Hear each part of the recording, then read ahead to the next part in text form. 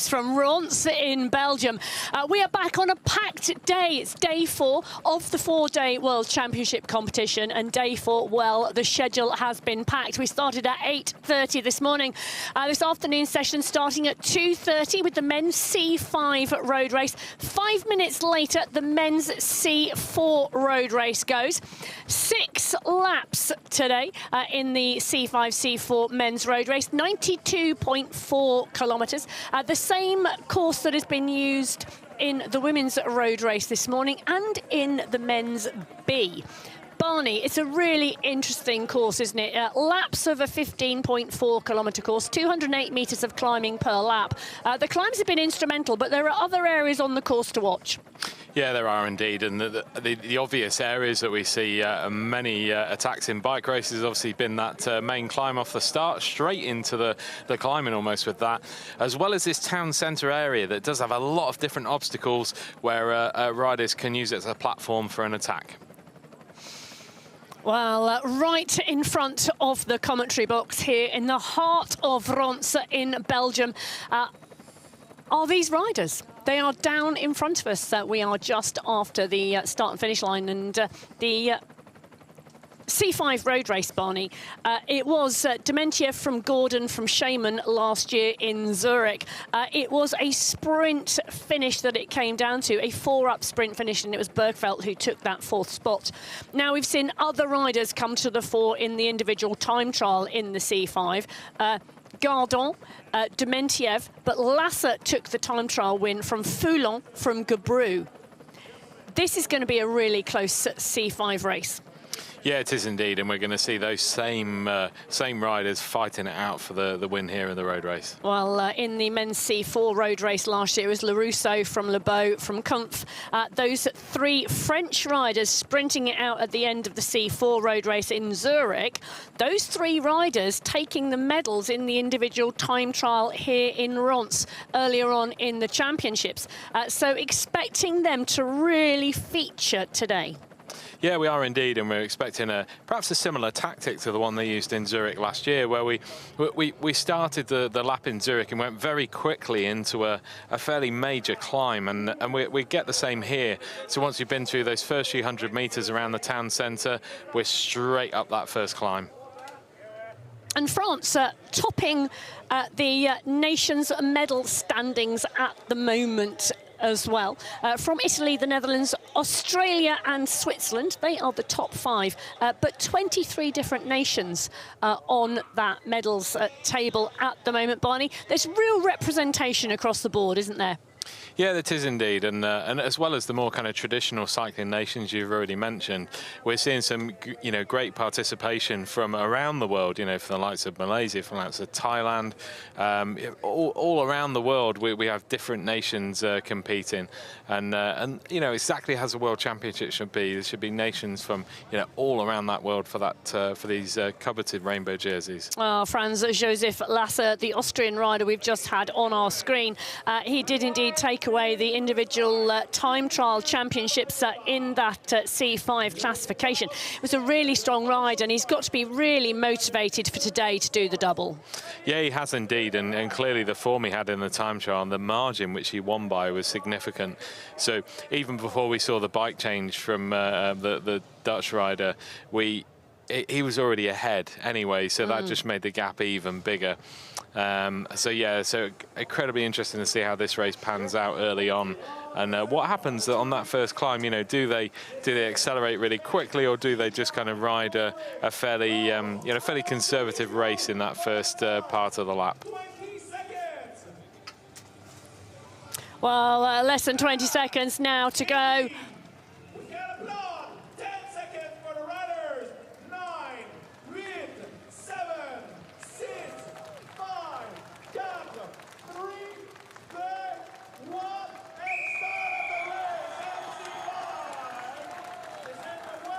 Well, the road race for the MC5 men underway now at the UCI 2025 Paracycling Road World Championships here in Ronse, Belgium. It's been raining over the break period, Barney.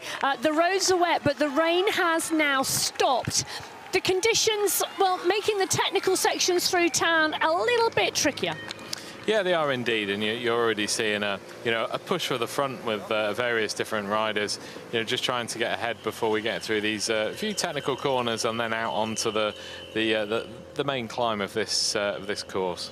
Well, just taking a check on the start sheets today, we've got 3 riders from France in the peloton: Dorian Foulon, Elliot Pierre, and Matthias Tipenier.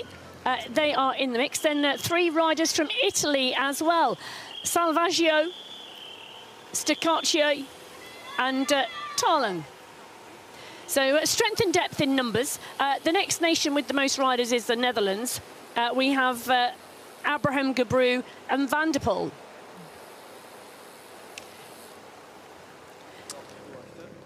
We could just see the rider from Italy here starting to work on the front, and the more prominent rider from Italy, Andrea Tarlo, you could just see on the right-hand side of the road here, just being fairly sheltered at the minute. And yeah, you can see all the protagonists in this race just kind of waiting at the moment for that first attack and seeing who and where it's going to come from. Well, the peloton rolling very, very quickly through the town centre and up onto the climb. It's only about 800 metres from the start before we get to this climb, and you can see the midpoint is indeed the steepest at around 8.5%. The average gradient looking at around 4. You can see that steeper section up ahead. We then go onto a flat plateau before we transition to the second climb that takes us to the highest point on the course at the 4-kilometre marker. Then it is an 11.4k run, a long descent before we start to see the run back in towards town. The final 1k, Barney, of this course, very technical as well, and that will play a part should we be setting up, or should the peloton be setting up, a sprint finish? Yeah, it will be. You're absolutely right, and you can see a bunch, fairly close together here. And but all these riders don't have identical, riding abilities. So you're going to see riders who then try and push the pace through these town centre areas and try and forge gaps in those particular parts, because they want to escape, or even because they want a little bit of room before they start this climb, and a little bit of sliding room maybe. Well, whilst men's C5 is underway and out onto the climb, the men's C4 down in the start, and coming to the start, the riders, 4 riders from France, the 3 medalists from last year, joined by Julien Tarot from France. So 4 riders from France in here. It's got to be a strong, a strong contingent. Italy have 3, Carai, Giorgio, and Piticolo in here. Latvia have 2 riders, which is great to see as well. But I'm wondering whether anybody can do anything in here to stop the French, because the French team, 4 riders in here, is going to be really strong. Also interesting to see United Amirat Emir, Abelushi in here as well. Venezuela being represented as well by Milano Ogier, and India, Samir in here too. Yeah, that's right. You just see the spread of nations, 16 nations here from, in this men's C4 class. We just see Archie Atkinson there, just very focused and composed before the 20 seconds before the roll away in this race.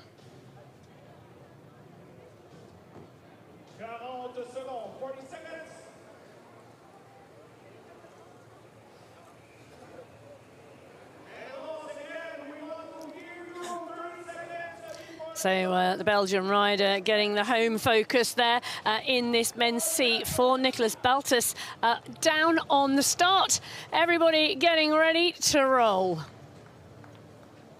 15 seconds. Riders, 10 seconds. 9, 8, 7, 6, 5, 4, 3, 2, 1, and start! Well, the speaker in the arena giving the countdown in many different languages as our peloton roll out in the men's C4 category. Yeah, they do indeed, and we just see the riders roll out now. You see our rider from Latvia on the back here as they take the the twists and turns through this first stage of lap 1 of the men's C4 road race. And the crowds out in Ronse. It might be a wet afternoon in Belgium, but it doesn't stop the supporters coming down and being on the barriers. The supporters will also be out on the climb because these two categories, the MC5 and MC4, have 6 laps, which is 6 ascents of the main climbs here on this course. And as we've heard from the earlier racing categories in the interviews, Barney, the support on the climb really appreciated. Yeah, it is indeed, and the best thing about this competition is all the riders from all around the world are getting a great shout around this course, but perhaps Belgium just gets a little bit more of a shout than everyone else. Well, the rider from the Kingdom of Saudi Arabia on our screens at the moment. That is Adi Al-Shahari.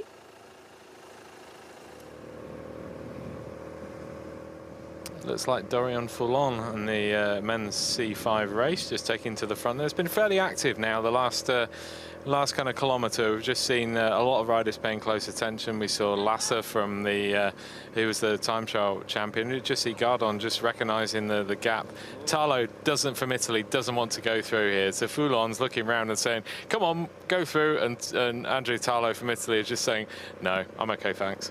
Well, you know, it's really interesting, the men's C5 road race. We talked at the start, 3 French riders in this peloton, 3 riders from Italy, 2 from the Netherlands. It came down to a sprint finish last year. Dementiev, Gordon, Chaumont and Bergfeldt, 4 riders came into the finish. Now, none of those riders finishing in the medals in the individual time trial earlier on in this World Championships. It was LCsser who took the win from Foulon, from Gabru. So Austria, France, and the Netherlands. The other riders in the peloton will be looking to those 3 nations, won't they? Yeah, they will indeed, and why wouldn't you in that situation? We just see more action in the WC5 race with again one of the riders from France looking to break away here. But again, in close attendance is Andrew Tarlo from Italy and Dementiev from Ukraine as well. And our time trial world champion just closing the gap there too as well. Well, Nasri on the bike and just off the back of the group. The rider from Malaysia in this C5 road race. Now, this climb, we said it's 4 kilometres to the high point from the start line. So, number one, it is literally, sounds obvious, the start of the lap. So you go straight into the climb. So no settling in the bunch, no settling into a rhythm. You go straight into the climb. And it is the place on the lap where we would expect the most attacks. Yeah, it is indeed. And talking of attacks and high pace, we're seeing our express train of the French team in the men's C4 race, as we just see Samir from India just struggling a little bit with the pace on this this climb, but he'll almost certainly be using the descent to try and get back in close contact with the race. That's Van der Poel from the Netherlands, who's just come off there. And we saw instance in the wet on this corner before. It is really, really challenging because they come in at high speed, don't they, Barney? Yeah, they do indeed, and that's the tricky thing with some of these corners. It's not the corners aren't all the same on this course, and I'm sure as we see him, they launched his attack just before the turn in the corner, I think. So perhaps just overcooked that turn, and yeah, just had a little bit of a topple there. And the chase from the peloton deciding not to go, quick awareness as to where they were, and wet road surface, steep descent, tight corner. Yeah, it is, and thankfully he's back up and riding, and he'll no doubt be rejoining that group, assuming his bike is okay after that little tumble. The Chauman from Brazil here just making a hand signal to say, why don't we? If no one else is going, why am I? You go. No, I'm not. I'm done. And I think the riders are probably saying, well, this is lap 1. I think we've got a little bit of time yet. We just see, is that another crash there, I think, for the rider mechanical from UAE. think he may have came off. You look at his shorts; they're slightly risen there. So that rider is 191, which is Al-Dawawi from the United Arab Emirates. Yeah, indeed. And the wet conditions do make it challenging. Some of the speeds on the descents, there's a real risk versus reward, and the riders having to be really clear and contained during certain elements of this road race course.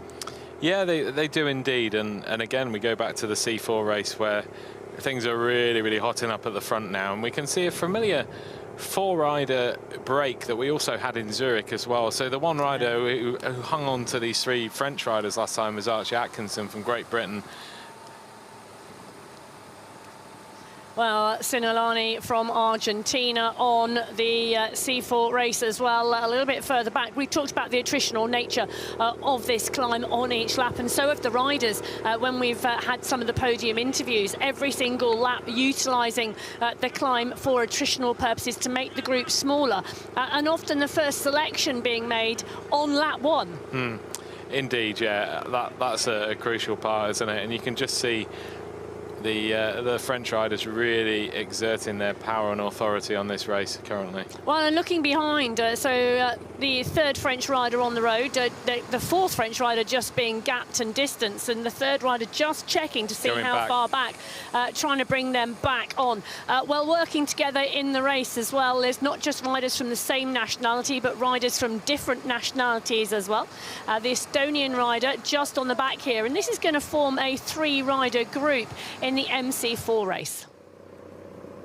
Yeah, it is indeed, and we're just seeing our first rider go clear with a substantial gap in the men's C5 race. We'll just get a number check and a rider when we could just see his number.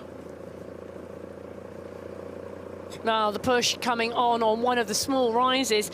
You can see concrete sections of road at the moment. One of the other things riders were talking about, particularly in the individual time trial, was the nature and difference of the terrain, of the surface of the road. Tarmac, concrete, and I'm not going to call them Belgium cobbles, but minor Belgium cobbles, particularly on the run into town. But the changing nature of the surface playing a part on that shorter course, still evident on the longer course. Yeah, it is, and you're also starting to see the roads drying out on this section as well. So that's good to see, and I'm sure the riders will welcome some dry roads to race on too.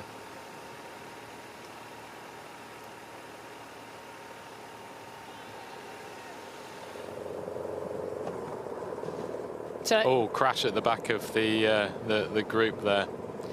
Well, the French rider pushing on here, and the motorbike behind a little bit further back in the distance. We saw the rider from Colombia with the problem actually in the men's C5. Villeneuve from Carlos Villanueva from Colombia, just sliding out from underneath in the bike.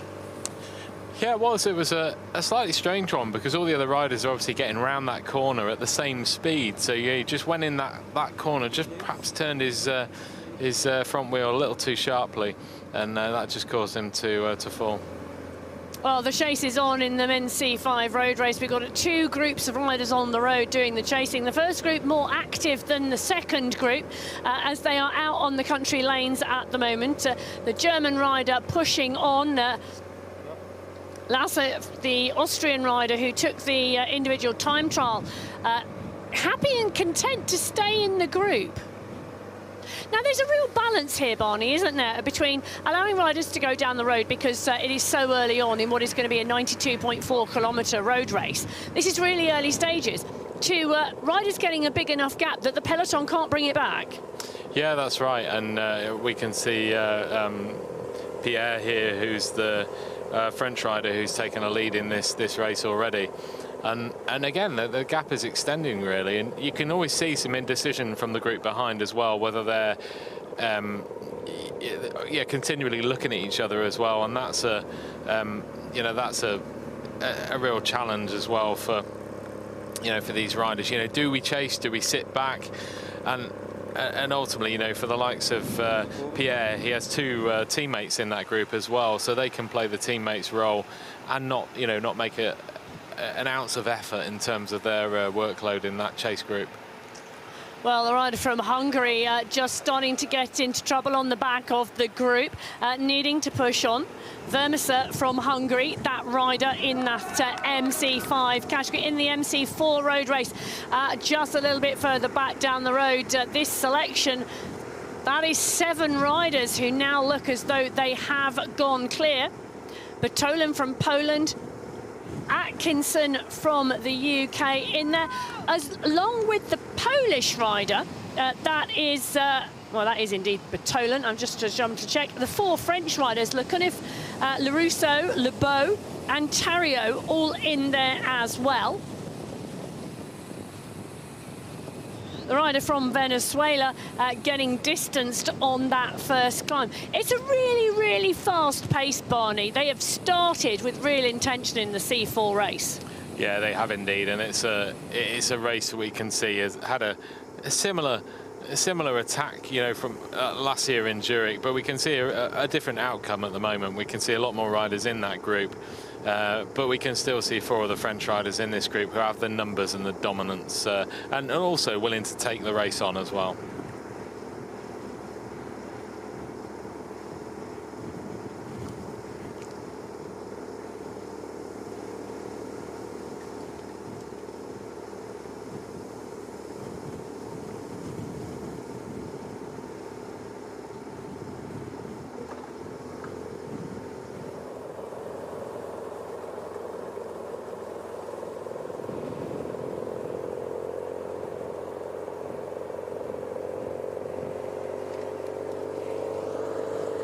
Well, Pierre, in the C5 road race, still driving clear. The peloton behind, it's still the Brazilian rider, Shaman, who is on the front, and still he's the rider calling for assistance and not getting it. Well, the rider from the Netherlands goes down the outside as they come into the corner. Well, this is a real indicator that they're on the run back into town, this section of corners here. And it's the Dutch rider, Gebru, who leads them through. Yeah, it is. Yeah, he's the first one to take the initiative after our initial breakaway from the rider from France. And obviously after that, the rider from Brazil, Shaman, he's asking for help. And no one wanted to, but then that attack by Gebru has made a real difference in this chase.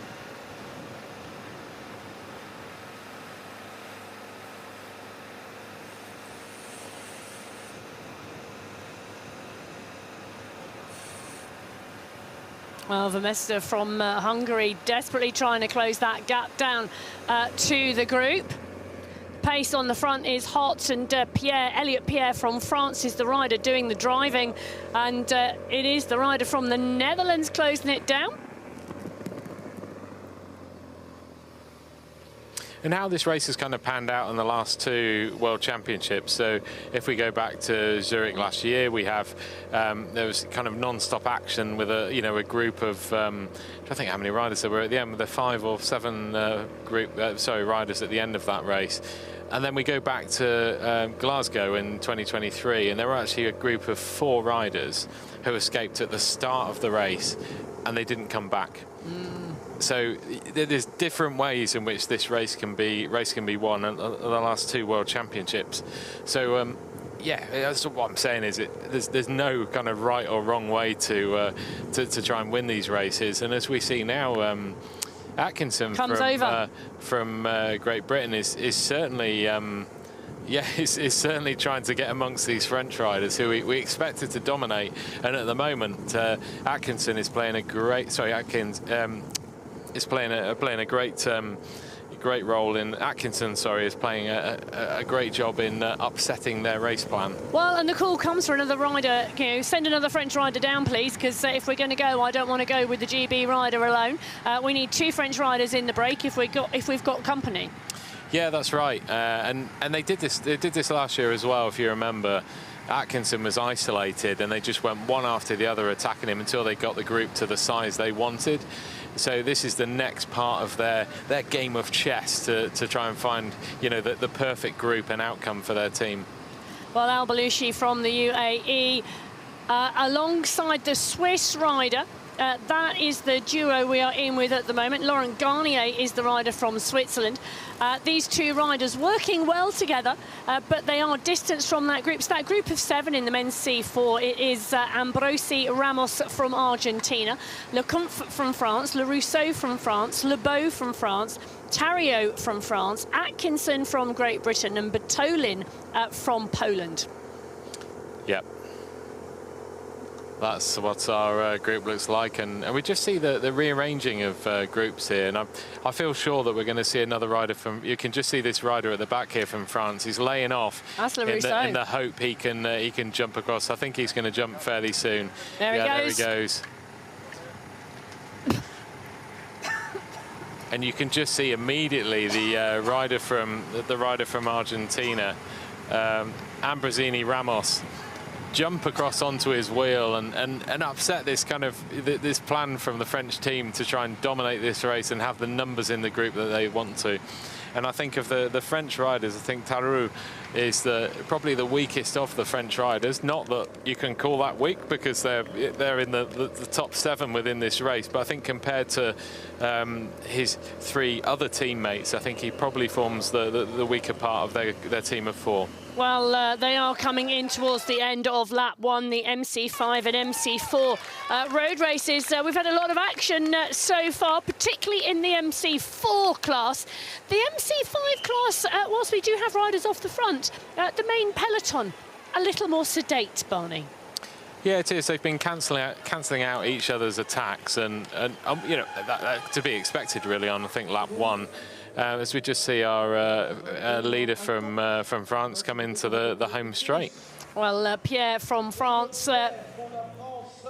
Elliot Pierre, the solo leader at the moment, with 5 laps to go in this men's C5 road race. A good distance at the moment, but the peloton, well, they're settled behind him.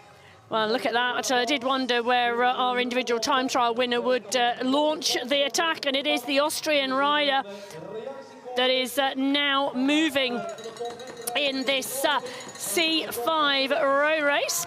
Franz Josef Lasser is on the move. He is indeed, and I think you could see him I think he was setting a lap on his head unit there, so clearly he knew this was going to be a sustained effort and something he wanted to record from his training log. So yeah, he's obviously off in hot pursuit, and again, a rider you wouldn't want to see disappear up the road on his own would be Lasser, who's our current time trial world champion, and looking incredibly good as he jumps across that gap. Well, Lasser closes the gap down to Pierre, the rider from France, who put the attack in this men's race. It's not going to be long before the men's C4 road race comes in and through. As Pierre starts the climb out of town on lap 2.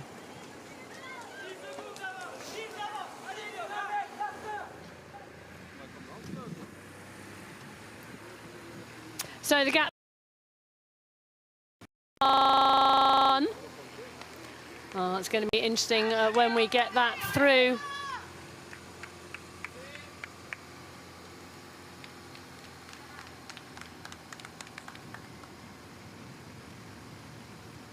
Again, there's a long way to go in this men's C5 road race. So for someone like Lasser to commit so early to this race, and again, I'm not saying it won't work, because in Glasgow, as I've already said, a group did go very, very early and stayed away for the entire race because everyone sat up behind and nobody chased. So, you know, looking at our French riders, fully committed to this, as is our rider chasing in second here, which is Lasser from Austria. So Pierre and Lasser, the 2 riders up the road. Now, the size of the chase group, Barney, what role does that play in the chase itself? The smaller the group, the more likely the drive, or the bigger the group, the more likely the drive?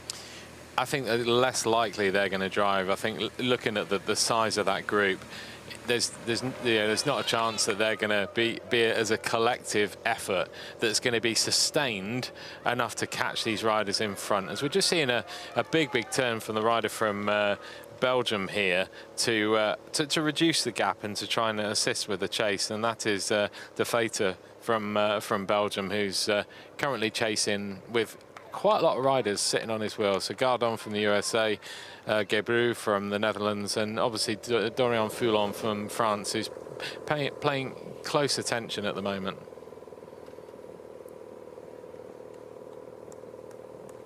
And LCsser is starting to bridge this gap now, and as you would expect with someone who can time trial incredibly well, he's done this very efficiently. It's not been a big surge of power. It's been a very calculated way in which he's crossed this, attempting to cross this gap, and certainly takes nothing away from Pierre, who's out front as well, who's riding incredibly fast up this climb as well.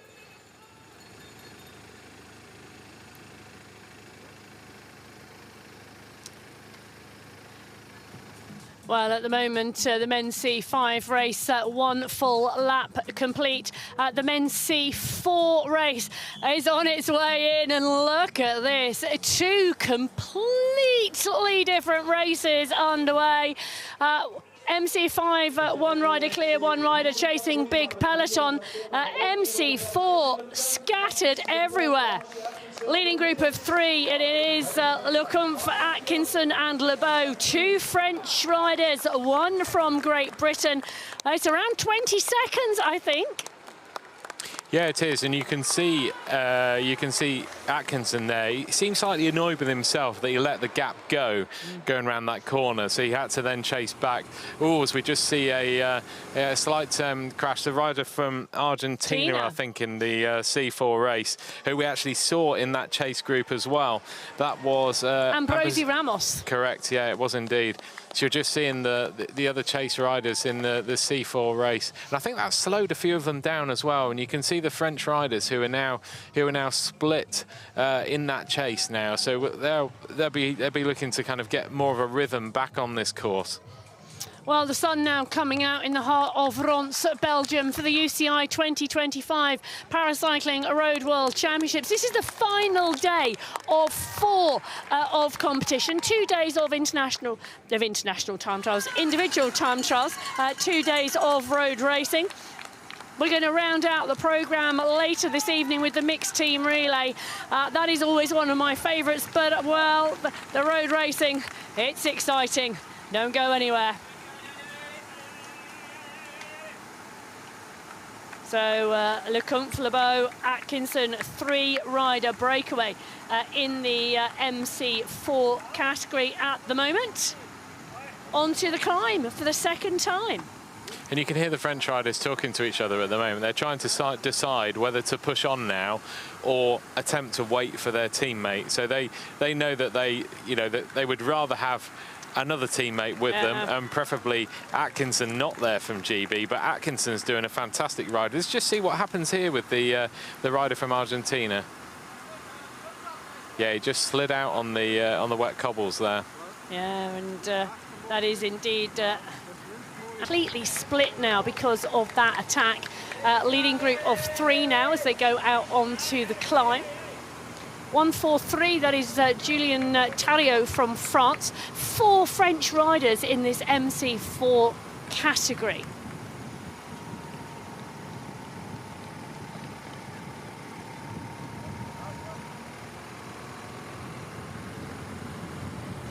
So okay, we're gone.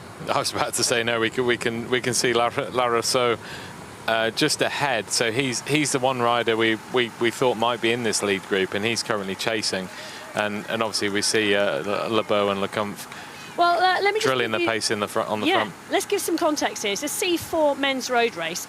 We started with 21 riders on the start sheets. We're at the end of lap 1. Lecomte, Atkinson and Lebeau have gone through the finish line, 21 minutes, 26 seconds. 30 seconds clear of Larousseau and Bartolin from Poland. Then a further 17 seconds back, Julien Tarriot of France. Then 1 minute 50, the gap at the end of lap 1 to what remains of the peloton. Baltas from Belgium, Giorgio from Italy, Cadai from Italy, Pitacolo from Italy, Garnier from Switzerland, and Ababalushi from the UAE. 3 minutes separating first from 12th at the end of lap 1. The action in the men's C4 category, Barney, it has decimated the race field. It has, and as we expected, it's been an incredibly fast start, but I don't think either of us expected it to be this fast at the start. No, not at all. Well, the Korean rider just indicating a mechanical issue. Looked like a slight adjustment to his rear derailleur there. So whether he had whether it seized and not moved or some sort of issue there, but thankfully he's back up and running and got a very helpful push from our neutral service vehicle from Shimano. Jung from South Korea back up and running on the climb, going out onto lap 2 of the road race. In the C5 category, a little bit different, coming across the line for the first time. Pierre from France, he was at that point in 14 seconds clear of LCsser. Those two now together, you can see them on your screen. There's a little bit of fueling going on at the moment, and quite rightly, they had 20 seconds on the chase group. De Feiter from Belgium, Gardon from the USA, Foulon of France, Dementiev of the Ukraine, Gabru of the Netherlands, Shaman of Brazil, Stacchiotto of Italy, Klige of Germany, Van der Poel of the Netherlands, Salvaggio of Italy, Tarlo of Italy, Tripner of France, Jung of South Korea, Streko of Slovakia, and Vermessen of Hungary. 17 riders within 27 seconds in the C5 road race. Well, the attack is on, the drive is on here, and this is the chase. It is. Gabru this is not the first time he's tried to jump across this gap. And he keeps looking behind him and just trying to. I think sometimes when you're a rider in a group, he's trying to motivate others to work with you rather than against you. So you just have to try and keep pushing the pace in the hope that someone else will roll through, and ultimately, help you close the gap to that leading duo. Yeah, well. Gabru from the Netherlands and Shaman from Brazil, two of the riders really active in trying to close the gap. The issue is that not a lot of the other riders in the group willing to help. In the men's C4, well, this group of 3 really starting to extend their lead. Yeah. You're right, this is really similar to what we saw in Zurich, other than there were 3 French racers and Atkinson. Yeah, that's right, and what they're perhaps quickly finding out is Atkinson he's a year older. He was a very young rider in Zurich last year, and he's a year older and a year stronger. But the chase here is our 2 French riders, and whether that communication will be given to the riders up front, I would say it probably will be, and of which case I think they could potentially wait for those 2 French chasers. And chase 3 here is the Polish rider Butelin, and he's now been distanced from the French riders. So crucially, we now have 4 French riders in front with Atkinson in the middle as part of that front group of 3. And I do wonder if those 2 French riders ahead will now wait for their two teammates, and then they have 4 riders against Atkinson. And with the best will in the world and the best legs in the world, Atkinson really has a hard task then to try and beat 4 French riders who are all working together. Well, and that was the position he found himself in last year in Zurich. And like you say, a year older, a year stronger, a year more tactically astute. Would that be a different Atkinson? Potentially, yeah. It can make a difference. And obviously he's been racing this year different types of racing to the French riders. So the French riders are effectively riding at UCI continental level, so UCI professional level for the men. And I know that Atkinson hasn't been riding at professional level. So you generally find with the professional riders, as we can see here, they're used to riding in really fast-moving bunches with the various impairments that they have. And that's the other consideration as well. And as you can see, they've created a gap just here. that's obviously putting Atkinson under pressure already. But the other thing is, with professional races, they're longer. Yes. So when we get to the latter stages of this race, the likes of Lecomte, Larousseau and Lebeau, they race at a much higher level for a lot longer for the majority of the year. So that will then, and obviously I'm not saying Atkinson has not trained hard at all. Of course he's trained hard for these World Championships.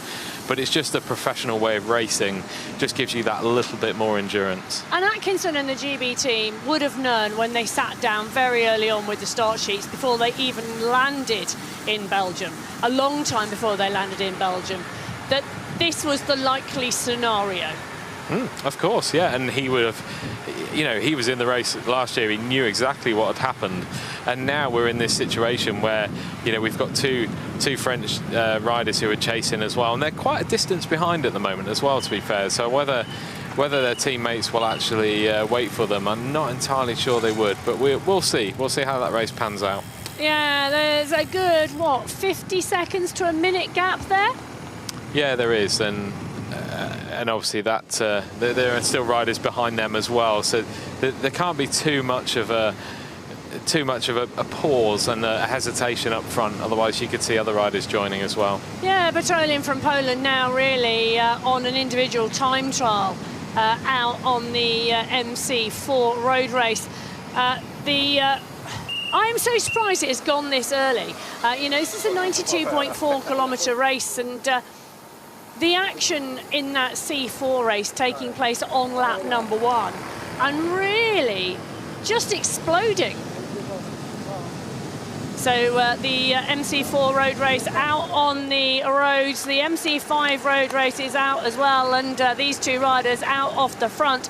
Franz-Josef Lasser from Austria took the World Championship title in the individual time trial 2 days ago here in Ronse, Belgium. Elliot Pierre, the French rider on the front, one of a team of 3 French racers in this category, the rider to make the early move. Yeah, he is indeed, and he's being chased now by the Italian team. And you can see for the first time, after shaking his head fairly early on, Andrea Tarlo from Italy is now rolling through with his teammate, and they know they do have to do something about this. These two riders that have escaped. Well, there comes a point, doesn't there? If nobody else is working, somebody has to, and somebody has to step up to the plate. The fact that the Italian team have numbers in the pack does then, well, other nationalities sort of look at them, don't they, and go, well, there's more of them, one of you, so please feel free to take the front. Yeah, you do, and that's part and parcel of bike racing. You know, you need to be able to take responsibility at certain points in the race, and that's exactly what Italy are doing at the moment. Yeah, so the Italian riders on the front of the peloton, but it's a big peloton behind, and the two riders they are behind are these two. These two are sharing the work, Barney. Franz-Josef Lasser from Austria, Elliot Pierre from France. The two riders you are seeing on your screen at the moment riding clear of the men's C5 peloton in the road race.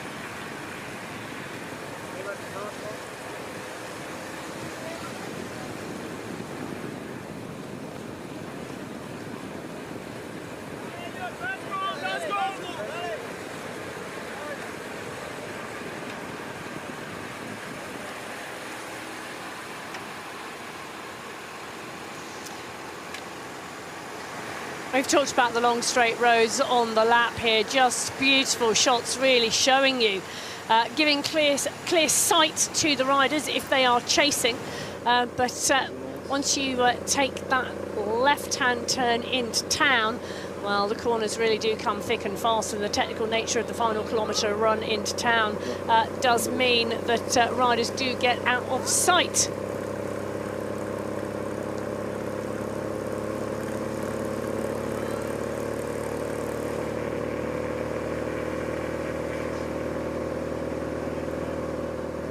Italian riders still working strongly.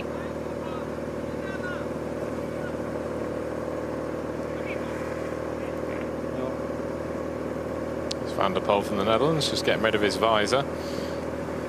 So starting with a full-on aero helmet with a visor, and now decided that the chances of rain reduces his ability to be able to see where he's going. So he's quite rightly got rid of his visor.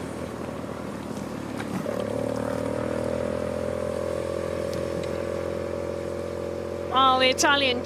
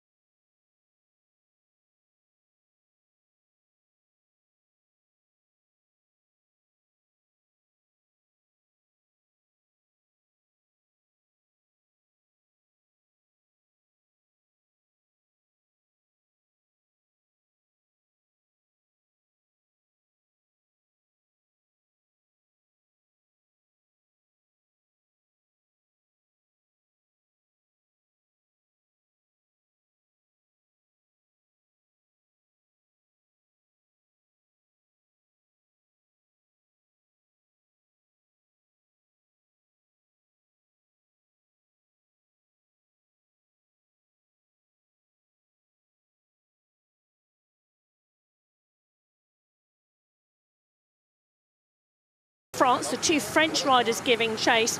2:02 back to Bertolin, the rider from Poland, who is pretty much doing an individual time trial at the moment. And then the main group here with the Italian riders in at 4:24. So the French riders have just been given a time check now to their teammates behind. So they're now chatting to figure out, do we wait or do we continue? And they're just chatting between themselves at the minute, trying to figure out that plan of attack. So I suppose the question is, how much French does Atkinson speak? He's a very good pianist, but okay. He's a very good pianist, but I don't know about his language skills. I think he'll know, though. I think it's a pretty universal thing. He knows the other two French riders aren't here, and he knows that these two riders, you know, have the upper hand at the moment within this race, just because there were two of them and one of him. Well, and he's not going to go on the front, but he is going to close down the gaps. Quite. Yeah, he shouldn't feel the need to roll through. And again, I think they've made the decision to slow the pace down a little bit and actually wait for their teammates. Well, it's a big gap at the moment. Like I say, at the last time check, it was over, well, nearly a minute and a half to these two riders behind. These are the two chasing riders at the moment in that C4 road race. Rousseau and Tarou of France. And there's nothing to suggest at this stage that both these riders are going to be able to contribute positively to their French teammates when they arrive. So, yeah, it's one of those kind of race gambles that they're taking. And if you were Atkinson, you wouldn't want those two French riders back on the group. So at some point you may decide to go on the front and work. But the men's C5 road race was the first race to start today. Elliot Pierre of France and Franz-Joseph Lasser, the two riders on your screen, coming through at the end of lap 2. They go out onto lap 3. 44 minutes, 29 seconds for Elliot Pierre and Franz-Joseph Lasser coming through the line. It's going to be interesting to see what the time check is back to the chasing group, because it was a big chasing group. And there it is, the time gap is not huge. No, it isn't. We've got 3 riders from the Italian team on the front now chasing. And yeah, they're trying to keep the gap down enough so that when they feel in the need, they can actually attack. Then it's an easier gap to bridge than you know, what the gap currently is. Well, 36 seconds is the gap that the two leaders have in the MC5 road race. The peloton behind, 12 riders strong.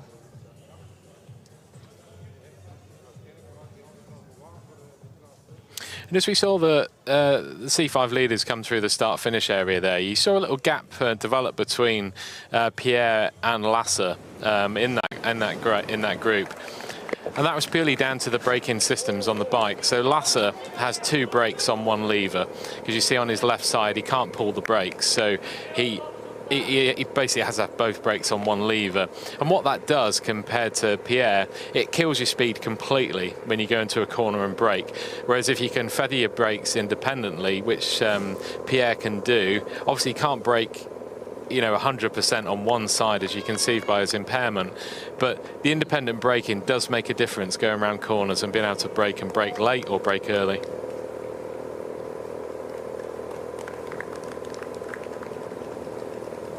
Well, Pierre and LCsser working strongly together here on the front of the C5 road race. Very, very shortly on the climb, they will be able to check over the shoulder and see the peloton coming. It's a 36-second gap at the end of lap 2, slightly longer than it was at the end of lap 1. But can they continue to edge out and eke out those extra seconds, or will we see that Italian trio on the front of the chasing group really start to close things down? Well, the rider from Hungary now starting to get into trouble as they head onto the climb for the second time. And this shot, absolutely brilliant, because you can see exactly what that peloton can see. They can see the leading 2 riders further up the climb ahead. They don't need a stopwatch, they can see it. Well, a Brazilian rider arm in the air, asking for some assistance. He has spent a large majority of this race waving at, I'm not sure if he's waving at riders or if he does need some mechanical assistance. That's what it usually means if your arm's in the air, that you're asking for Shimano neutral service to service you. But no, I think he is just asking all the riders to work in the group and trying to get everyone organised, I think is the best way to put it. Yeah, like you say, Barney, the arm straight up in the air normally indicates support required. Yeah, it is. And you can see the neutral service talking to him now. Just confused to check as to whether it is... So something's happened. This is... He needs an Allen key, so there's something wrong. I think his saddle may have gone down or something needs adjusting, so he needs to do that really quickly, but so he doesn't kind of delay in time. Okay, so the rider from Brazil getting the assistance that's required. Shaman, as we see the C4 road race trio come over the line. So 43 minutes, 20 seconds of racing for Kevin Lecomte of France, Archie Atkinson of Great Britain, and Mathis Lebeau of France. That is the trio that make up the leading group in the MC4 race at the moment.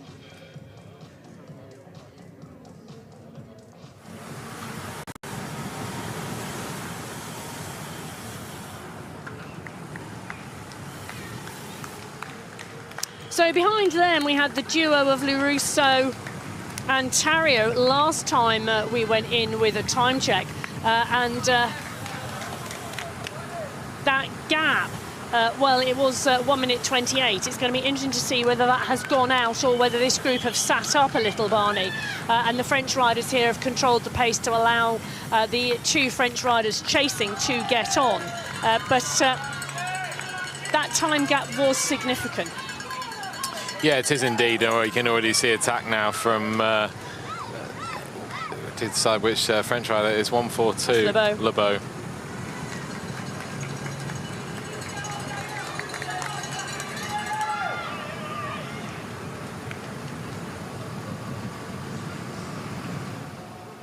Well, another incident out on course at the moment, and it's looking like we've got a big problem for one of the MC5 French riders at the moment. Is that Dorian Foulon from France?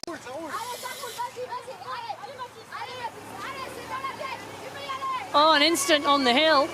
Yes, that's Dementiev, who's on the floor as well from Ukraine, and Dorian Foulon from France. No, I'm going to correct you there, Barney. That's Matthias Tiffinet of France. Foulon 175. That was 177. So many I've got pieces of paper in front of me. So many French riders. I'm getting slightly confused. Apologies. Well,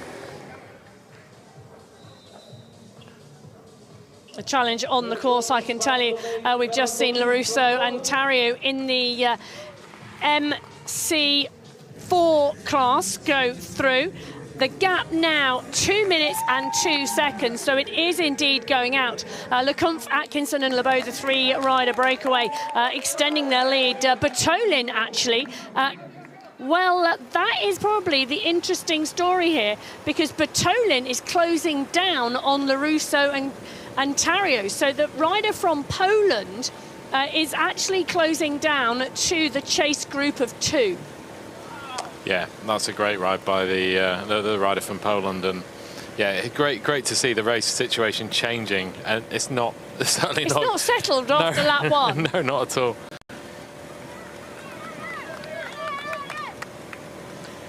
So a touch of wheels, I think, Barney, on the climb, causing the issue. But you can see, you know, how slippy it is out there with the supporter struggling. You know, sometimes when tarmac and water come together, it is a little slippy. Yeah, it is indeed, and obviously you've seen the riders, you know, crashing uphill, which is quite unusual, too. So obviously just a touch of wheels. But I think what's happened with the French rider here is the rear derailleur has just gone in, hasn't it, to the wheel? Yeah, well, I think he's obviously riding, you know, some form of electronic gears. And what happens when you can crash sometimes, they go into crash mode. And I think that's exactly what's happened. So the derailleur won't change or won't move. So all he can do is go between the little ring and big chain ring. And that really is kind of his race over now. He would have an option of a spare bike from Shimano neutral, but there's such a long way to go in the race that riding a neutral bike might be tricky for him, depending on his braking setup as well. Well, he is indeed on a neutral bike. So he has chosen to take a bike change and deal with the issue that way. Tiffinet of France in that C5 road race. He was in that chase group that were 37 seconds back from the leading 2 of Pierre and LCsser as they came over the line. Now this is the chasing group. They're on the descent. He's still climbing.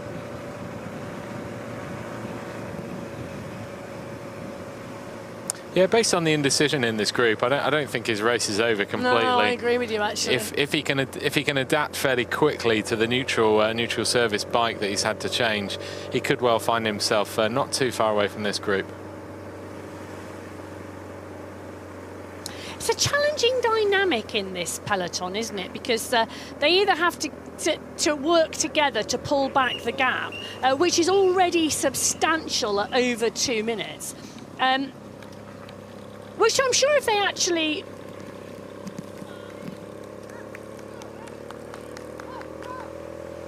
work well. But otherwise, you know, this is the World Championships, isn't it? And there's enough riders down the road to fill the podium. Yeah, that's right. There's a real challenge. Real challenge behind.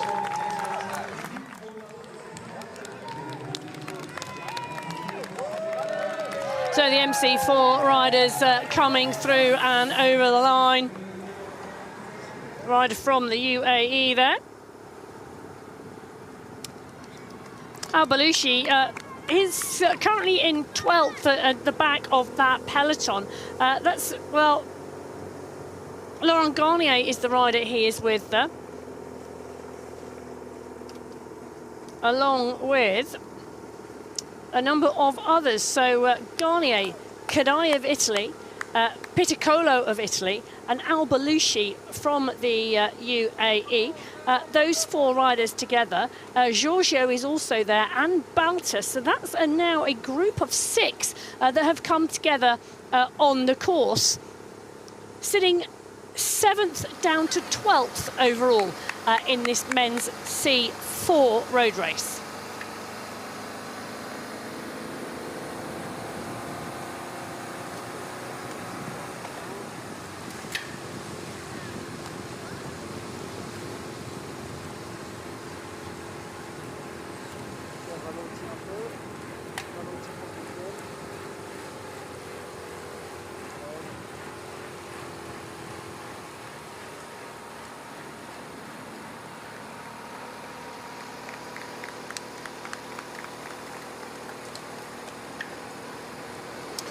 So you can just see in this chase in the men's C4 road race. So this is 4th and 5th on the road in this category.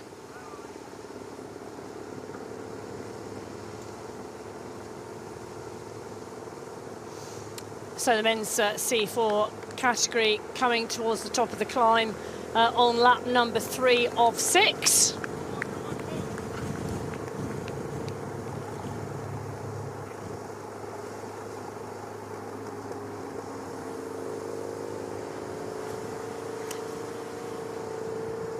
Three-rider breakaway here, Barney. They've got a big gap back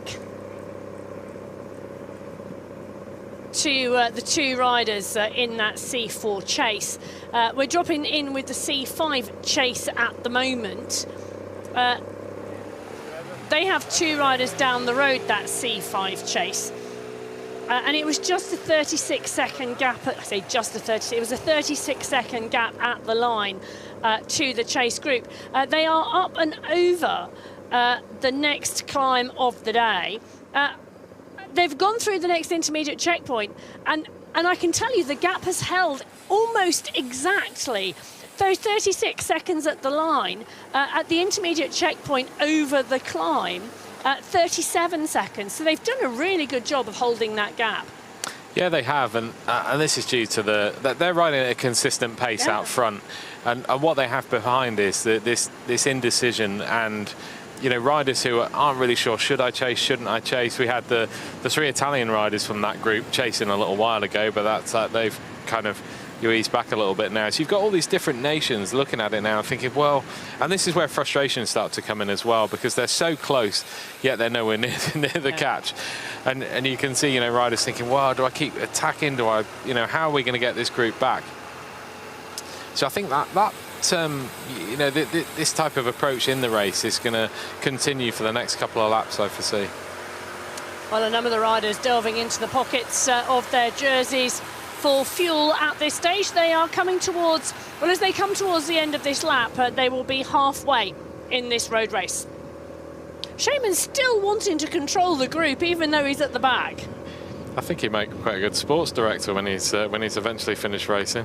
Well, you never know what the future holds, Barney.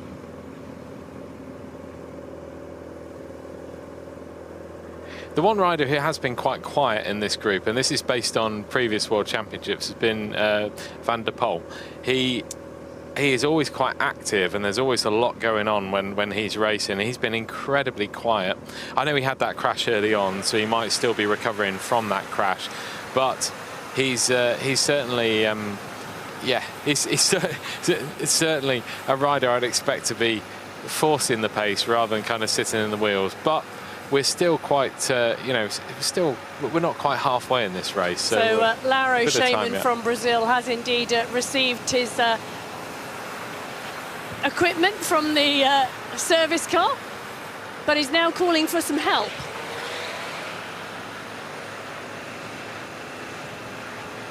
The Allen key may not have been enough. The saddle problems there of Lauro Shaman on the back of the peloton, chatting to the neutral support. Psychologically, Barney, if you've got an issue with the saddle, does it niggle? Or can you shut it down and just race the race? I think it's incredibly difficult to do that with such a long way to go. I think what will happen is now he's used to riding in a certain position all year, and with that saddle now moving, he does need to kind of get it in the right position and make sure it's sorted, because he knows how, you know, the optimal saddle position for him producing power. Yeah. And that's the ultimate for him now. I mean, he's been very vocal about trying to get other people to roll through in this group, but he still has to contribute to that pulling as well. Well, and he took 3rd place in that sprint last year in the road race in Zurich. He took 5th place in the individual time trial. For him, this really is about replicating that success in Zurich, isn't it? And any small thing You know, if it can be sorted, let's do it. Yeah, you're absolutely right. And I think he needs to be, if he is going to stop, he needs to be sensible of the place that he does, you know, he makes that judgment.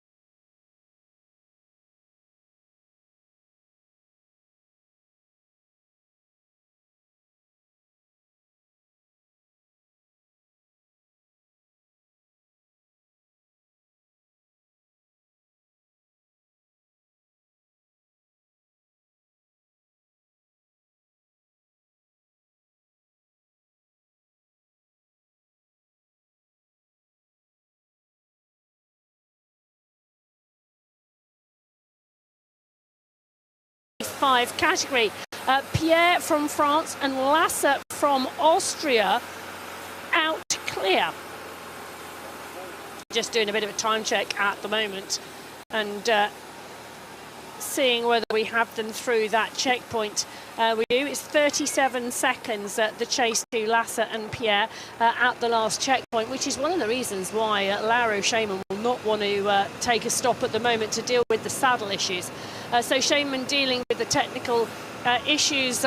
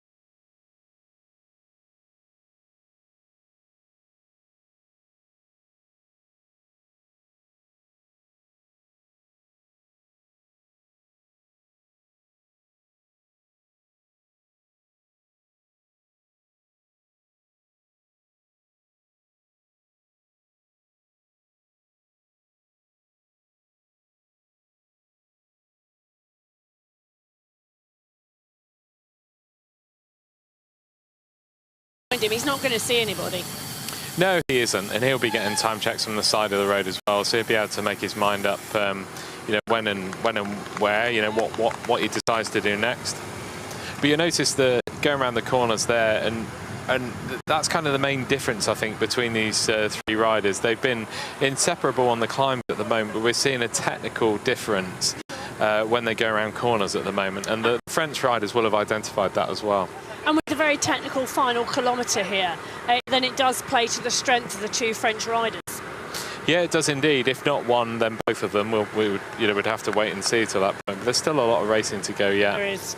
So we're not quite at the halfway mark of the men's C4 road race, but the three riders clear, Lebeau, Lecomte and Atkinson, over 2.5 minutes clear of the chase group. The chase group made up of Rousseau and Thariou of France. They are at 2 minutes 30, and then 45 seconds further back, the Polish rider Bertolin is out on a solo time trial at the moment, trying to close down Rousseau and Thariou.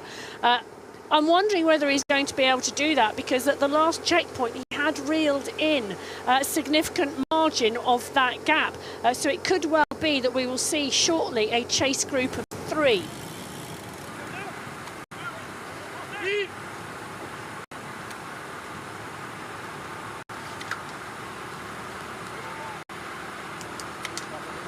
And again, Atkinson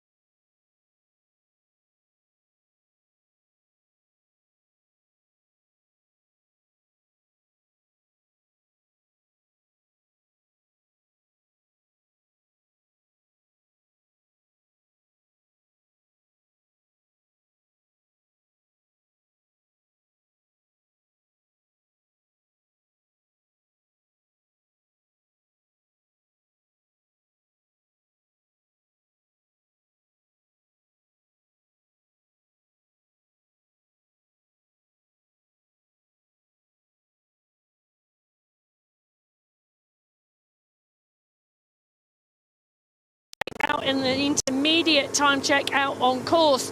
Is it going to be the time check when they come through the line this time?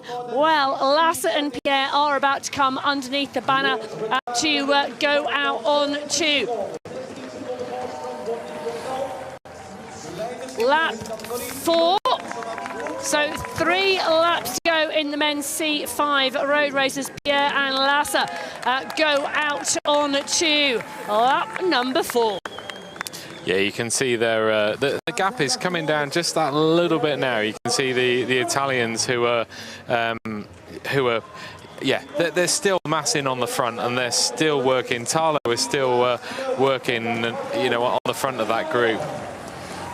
And you can see, I mean, it's a good point now to look at the riders who aren't doing any work. I think that's where it might give us an answer to what might happen later on in the race. Gardon from the USA, he's been very quiet in that group. He's virtually done nothing. Van der Poel, as I was about to say, Matthew Van der Poel, not Matthew Van der Poel. No. Martin Yes. Van der Poel. He's been relatively quiet in that race as well. So there are lots of different unanswered questions, I think, in that C5 men's peloton, and one that we will hopefully get the answer to very soon. Well, I can give you the answer to one question already, because Pierre and LCsser, so Elliot Pierre from France and Franz-Josef LCsser from Austria, leading that men's C5 road race, went through in 1 hour, 6 minutes and 26 seconds. The gap back to the chase group being led by Talo of Italy, 29 seconds.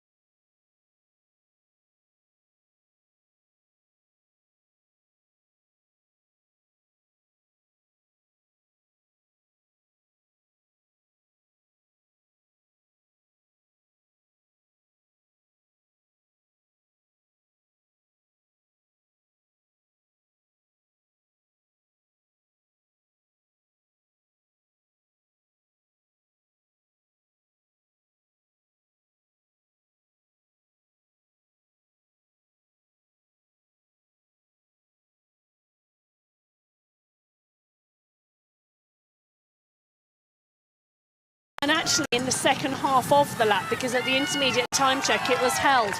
So LCsser and Pierre going out onto lap number 4. The peloton chase group of 11 riders behind also now out onto the climb. Call them solo riders because they are so far clear. The 3 riders clear of the peloton, well, there is no peloton behind. It is in shreds because of the attacks we saw in lap number 1 on the men's C4 race. Lebeau from France, Lecomte from France and Atkinson from GB coming in and taking the applause of the crowd at the end of lap number 3. Last time at the finish line it was 2 minutes back to Le Rousseau and Thariot of France.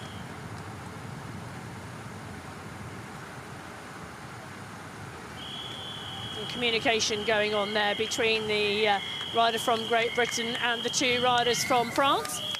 It was 2 minutes back to Le Rousseau and Thariot of France, the chase group, but Bertolin 27 seconds back at the intermediate checkpoint out on course. That gap had gone to 2:28, and Bertolin looked like, well, he might be starting to close it down a little. We'll see when we get to the checkpoint, when they come across the line, where we stand at the end of lap 3. You could just see that little error there from Lecomte as he was going around that corner and immediately apologised behind because his back wheel skipped, and you could just see Atkinson fairly close to him, not wanting to, you know, collide with wheels. So yeah, and Lecomte going rightly just put his hand out, said, "No, sorry, that was my mistake." Well, polite and respectful in the leading group at the moment then, in the men's C4 road race.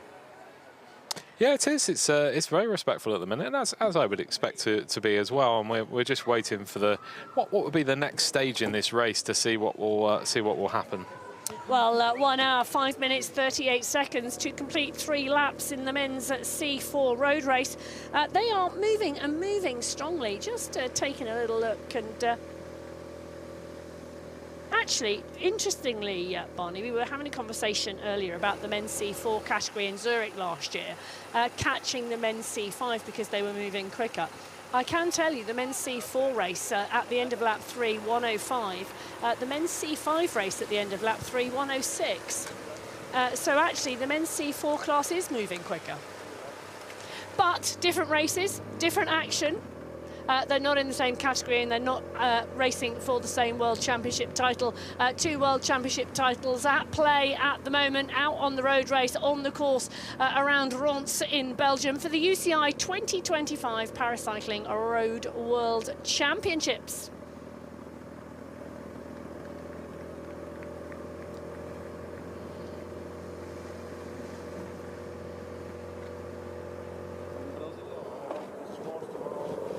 So this is a great shot here of the lead in the men's C5, Pierre and LCsser, the 2 riders clear, and it's been so close, and gradually this group behind have been getting closer and closer.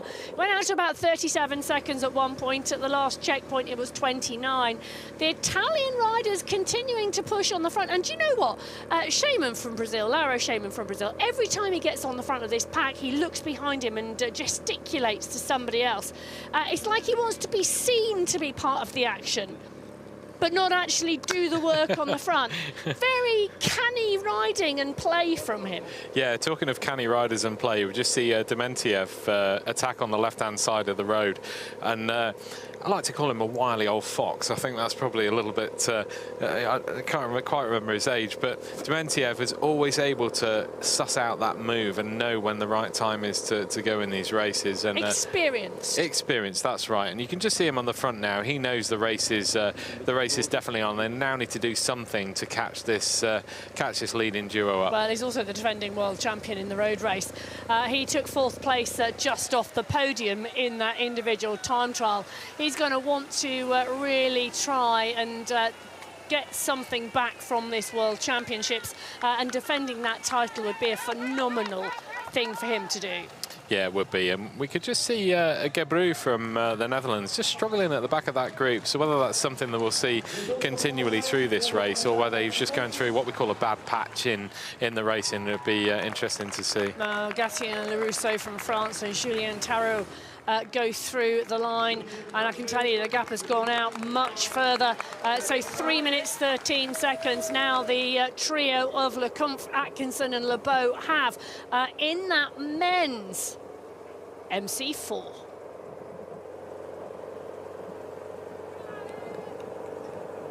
Well, this is interesting, Barney. Elliot Pierre choosing to push on.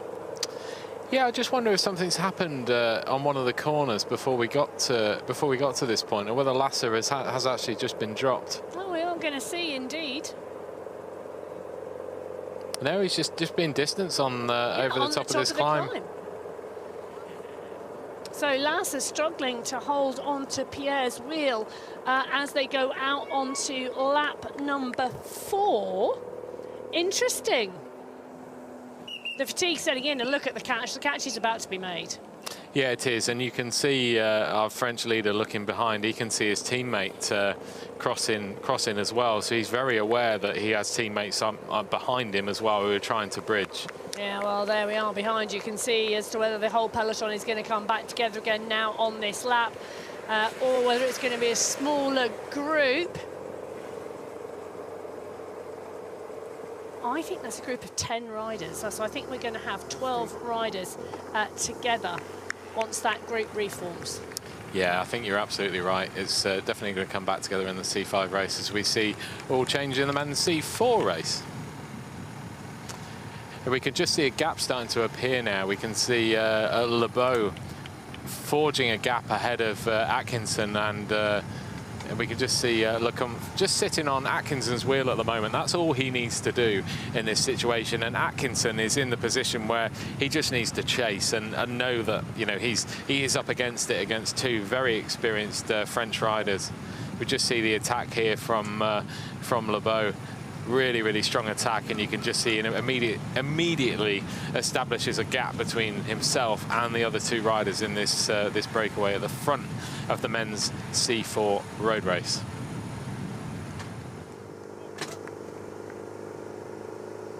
Yeah, and that gap is now growing between Lebeau and the chasers behind. So Atkinson has to take up the chase now.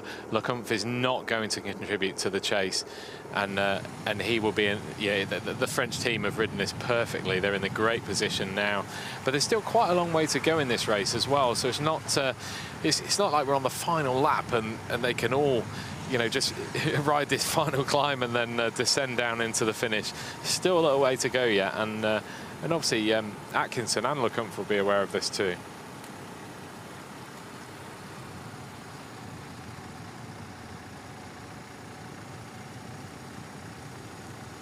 You see Atkinson get out of the saddle here just to change the pace and try and inject a little bit of pace now. This is where he'll have to draw on all his reserves and all of that training throughout this year to try and bridge this gap, and he'll know he will have been in this position. He will have known throughout the whole year this could potentially be his situation in the World Championships when he's riding up against these French riders, and he's done incredibly well so far to only have 2 French riders with him. If you compare it to last year in Zurich, where he was in a group of 3 French riders and he was distanced into 4th place. So yeah, a great ride by Atkinson, but yeah, certainly the French are looking to attack him as well again, and Lecomte goes.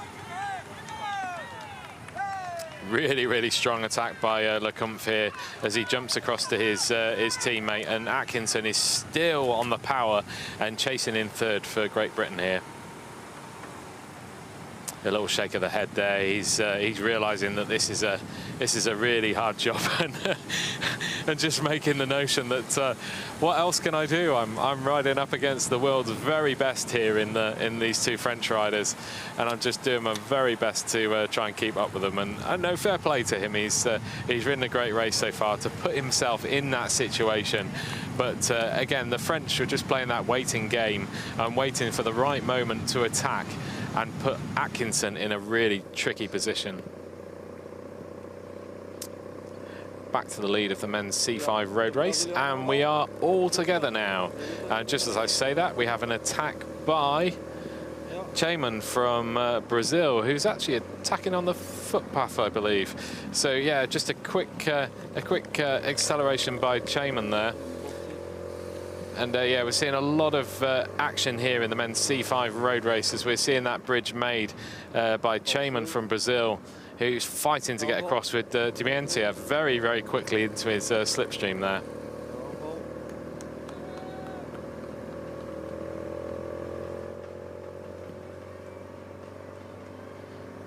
As we can see, just reduced numbers in this group now. We can see off the back, we can see Gardon from the USA, we can say Gebru, who have missed this move or not been able to keep up with this the high pace in the men's C5 road race. And also Van der Poel, who's on Gebru's wheels. We have the 2 Dutch riders who are struggling to keep pace with the flying group at the front here, but I think they will come back together now. The indecision in the front of this C5 group means there are so many riders. They haven't been able to establish a break that's small enough to all work together. And as we see in the C4 race, that's exactly what's happened. We have a small group who are fully committed, and for the riders in the C5, you know, front group at the moment, it wouldn't necessarily need to kind of pull through on the front because the group is so big. You wouldn't want to waste your energy at this stage in the race. And again, off the front, we can see Chaman from Brazil really, really pushing the pace on this descent.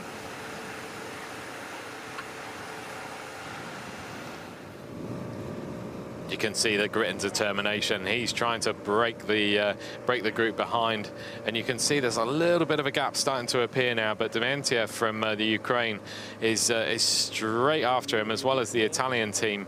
And you can just see Andrea Tarlo in there from Italy, who's still chasing and still trying to contribute to this race. But you can see the fatigue on the riders' faces from this constant attacking and this really exciting race we're seeing so far.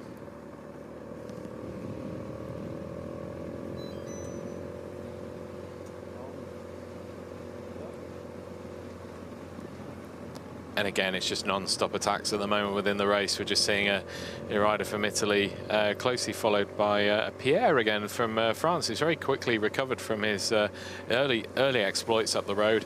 And again, it's Dmientiev from Ukraine who closes that gap down.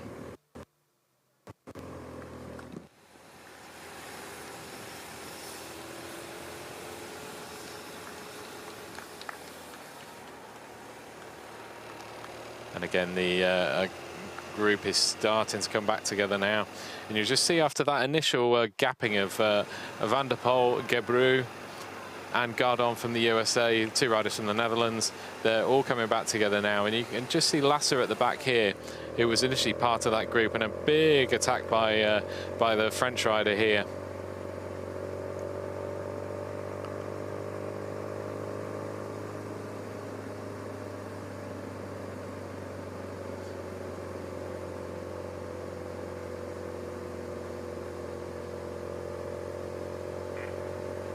And as I say, a big attack by the French rider. It looks to be neutralised again by the group behind. Is he continuing? It's tricky to see here, and here we go. There's an attack behind from Van der Poel from the Netherlands, and again followed by Dmientiev here. This race is full of action at the moment, and we're seeing a lead constantly changing in this race. And again, Pierre from France, he's full of riding in this race. Just joined the rear of this group of 3.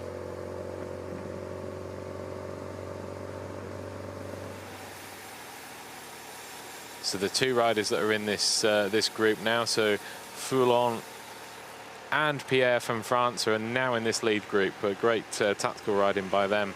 And again, Chayman from Brazil provides the chase from behind.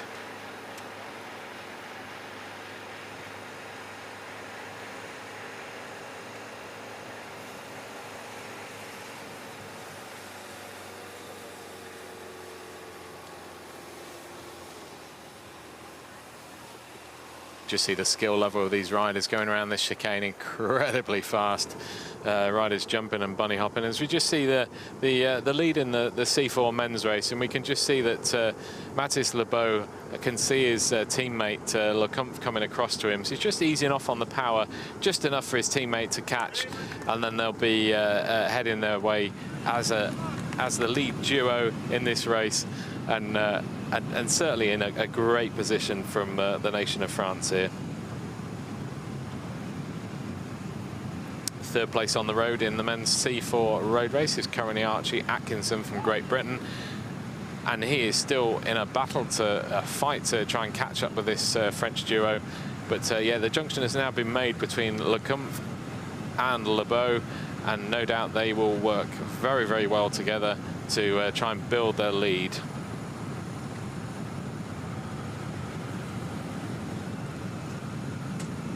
See the C4 race just on the identical race to the identical part to the C5 race now, just over that speed bump, and we could just see Atkinson, as I say, in hot pursuit to Lebeau and Lecomte.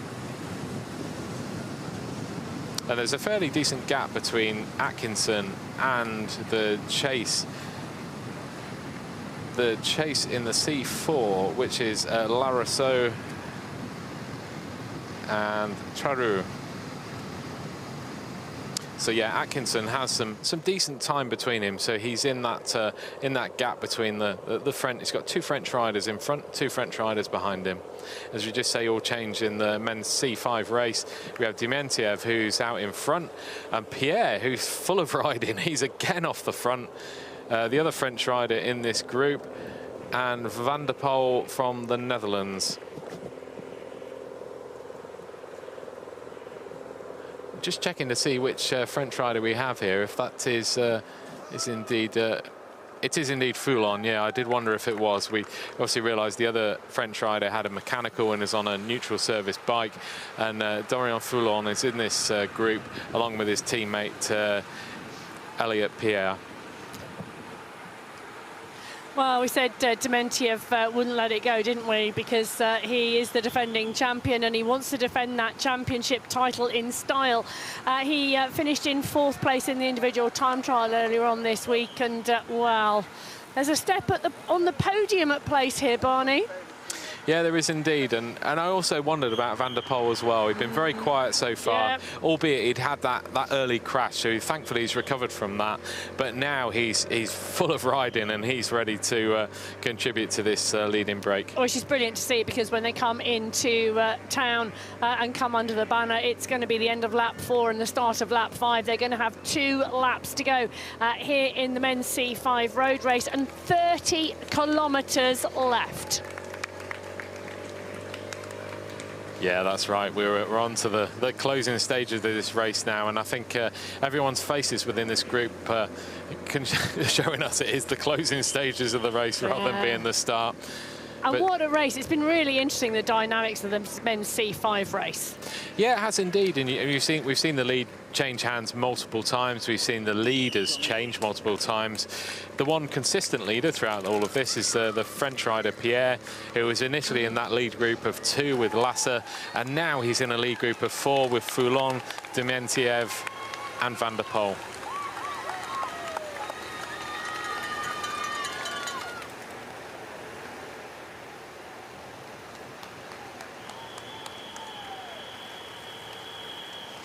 Well, the ever-changing nature of a road race, but I tell you something, what's not changing at the moment is the Italian riders and racers on the front, still trying to close down gaps. As the leaders in the men's C5 road race come round onto the straight for the end of lap number 4. 2 laps to go here in Ronse, Belgium. Just 30 kilometres of racing left in this men's C5 road race. Wow, just taking a look. So Pierre, Foulon, Dementiev and Van der Poel, the 4 riders through 1 hour 27:52 of racing. The chase group, well, the chase group are absolutely motoring here. So 14 seconds is the gap. Let's give you a quick rundown of who is in that group. So Salvagaggio from Italy, Stracchiotti of Italy, Gebru of the Netherlands, Gardon of the USA, LCsser of Austria and Schemann of Brazil are indeed the chase group. 6 riders chasing 4. The 4 riders clear at the moment. Elliot Pierre of France, Dorian Foulon of France, Dementiev of the Ukraine and Martin Van der Poel of the Netherlands.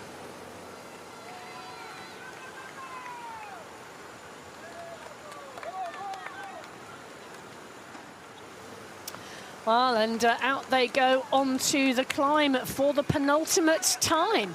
A settled lap, Barney, trying to establish and extend that lead of 14 seconds? Or do you think we're going to see yet more chasing and yet more closing down of gaps? I was about to say yes, but now I'm going to say no. Oh, okay. I think the reason for your change of mind? The reason for my change of mind? Well, I think the riders from Italy have clearly been working to a plan and clearly been trying to. They've just lost one of their riders here, Salvagaggio. Yeah. And he's obviously been working incredibly hard for his teammate. But the gap is ultimately, I think it is too big. I think that's me wishful thinking that we're going to just have constant changes all the time. But I don't think we will. 14 seconds, we might see, well, I'm not sure we'll see the entire group come back, but we may see 1 or 2 riders. You never know what can happen. But a group of 2 went away, they came back in. A group of 4 are now clear. But the chase is still in sight. It's a strong group, though, that are now away. The makeup of the group could go to the line. Yeah, it is, and I think for the first time, apart from our group of 2, I was about to say apart from our group of 2, they're all working. Van der Poel isn't at the moment. Yeah, no, he's just sat on, isn't he? But I don't think he can up this climb. I think if we look back to the previous lap, Van der Poel was in difficulty going up the climb, as was Gebru as well. So looking at the makeup of that group, I think Van der Poel has been contributing on the flatter parts of the course, but the group might end up just slowing down if he rolls through. So I think ultimately that's his prerogative as a rider to say, well, no, I'm just going to slow you down, so let me sit on the back on the climb and then I'll roll through on the flats. Just see a really, really strong attack by Schemann from Brazil. Yeah, we have indeed, and the drive then comes from the rider from the Netherlands to close it down. So interesting. Schemann's been on the back of this group for some time, and we've seen him gesticulating with the Shimano support car, trying to get support for what seemed like a technical issue with his saddle. But now he really starts to drive and he starts to move on. He was in that sprint for those medals in Zurich last year, and he came away with the bronze medal in the road race. So he does want to be part and parcel of the action, and maybe he's seen the writing on the wall and the fact that the group is not going to all come back together again. One or two of them may make the juncture, and he wants to be, well, he wants to be that rider. Yeah, he does indeed, and you can see he's made his way across, and what a strong ride that is to close that gap so quickly. And he's not brought anyone with him, so in terms of a tactical plan, he'll be really pleased the fact he's made this junction without bringing anyone else across as well. Yeah, Gabru is having a go, but he's not quite got the drive or the power that has brought the Brazilian rider over and across the line. Lauro Shaman, the rider who comes up to the lead group of 4 and makes it a lead group of 5. You see our lead duo in the men's MC4 race after dispatching Archie Atkinson. They're now all there together, and Atkinson is very much on the chase as we go to 2 laps to go for this men's C4 race. Well, and they're trying to excite the crowd as well as they go through. So the 2 riders leading the MC4 race, the 2 French riders here, just lapping one of the other competitors in the same class. At the finish line, well, 1 hour, 27 minutes, 20 seconds of racing to take them through the line. It's going to be interesting to see the gap to Atkinson. Well, here comes Atkinson down the finish line to go out with 2 laps to go. 30 kilometres of racing for Archie Atkinson from Great Britain, currently lying in the bronze medal position. And this now is going to be a solo time trial, Barney. He just needs to get into that mentality, doesn't he? Yeah, he will do indeed. And obviously the gap between our leaders in the men's C4 seconds. It's only 37 seconds, so that gap is relatively small. It's not something that is extended beyond his capabilities of closing, so he just needs to keep on the power and do everything that he's doing at the moment in the hope there might be some change ahead of him. As we've seen in a lot of races so far, it's not always straightforward out front. No, but that challenge in the MC4 category really is that there's 2 riders from the same nation, isn't it? Because 2 riders from France, they're not going to battle each other for gold and silver as 2 separate nations would. No, they're not. It's very much kind of pulling together. But and then what they do at the finish. But there'll come a point, won't there, where one of them wants the gold. Well, they both want the gold medal. Yeah, indeed. And I think as we saw in Zurich last year, they came across the line all together. And I'm trying to think which one of them won now. In Zurich, you're going to be able to tell me. I can do indeed. It was Larosso who won last year. Larosso, yeah, and of course he's not. And of course he's yeah.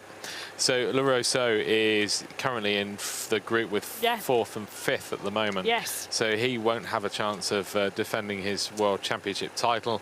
So it will go to a new. Well, at the moment we think there's still 2 laps to go.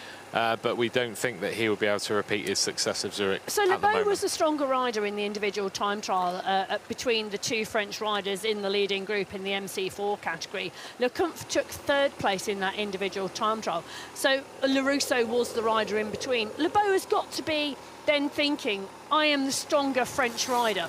Yeah, well, indeed. We've got a rear wheel puncture for number 182, the Italian who was in the front. Riccardo Stracchiotti from Italy. He was in that chase group actually, so just 14 seconds back at the line, so a real shame because he is now watching that group go away and you can just hear the frustration. Yeah, it's going to be really tricky for him to then rejoin that group, and he's just obviously having the neutral service change his wheel as quickly as they possibly can.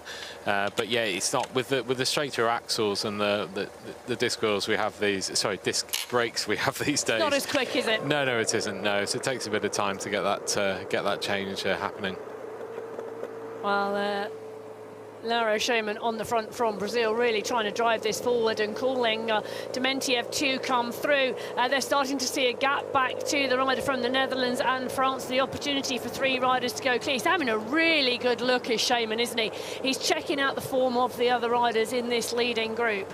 Yeah, I think what happened there, I think everyone can see that Van der Poel was sat on the back. Yep. So Pierre slotted behind Van der Poel and just said, well, I'm not gonna chase you. You can lose the race if you want to. And of course, Van der Poel then ends up chasing. As we can see, the Van der Poel is incredibly quick on these straight and downhill sections, and we're witnessing that right now. I'm smiling because the mascot for the games is outside the finish straight at the moment, and the crowd absolutely loving it. Well, we're absolutely loving this bike racing as Van der Poel goes wide on that corner, but quickly rectifies that issue, and down the side it is Dementiev from the Ukraine now driving hard. Yeah, that's right. That was the corner that Van der Poel slipped out on lap 1, that's right. Yeah. And lap 1, it seems so long ago now. Well, sometimes when a corner is tricky and you get it wrong, it plays on your mind, even subconsciously, doesn't it? It does indeed, and that's something he has to kind of manage. That's why I was surprised when I saw him go into the speed he did into that corner, based on what had happened on previous laps. Well, this is part and parcel of the chase in that MC4 road race. So Lecomte and Lebeau out front, the duo from France. 37 seconds back, we saw Archie Atkinson come through in that bronze medal position. This then is the second French duo on the road, Le Rousseau and Thariot of France. They are now 4 minutes 53 down. Wow. Archie Atkinson 37 seconds back off the leading 2, but 4 minutes 20 up on 4th and 5th. There we go, those timing checks on your screen at the moment. But the French riders here in this men's C4 road race and the men's C5 really dominant, Barney.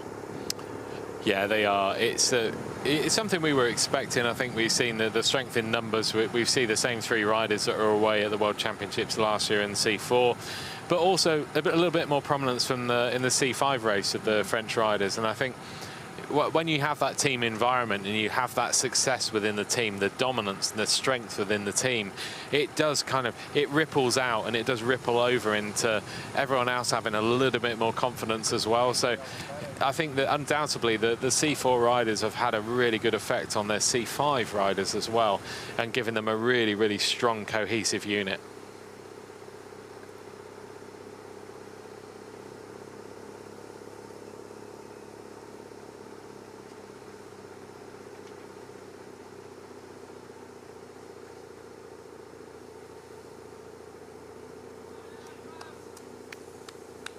Well, you can see the 2 French riders at the front of this C4 road race starting to pass riders on earlier laps. The Shimano Sport car behind them, indicating just the time gap that they have. It is indeed Archie Atkinson, who is the rider from Great Britain, behind them. 37 seconds, the last time gap that we had. A little shake of the head there by Lecomte. He's clearly suffering in this group. So you can see Lebeau just asking him to come through. So the fatigue is settling in with these 2 as well now. So Atkinson needs to keep, applying the power and just hoping there's a bit of a change up ahead. And perhaps Lecomte might actually be in difficulty in a lap's time, and Atkinson might actually be able to bridge that gap between him. The French duo did do a lot of the early work, didn't they? Because once Atkinson got on the wheel and it was a group of 3, Atkinson sat on because he didn't need to do the work, because there were 2 French riders in the mix, and those 2 riders really pushed away. Atkinson at 37 seconds at the line. Like I say, Barney, he now needs to ride his own race, doesn't he? Because there's still some way to go. This is lap 5 of 6.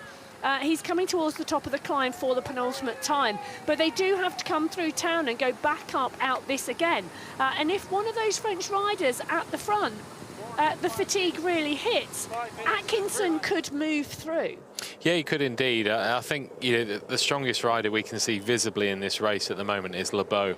That's without doubt, I don't think. And I think for Lecomte, he's clearly suffering at the moment, and he'll be hoping that he can hang on to Lute on this the next time up this climb. So we have our 2 road race winners from the World Cup series in this group this year as well. So we have Chaman, who won the World Cup road race in Maniago. And we also have the winner of the road race from Ostend, which is Van der Poel.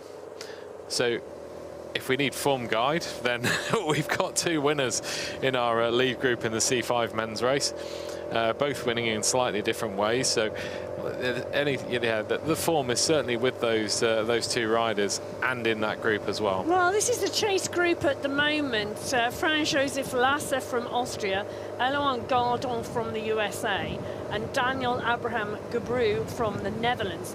At the intermediate checkpoint on this lap, they are 29 seconds down on the leaders. In that leading group, Van der Poel from the Netherlands, Mauro Shaman from Brazil, Pierre from France, Foulon from France, Dementiev from the Ukraine. So 5 riders in the leading group at the intermediate checkpoint, a 29-second gap. Further back down the field, the group, well, it's a solo rider from Italy in 9th, Stacchiotti, and then another, well, minute back to the chasing group. Well, this is your leading group of 5 riders in the men's C5 road race. You could just see a change of direction in the line, which way the line was going through there. So the wind direction has obviously changed, which means the riders don't always go through on the left or the right-hand side in a group. It really depends which way the wind is going. So you saw Dorian Foulon from France just indicate a different way because the wind is going a different direction now, albeit slight, but it does make a bit of a difference. So they rotate the line round the other way.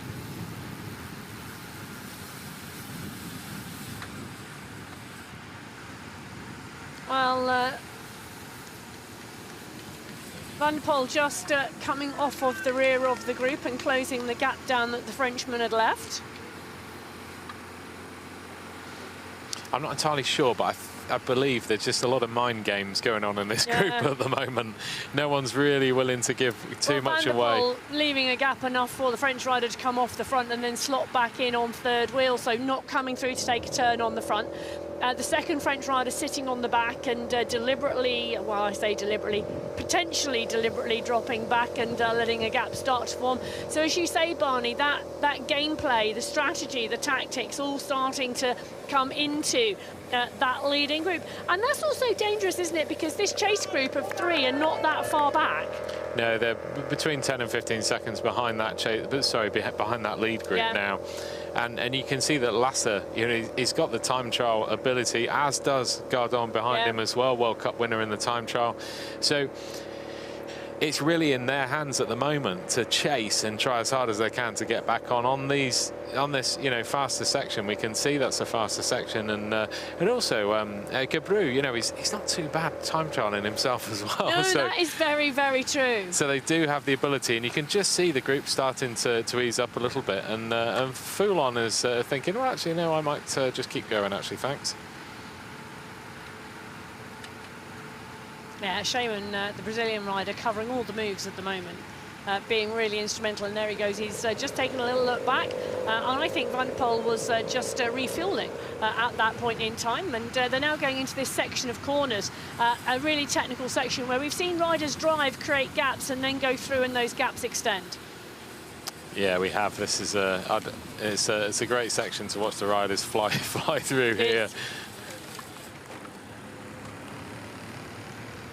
No one falling for that one this time. No, not at all. And again, Chaman makes an immediate sign to say, right, everyone needs to start rolling through now.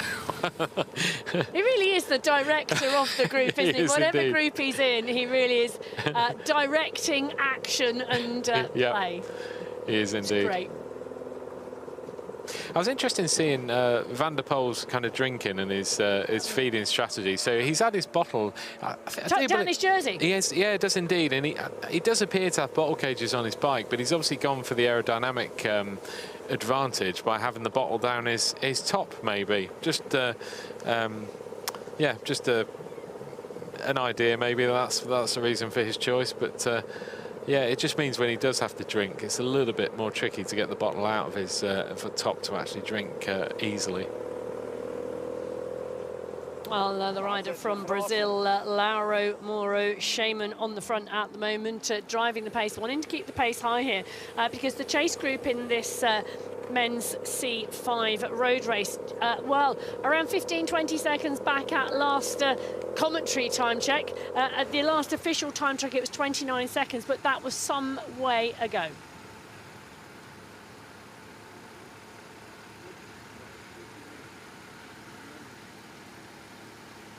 And the pace isn't consistent in this front group at the moment. We're seeing, yeah, we are seeing attacks which raises the pace beyond what they're currently doing. But in terms of like a consistent high pace, we're not getting with this men's C5 race at the minute. They're all still very much looking at each other, which is completely understandable. You know, we're just coming up to into the town and a lap to go. So, you know, they all need to kind of work on their own tactical plans, as we just see our chaser here with Gardon, LCsser and Gebru in hot pursuit. Well, Gardon is indeed pushing on, and I'm just taking a look up the road. This is that section of road where the riders went both ways out on the individual time trial course on the run back in to town. It is our last... I don't like the ishes, but it is the last straight-ish. It's not quite straight. It's not quite some of those long sections that we've got out on the course where we can really clearly see where the riders are located. But the riders will have a better understanding of where that group are, and take a look at that. They're not in sight at the moment. No, I think that that gap has actually extended from what we saw at the back end of the course, and it's extended yet again. And I think the fatigue is starting to creep in now. LCsser is obviously suffering from his early move of being in that duo, and Gebru is probably not in the same form that we saw him in Zurich last year. Yeah, Gebru took third in that time trial to Foulon and LCsser. But the road race is panning out in a very different way. So Gardon, Gebru and LCsser, the three-rider chase in this men's C5 road race. The riders there chasing Van der Poel from the Netherlands, Mauro Shaman from Brazil, Pierre from France, Foulon from France, and Dementiev, the defending champion from the Ukraine.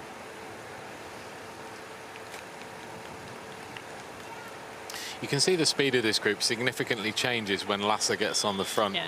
You can see that he is the driving force in this group, and I think the other two riders just hanging on for dear life at the moment, just trying to hope that they can benefit from LCsser's work on the front. Well, now they come into the more technical sections on the way into Ronse itself, where the finish line is located. This leading group coming through the centre streets of town as they head towards what will be the end of lap 5 and start of lap 6.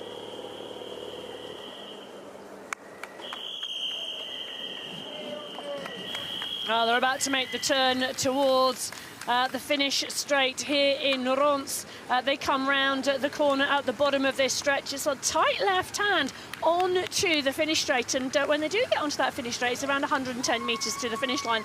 Something they will be thinking about this time round for next time round. 5 riders in this leading group, only one World Championship title to race for. One of these riders potentially may well be world champion when they leave here today, but they've got one more lap to go in the men's C5 road race here at the UCI 2025 Paracycling Road World Championships.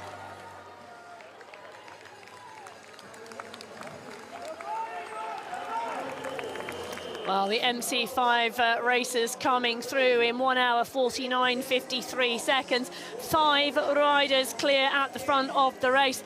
Lauro Mauro Schaumann from Brazil, Dorian Foulon from France, Yiho Dementiev from the Ukraine, Elliot Pierre of France, and Martin van der Poel of the Netherlands. Those 5 riders now, after many configurations out there on the road in this men's C5 road race, now clear of this group of riders who are coming through the line. LCsser, Gebru and Gardon. This is the chase group in the men's C5 race. Barney and I, well, we are glued to the stopwatch at the moment to see what the gap is.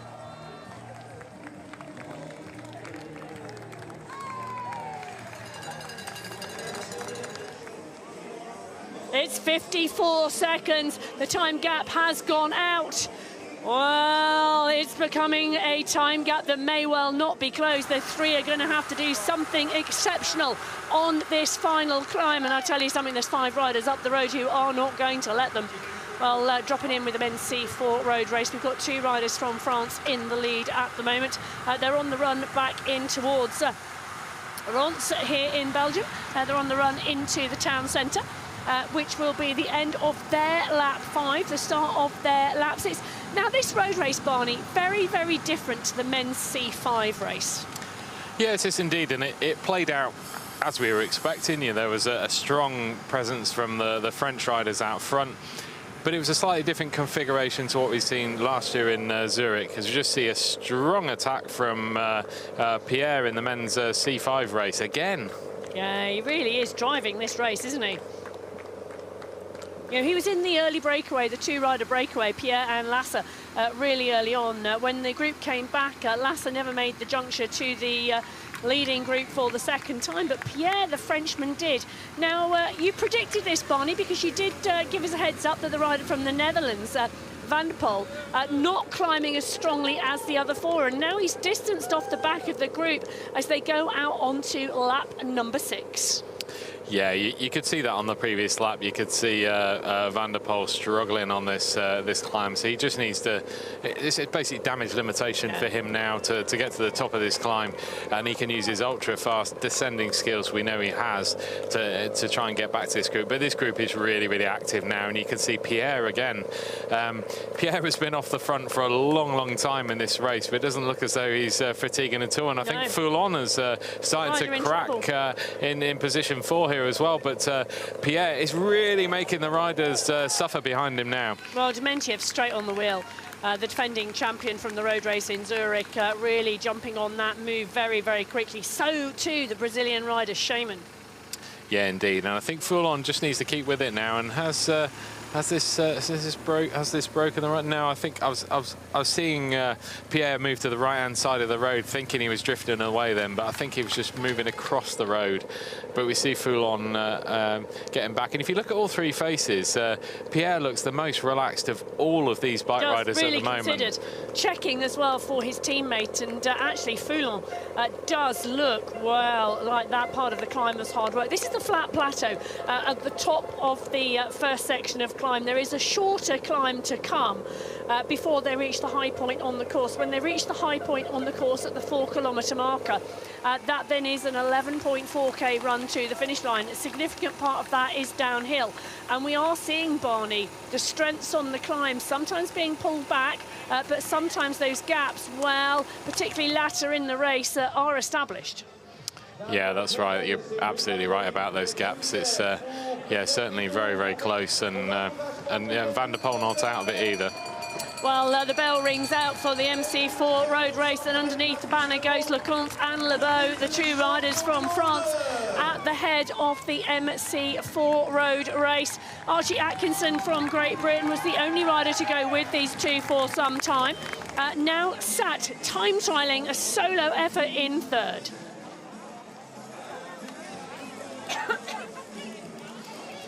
Good to see the focus on the French riders' faces there as we go across the finish line. The focus seems to get it's even more concentrated as the fatigue occurs in this race as well. I see a big attack in the men's MC5 race now from Schaumann from Brazil.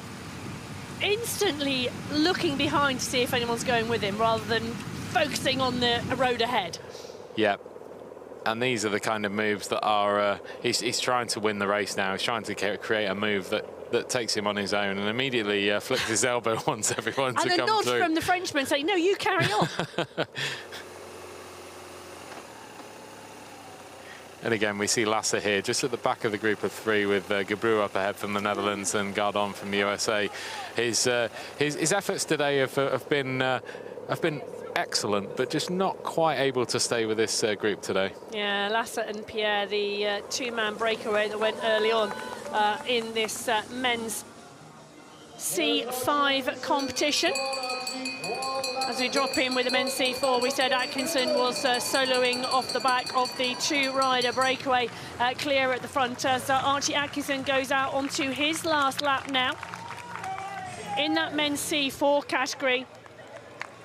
The gap, Barney, I think, going out.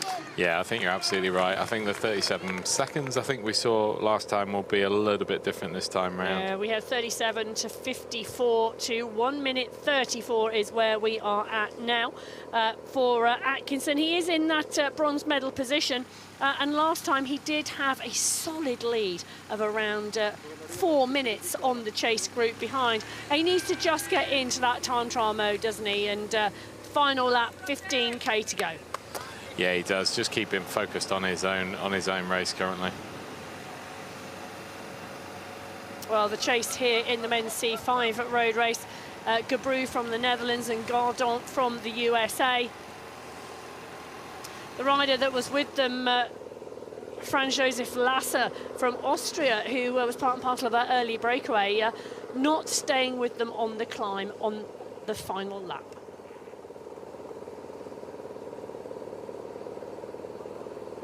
It's looking like the breakaway has been successful here, Barney. Dementiev, Pierre and Shaman going clear in the men's C5 on the climb. Yeah, that's right. We're seeing a definitive group now, and this group will start to work together better now. Now we have 3 riders in it. We have 3 medalists potentially in this race. They will be very, very keen to work together to try and secure their places on the podium. And we can just see Pierre shaking his head. He's saying to Shaman this time, I'm not going to go through, because he knows that he has Dorian Foulon behind, and he's not that far behind Foulon, so he knows that on this chase on the descent, he'll try and make sure that his teammate can catch up. Plus also, Pierre's been away for a significant part of this race too, so I think we can afford his legs to be a little bit tired at the moment. Well, and also for him to follow wheel for a short while and take as much recovery as he might possibly have, because if this goes down to the line with these 3 riders, and really they are demonstrating by being able to go away on the climb that they are the 3 strongest riders in that group, that he knows it could go into either a 3-up sprint or a large number of attacks as they run into town. Yeah, it certainly will. That's exactly the scenario that will likely happen with these this lead group of 3 riders. Well, Shaman yet again calling and gesticulating to the lead group to get the riders to come through. Van der Poel has trouble with this corner.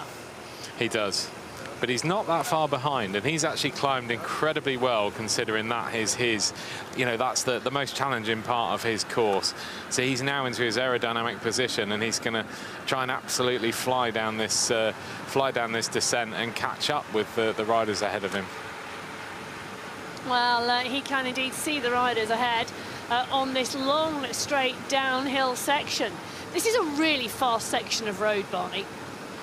Yeah, it is, and we can see aerodynamics play a key part here. And with the setup that Van der Poel has, everything is about aerodynamics on his bike at the moment, and he'll be willing his own chase on to try and catch up with our 3 leaders, and also, a chance of a medal at these World Championships. Well, let's not forget, Dementiev did have an off early on in this race, and you can see evidence of that on his right leg.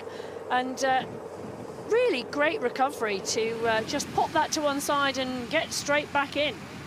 Yeah, exactly. They've, I mean, I suppose relatively low speed is what you can say with Dementiev, whereas Van der Poel's was much more higher speed. That's true. And he slid quite a long way on the tarmac.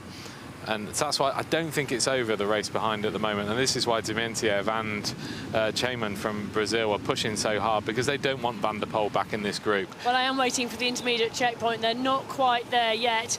And I think that's really going to be telling as to what type of gap those three riders have clear at the moment. Foulon is chasing. Van der Poel is chasing. The gap now, I think, to Foulon, well, that's a big gap now. Yeah, it is. I think we're very quickly going to have Van der Poel coming up behind us. I think he will be going quicker than Foulon on this section at the moment.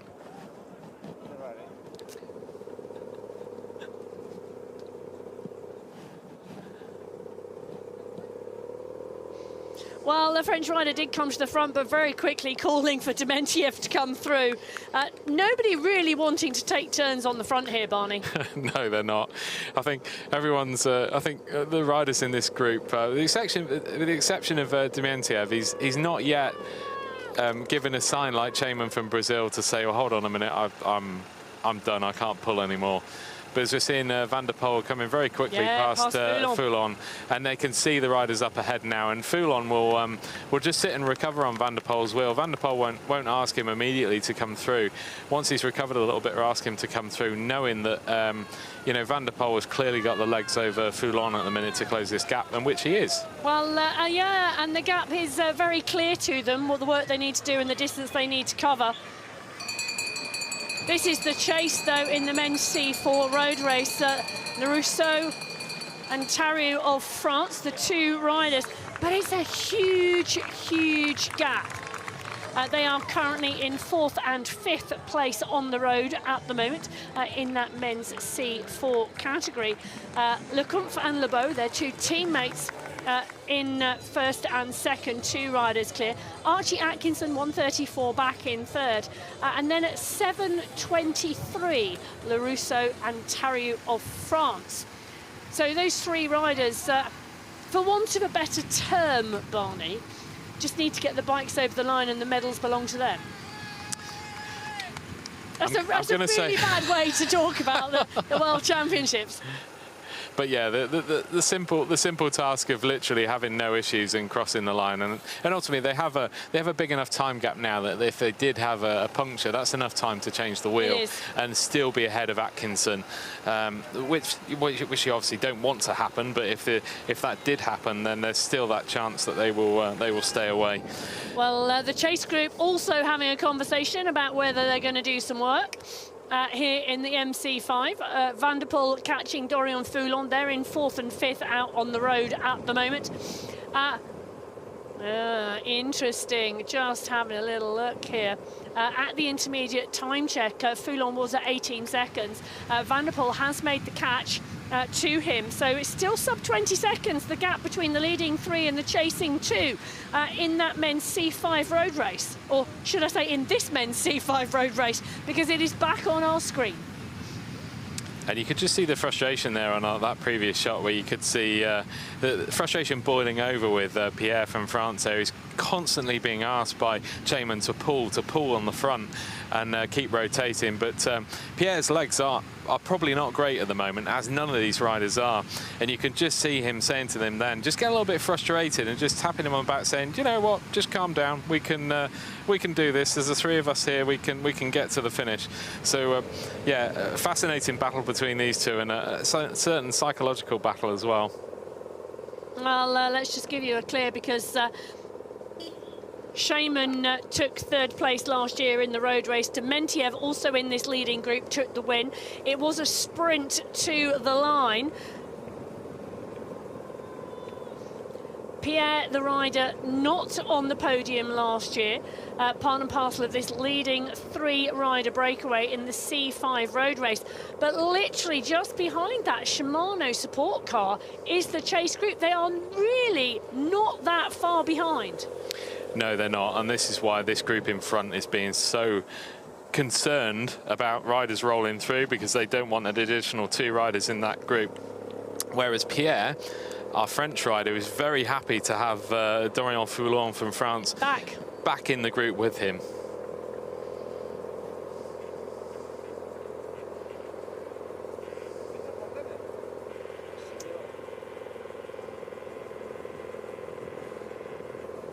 thinking the gap maybe, Barney, bigger than we thought, as actually there are two riders coming to the corner. So the chase is on. Van der Poel from the Netherlands driving on the front, because Foulon from France is not going to come through and help close down his compatriot, who is in a 3-rider breakaway at the front of the men's C5 road race at the moment. He's going to leave it to the rider from the Netherlands to do all the work here. Yeah, and you can see the Van der Poel, this is all in for him now to try and get back to this group.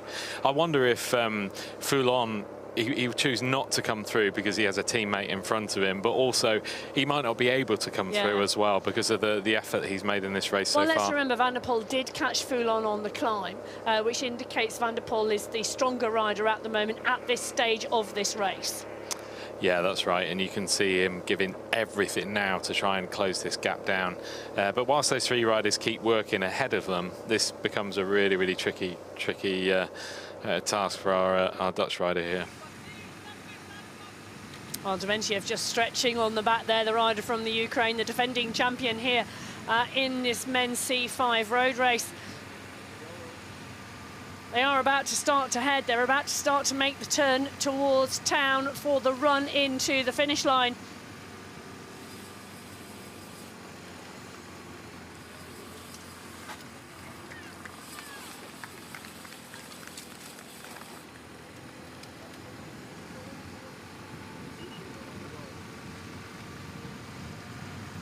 Now, all 3 of these riders, Barney, very clearly know this run to the line. It was the run in the time trial, it's the run in the road race. They will have ridden this course, they will have looked at this. They will have their own knowledge of their own strengths and weaknesses of this run into the line. Yeah, they will indeed, and they'll know the particular parts that suit them on this course and how they need to start thinking about how they're going to potentially win this race now. You just saw a chairman from Brazil just tighten his shoes up. Those dimensions. So they're preparing themselves for a sprint. They want their shoes a little bit tighter, being able to be, you know, feel really connected to the pedals and the bike, and you know, it's anyone's guess at the moment what's going to happen next.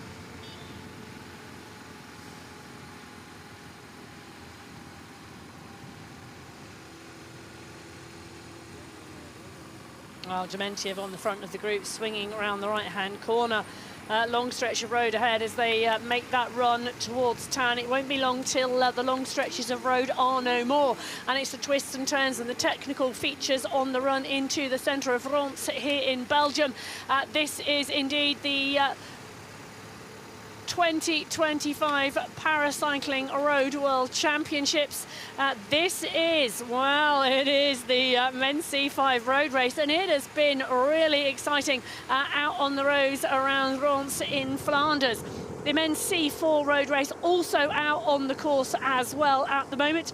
The 2 French riders still battling together at the moment. Kevin Lecomte and Mathis Lebeau, they are now clear of Archie Atkinson from Great Britain, who is around 90 seconds behind them, and then a whopping 6.5 minutes back from Atkinson to the chase group. Yeah, it's an absolutely dominant display by our French duo up front, and a great ride by Atkinson as well, to be in that position, put himself in the position with the French riders, and then to be hanging on to this bronze medal is doing a great ride, and you know, an upgrade on last year. And last year it was 3 French riders and Atkinson in Zurich that went clear, and Atkinson just could not hang with the leading 3 and missed out on a medal in the road race at the World Championships. This year he's looking like he's gone one better. Yeah, he does indeed, and looking good in this bronze medal position.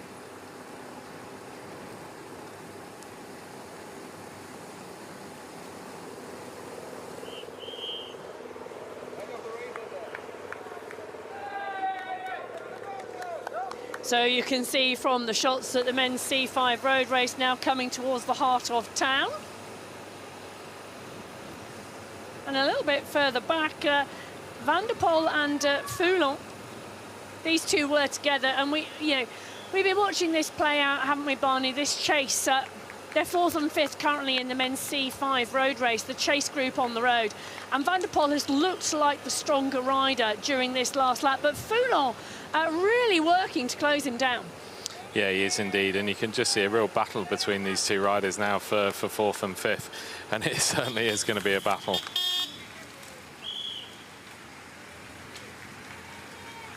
So we're into our last kilometre now with our lead trio.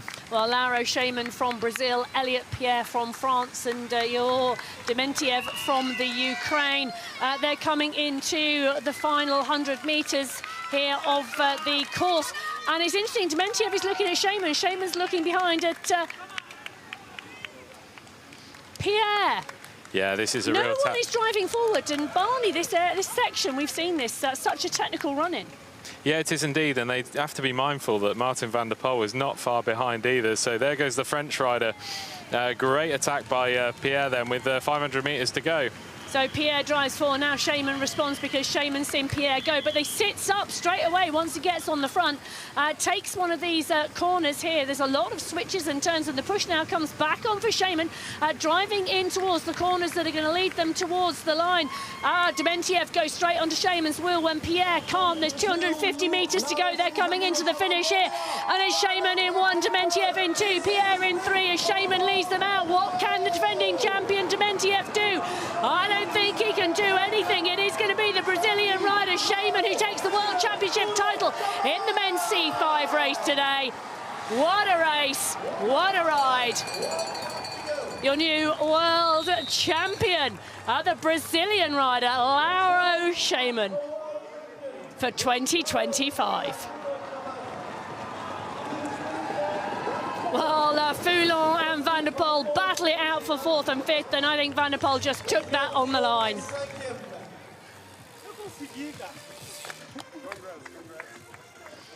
What a race that was at the finish, and I don't think we knew. I think we'd had a good chance to guess some of the races, outcomes that might happen these championships, but certainly that sprint finish was fantastic, wasn't it?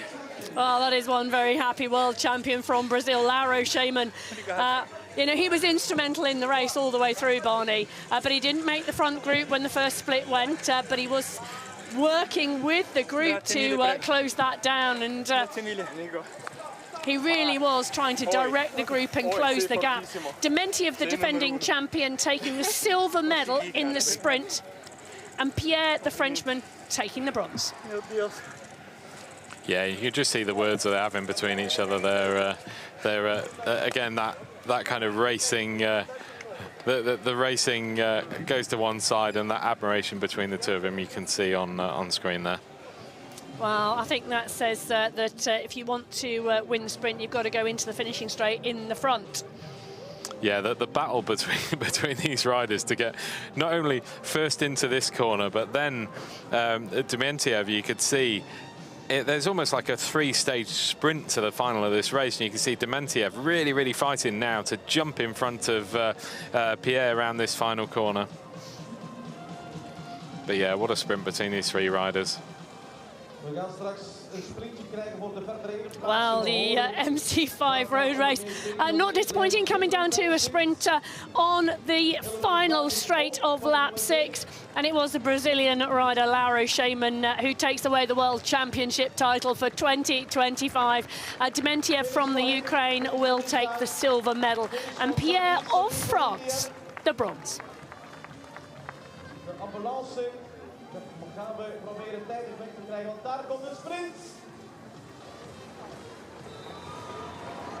Well, the minor place is also being decided by a sprint, and Gardon from the USA coming around Gabru from the Netherlands.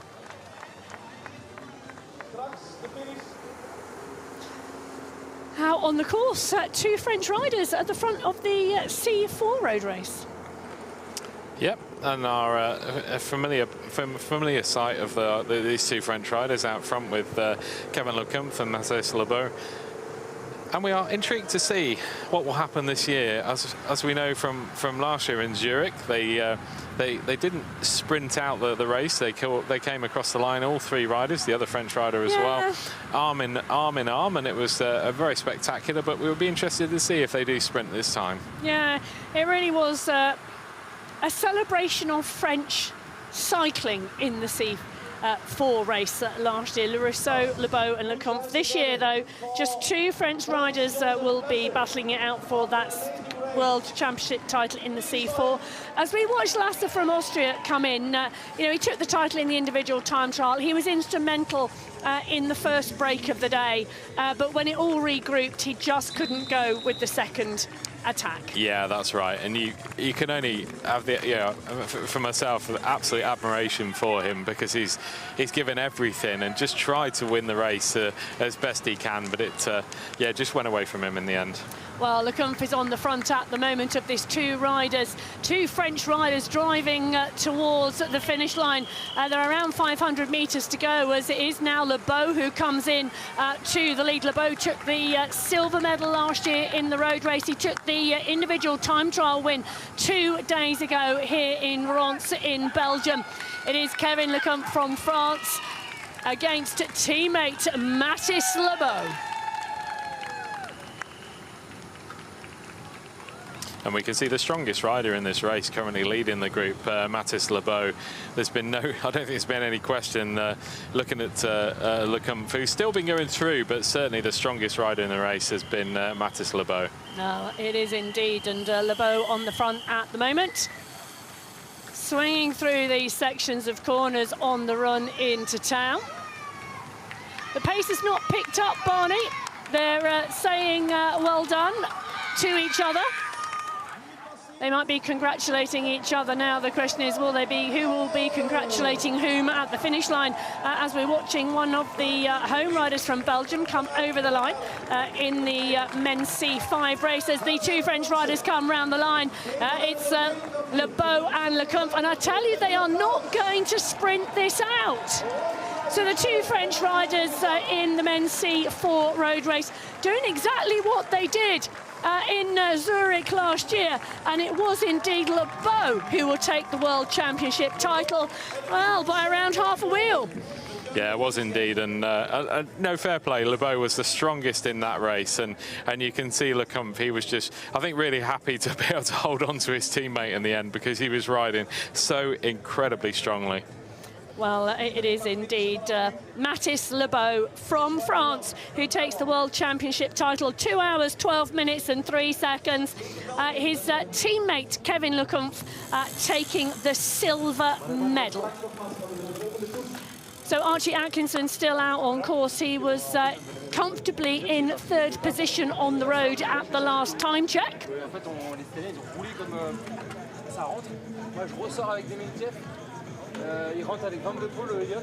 As we drop in with the new world champion, Mathis Lebeau. Well, more and more riders coming over the line in that C5 race. The German rider just coming through, Jakob Klinge coming through there, indicating, oh, that was hard. It was incredibly hard. Yep. Well, and here is Archie Atkinson from Great Britain. He stuck with the 2 riders at the front of the MC4 race for as long as possible. He was with Mathis Lebeau and Kevin Lecomte for a long time today. From that initial lap number 1 attack, Archie Atkinson, he couldn't go with the pace in the latter stages of the race, but he has done a good job, Barney, of defending 3rd place on the road. Yeah, he has indeed, and you can see he's been fully committed since he lost contact with those 2 French riders on the climb, and a fantastic ride by Archie Atkinson on some really challenging tactics that the French were playing.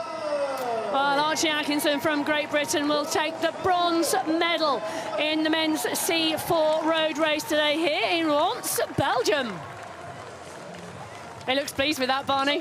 Yeah, he's very pleased with that, and that's a that's a real improvement for Atkinson. Having been in that position last year, which the French dictated their tactics to him. He's now very much part of that front of the race, and next year it will be very different. The French will look at the race very differently.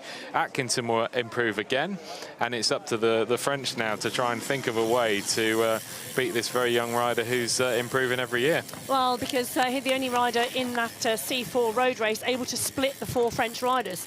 So 2 French riders clearing gold and silver. Archie Atkinson in bronze, 4th and 5th on the road, 2 French riders. Yeah, absolutely right. It's a really impressive ride by Atkinson, and he looks absolutely overjoyed, albeit and all a of a sudden the tired. emotion just comes, doesn't it?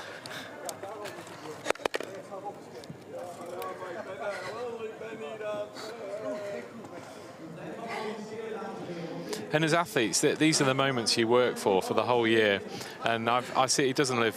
I often see him out training on the road when I'm doing the school run, and you often see him out on the road for a long time. So it's great to see him achieve some success here at the World Championships with a fantastic bronze medal in the road race. Well, the riders in the men's C5 continuing to come over the line. The 2 Italian riders, Salvaggio and Stratiotti, coming in across the line. 9 minutes 14 back in 12th and 13th place. Well, the highs and lows, the emotions, the planning, the preparation, the racing, and the afterthoughts all come together, don't they, when you're riding specifically at the World Championships.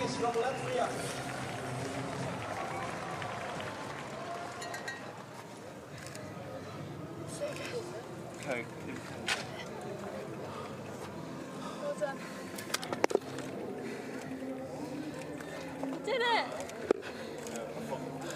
What happens after the race, Barney? Tell us a little bit about what's expected of the medalists once they've finished.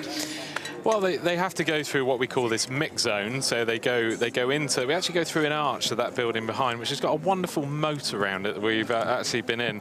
And they go into the mix zone, and they get asked questions by press, whether that's UK press for Archie Atkinson or international press. They get asked about the event, and then also they might well be asked for anti-doping call as well. So the other thing, these riders have to go through a process of if they're asked to anti-doping, they go and see them, obviously go and provide a sample and carry out that process as well. Well, the men's C5 road race, it was indeed Lauro Shaman from Brazil who took the win. 2 hours, 11 minutes, 28 seconds. It was in the sprint from Dementiev from the Ukraine who took the silver medal, and Pierre from France took the bronze.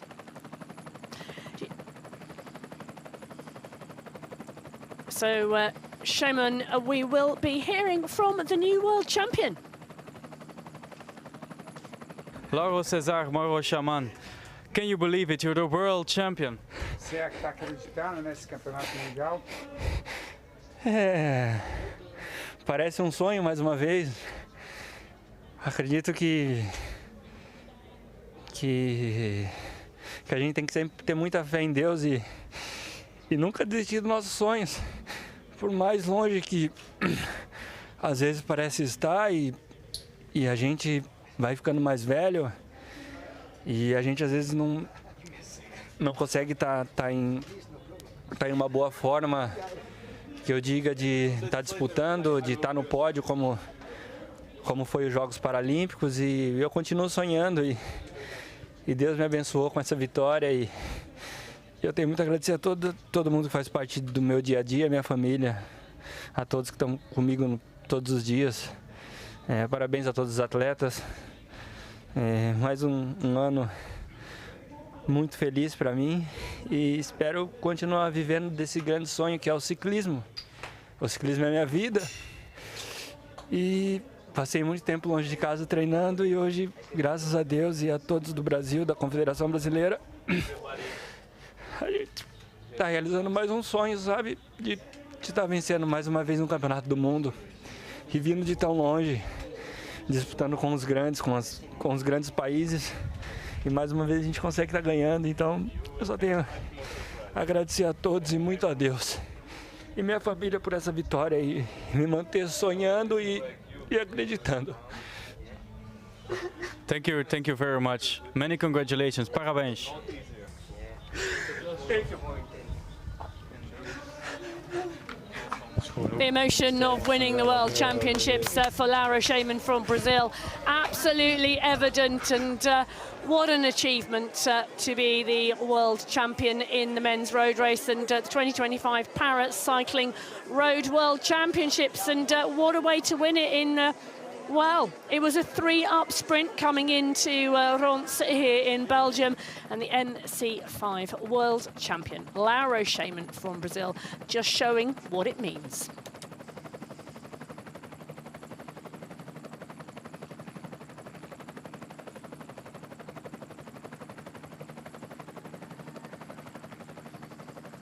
The roads out around Ronse in Belgium. We're in the Flanders region of Belgium, and the roads giving some spectacular racing today, Barney. It's not all over yet. We've got another road race underway at 5:30 Central European time, and that is the MC3 class, the MC2 class, and the MC1 class. 4 laps for those 3 classes, 3 separate races. Yeah, that's right. It's going to be an action-packed set of races, and yeah, going to be a great 3 races we're going to have for our final 3 road races before we go into a rather exciting race later on. Yeah, it is an exciting race. Now, last year in Zurich, the programme opened with the mixed team relay. This time we close with the mixed team relay, and that is coming up later on today as well. Don't go anywhere. That is going to be one exciting race. Now, the men's C4 road race. We are watching the 2 riders from France, not the 2 riders who won the race from France, but the 2 riders in 4th and 5th come over the line. They are Julien Thériault and Gatien Larusso. Larusso took the win last year in Zurich. He takes 5th place today. Well, there you go. You can see the top 5 in that men's C4 road race. Mathis Lebeau from France taking the World Championship title in 2 hours, 12 minutes and 3 seconds. Kevin Lecomte, his compatriot from France, taking the silver. Archie Atkinson from Great Britain taking the bronze. Well, we are going to hear from our new world champion in the men's C4, Lebeau. Mathis Lebeau, félicitations. Vous restez le champion du monde. Pouvez-vous décrire ce sentiment? Ouais, c'est incroyable. La course a été difficile. On avait comme tactique d'essayer de s'isoler au plus vite à l'avant, mais on avait l'anglais, l'Archi très fort, qui était très fort, et du coup ça a été très difficile de s'extirper. Et une fois que c'était fait, on a essayé de gérer le mieux possible, et voilà, je gagne, c'est incroyable pour l'équipe et ça montre qu'on est fort. Comment avez-vous décidé qui gagne avec Kevin? On a décidé parce que Kevin, il ne sait pas trop ce qu'il va faire dans les années suivantes. Donc voilà, on a décidé comme ça à 2 que je prenais le titre. Voilà. Avez-vous apprécié les supporters qui vous ont encouragé dans la rue? Oui, il y avait beaucoup de supporters. Il y avait beaucoup pour les Anglais, et donc on a trouvé quelques supporters français, mais non, c'était bien. Super. Merci beaucoup. Félicitations avec les champions du monde. Merci.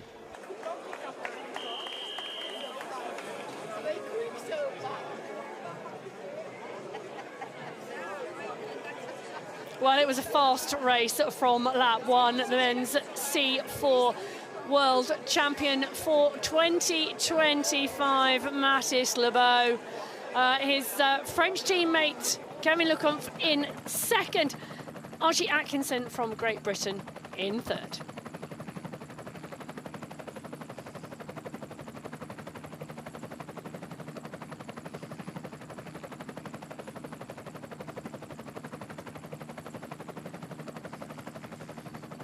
So we've seen different tactics play out in different races, Barney. 3 more road races to go here.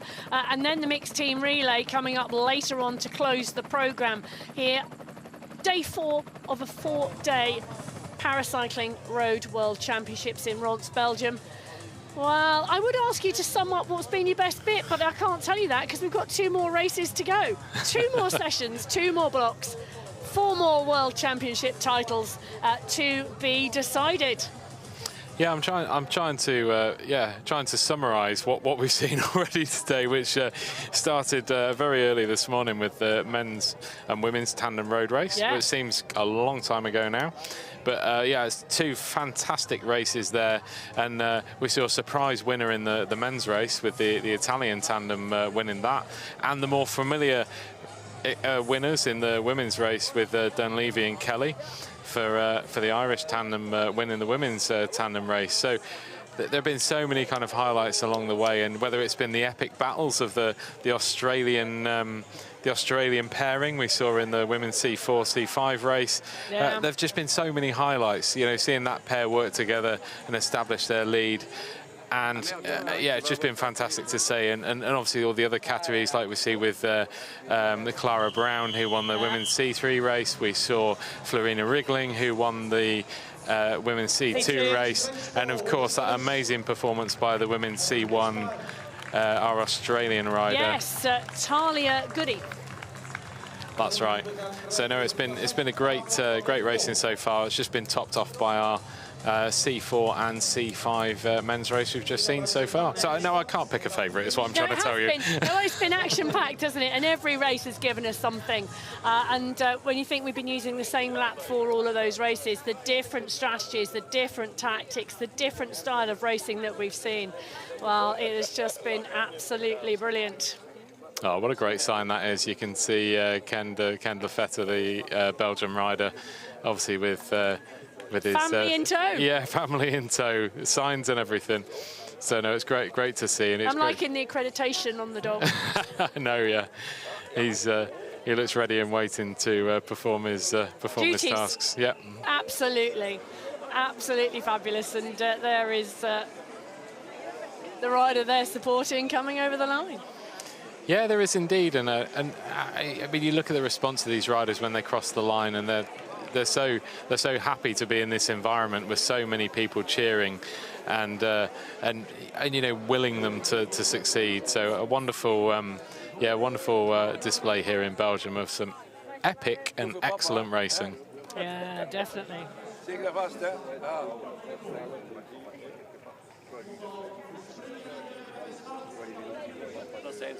Fabulous, and I tell you, the crowds around here in Ronse, Belgium, all the way around the course. The town centre is absolutely heaving.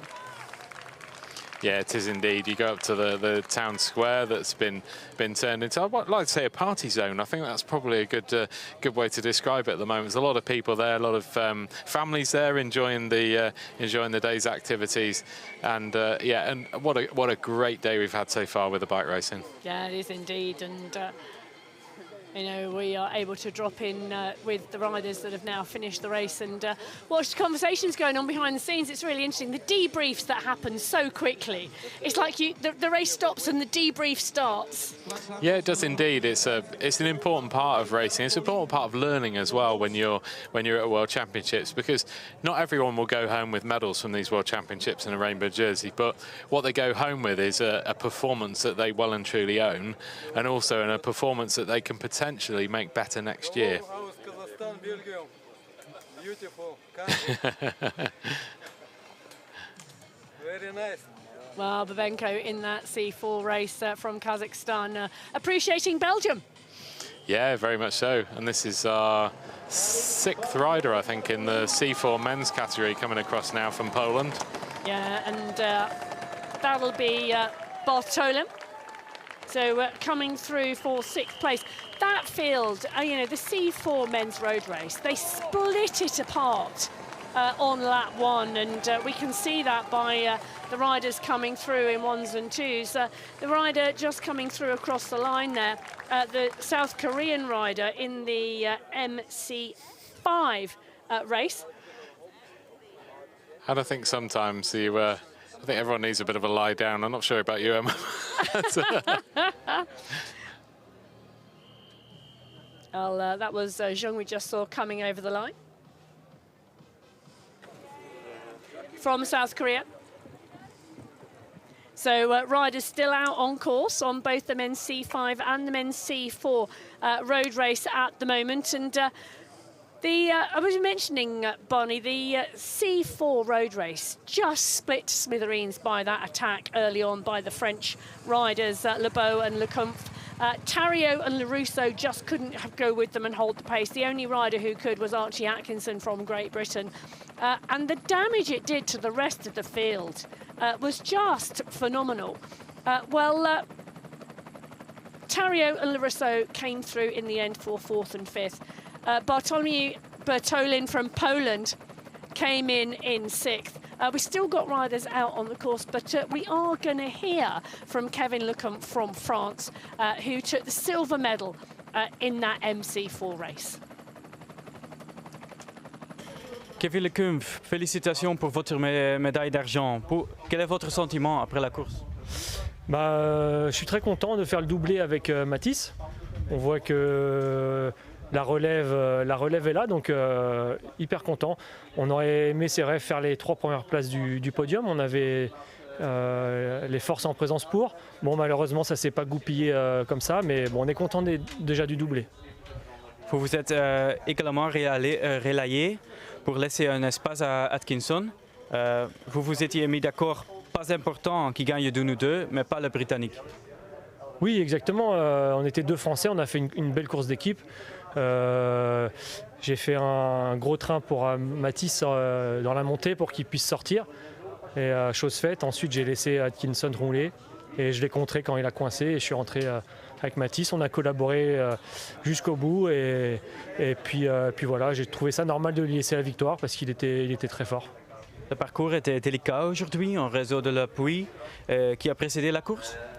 Ouais, il y avait des parties un peu glissantes dans les parties pavées en ville et en haut de la bosse c'était assez raide et dès qu'on se mettait en danseuse la roue patinait, donc fallait vraiment faire attention où on roulait. Que représente cette médaille d'argent pour vous après le contre-la-montre? Je suis content de ma médaille d'argent. Après, le but premier, c'était que l'or revienne à l'équipe de France. Que ce soit moi, Mathis, Agatien ou Julien. Mais on voulait vraiment la médaille d'or pour la France. C'est le principal. Merci beaucoup. Félicitations. Merci.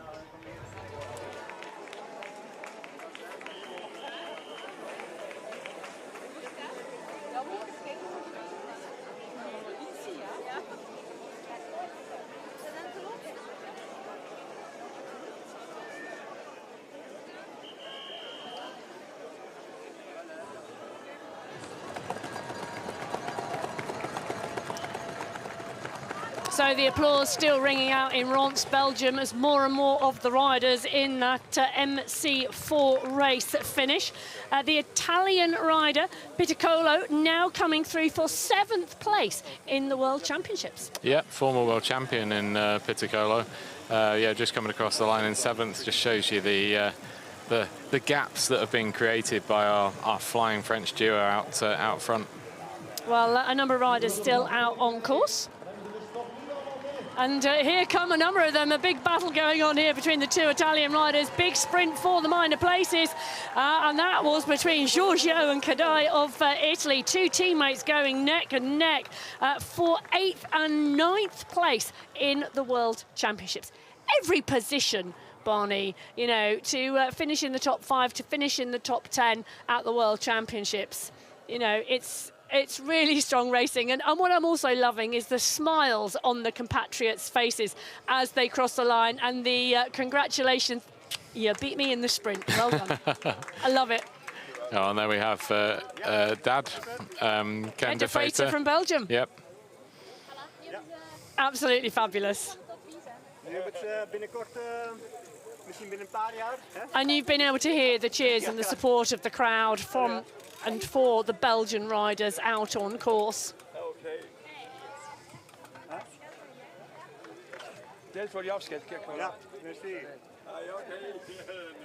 And I have to say, yesterday, or the other day when we were watching Tim Sellen, another one of the Belgian riders, out and about and riding and racing with the children in the family zones in the plaza. Yeah, he was indeed, and it was great to see. I've seen Tim Sellen and his cardboard cut out as well. So yep. we've got 2 Tim Sellens who are available. So we're going to just let you watch the best moments of the men's C5 and C4 race from the World Championships here in Ronse, Belgium for 2025.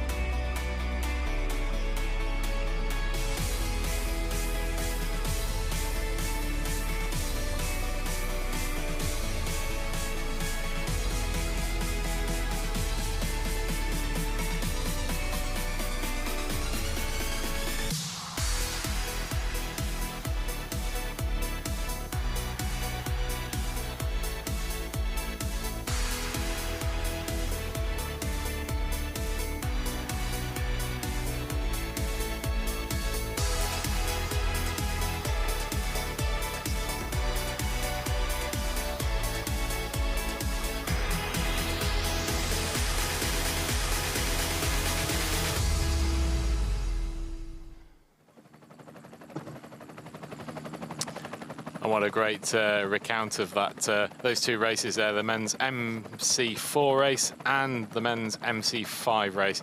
And here we have confirmation of the top 10 results in the men's MC4 road race. Win and World Championship title for Mathis Lebeau from France. Second place for Kevin Lecomte from France also. Third place for Archie Atkinson from Great Britain. And that takes us out, that's our top 3 for this event. And yeah, you can see all the way down for our top 10 there. A great race by this category.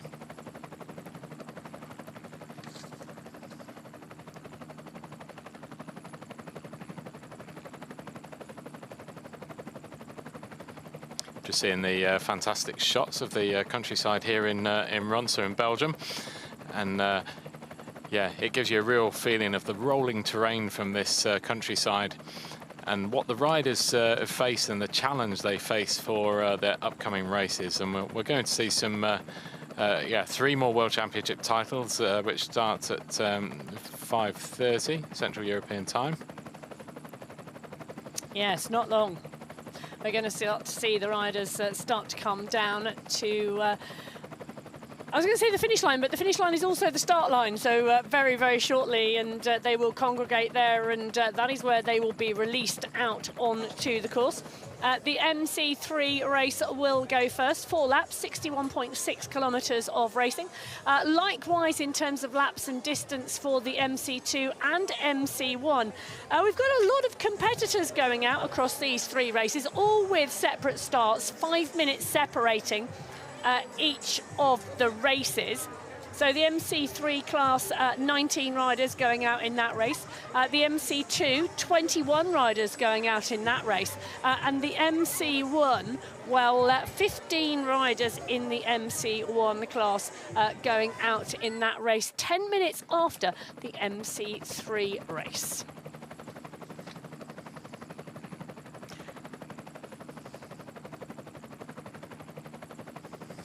I mean, we will talk about start lists and defending champions, Barney, a little closer to those start times.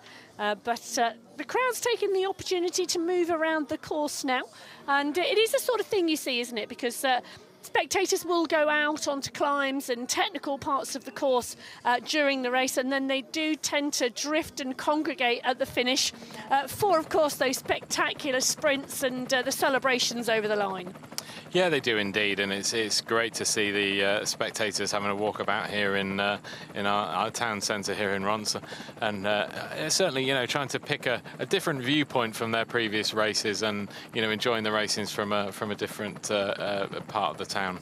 And that is actually one of the joys of having a lapped race, isn't it? That you can actually walk around as a spectator and see different parts of the course, how they're ridden, how they're raced, and what happens out there.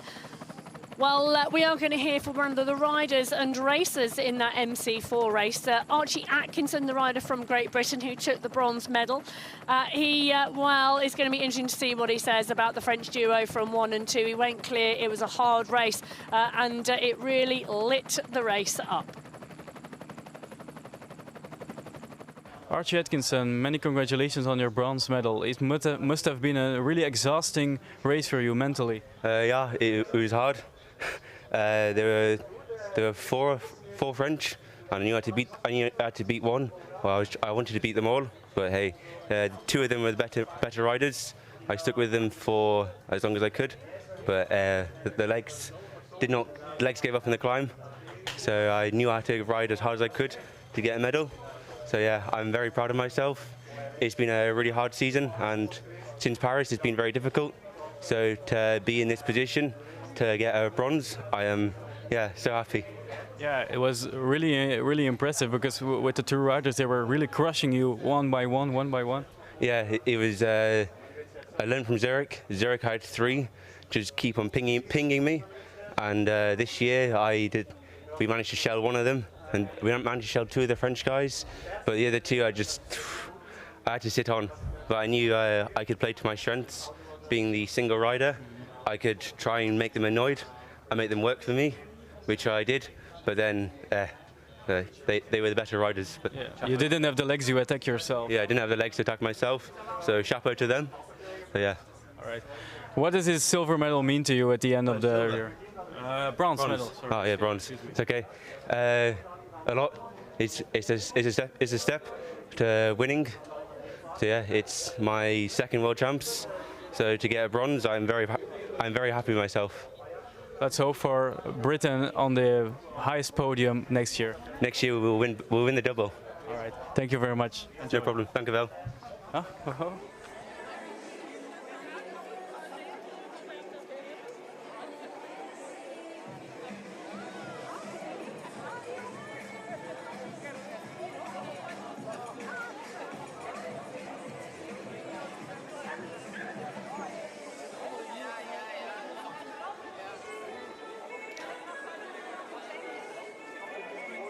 Well, Archie Atkinson from Great Britain, very happy with his performance today and his 3rd place and bronze medal in the road race.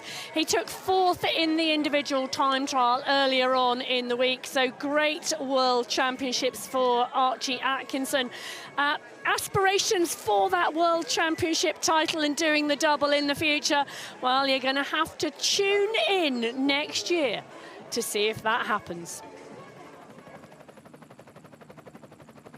So the results in the men's C5 road race, Lauro Shaman from Brazil took the win, 2 hours, 11 minutes and 28 seconds. He took the sprint from Dementiev from the Ukraine, the defending champion from Zurich. Pierre from France took the bronze medal. Well, we are going to hear from Dementiev, the silver medal winner from Ukraine now. Here, Dementiev, many congratulations on your silver medal. I see you have a blood on your knee. What happened? Yeah, it's just a little accident on the climb that happened because, you know, when we was looking for the position, I just didn't look well in the front, and then guys just changed the position. I crashed. It was a part of my fault. But you're okay right now? I'm okay. It looked like a very tactical race, especially at the end. Very nervous, very tricky with guys coming back. Yeah, because Italian guys has 3 riders, Netherlands 2 riders, France 2 as well. So I was alone, and I have to look for everybody and don't make too much work to save my power for the end. You were the world champion last year. You just lost in the sprint. Can you still be proud of yourself because of the strong race? Definitely, because it's impossible to be first all the time. and actually it's really hard to be always first because too much attention on you or on the next races, you know what I mean? Too much pressure. Yeah, and that's why sometimes Brazil today was also very fast, and this guy was extra strong. Today his turn. Thank you, many congratulations. Thank you too. Great interview there from Dmientiev from the Ukraine. Just hearing the challenges and also his acknowledgement for how strong the winner was from Brazil. And yeah, he was happy with his race, and certainly the blood on his knee from that little crash he had on that uphill crash was certainly not a factor that affected the outcome of the race.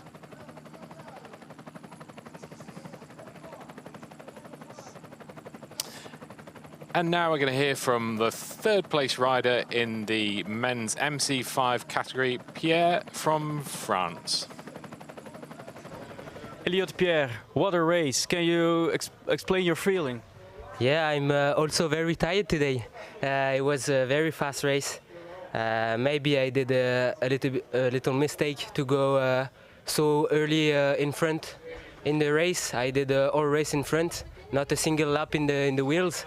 So in the last lap, I think I was a little bit too just, but I think I had very good legs, and it was I had a lot of pleasure to do this race. Yeah, you looked extremely strong because I think you were the first one to go in the race. Then the Austrian guy just catched you, but after that, when the peloton came back, you just go with them, like unlimited energy. I can say that I had limited energy because in the last lap I was so tired, but I really wanted to have my first podium. It's my first World Championships. 2 years ago I had a very bad crash. A truck hit me, and since then my handicap came. So it's been 2 years that I fought really hard, and today I'm happy with my performance. This must be very special to you. This must mean a lot. Yeah, it means a lot, really a lot for me. I'm also really happy to be in this French team. It's an honor for me, so I'm really happy to give them a little bit of this performance. Yeah, you're a very, very strong rider. Enjoy the bronze medal. Yeah, thank you very much. Yeah. And lovely to hear from the third place rider in the men's C5 category there, Pierre from France, and about his, you know, the last 2 years and the accident he had, and also the classification he's had that's meant he's in C5 category in these World Championships here in Belgium.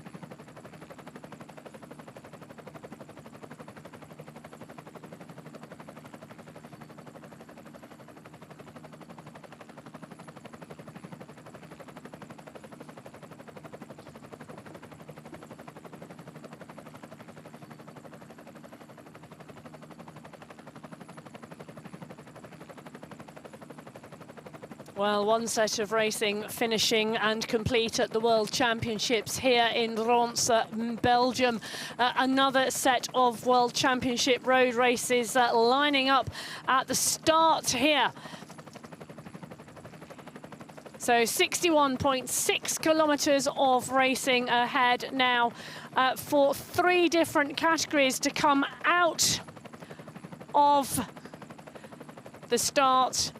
5 minutes is going to separate the 3 race categories. So 5 minutes between MC3 and MC2, 5 minutes between MC2 and MC1. It's going to take us 10 minutes to start those 3 races as they head out onto 4 laps, 61.6 kilometres.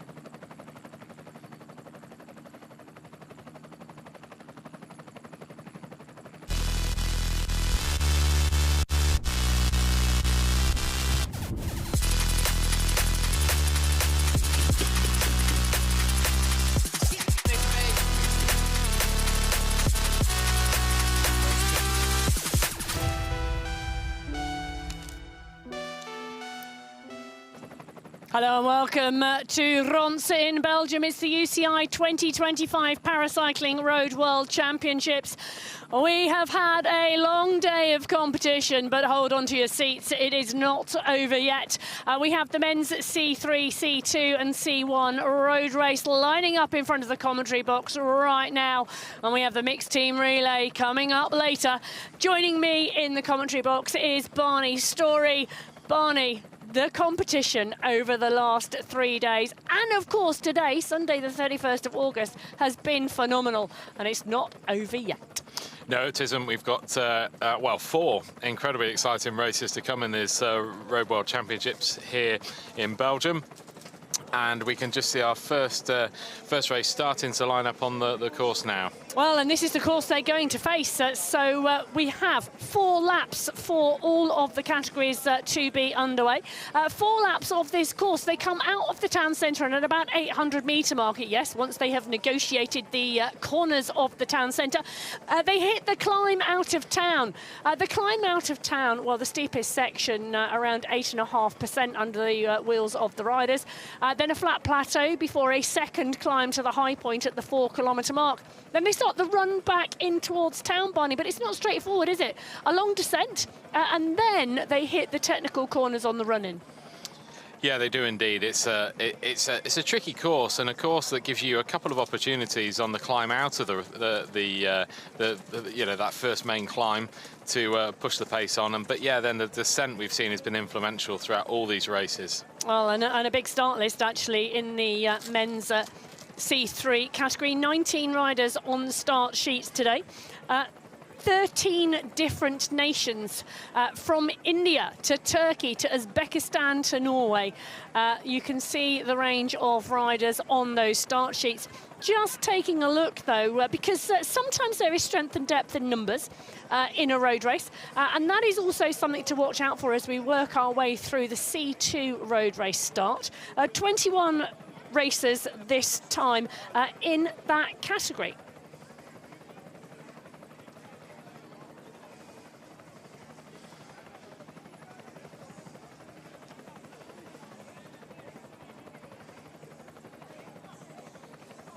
So we will go through the start list of each of the race fields in the run-up and the early stages of the race. The men's C1 road race list there in front of you as well. 15 entrants to that road race. Now, we'll have 3 road races underway at the same time on course, Barney. There are ways we can identify them, aren't there? Yeah, there are indeed. We have the MC3 class, MC3 class, which is blue helmets and blue numbers as well. So it gives us a couple of identification chances of that. We have MC2, which are black helmets and black numbers. And we also have MC1, which are yellow helmets and yellow numbers. As we can see with the men's C3 competition here, it's a blue helmet, but you might see a different range of shades of blue, which has confused me at certain points in this competition as well. The difference between blue and black can be quite tricky out on the road, but earlier on in the women's race, when we had that issue, it was overcast and wet. So the conditions not as good as they are for the men's road race here and now. Just a few of the riders being introduced. Alexandra Hayward from Canada. So in the men's C3 race, it was Graham from Watson from Hayward last year. Graham and Watson breaking away, and Graham eventually taking the World Championship title. In the individual time trial 2 days ago, Hayward from Canada took the win in the individual time trial. Hubert, the rider from France, coming in second. Graham in third. So a number of different riders in the mix. Now, 48 seconds separated the top 8 riders in the individual time trial in the MC3 category. As the MC3 category gets underway, Barney, my question to you, how tight is this going to be? It's going to be incredibly close, and I think the difference could be the fact we're on a slightly changed course now. So the fact we go up this climb, and we're going to see, as we saw in all the previous races, you know, who are the best time trial riders, who are the best climbers and road racers within this category as well.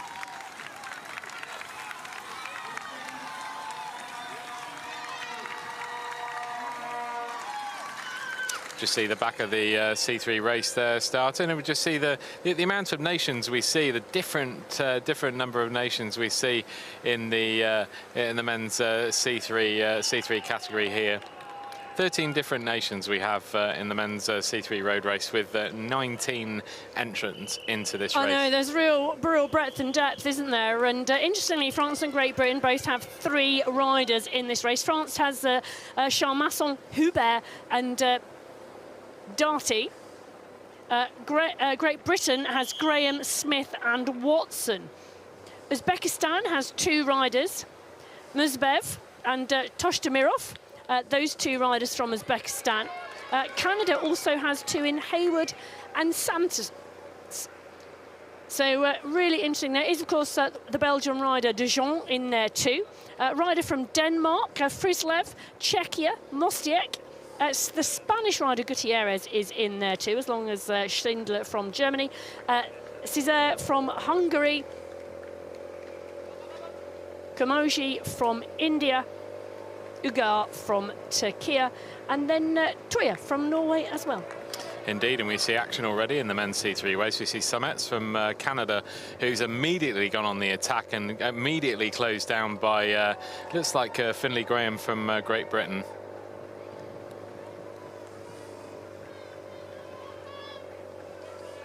Well, we said the climbing comes early on the course, just 800 metres after transitioning off of the start. The climbing starts, and the Canadian rider already pushing on. Yeah, indeed. A quick look behind him, and he can see that all the main favourites are in this group here. We just see the rider from India here, Gamoji, who's just fighting to kind of stay with this group now. And it's a really technical course here, because they do come straight out and straight up. There is no getting into the race, is there, before the climb hits you? No, there isn't. You're straight into the action with this race, and it's it's really hard start to a race like this.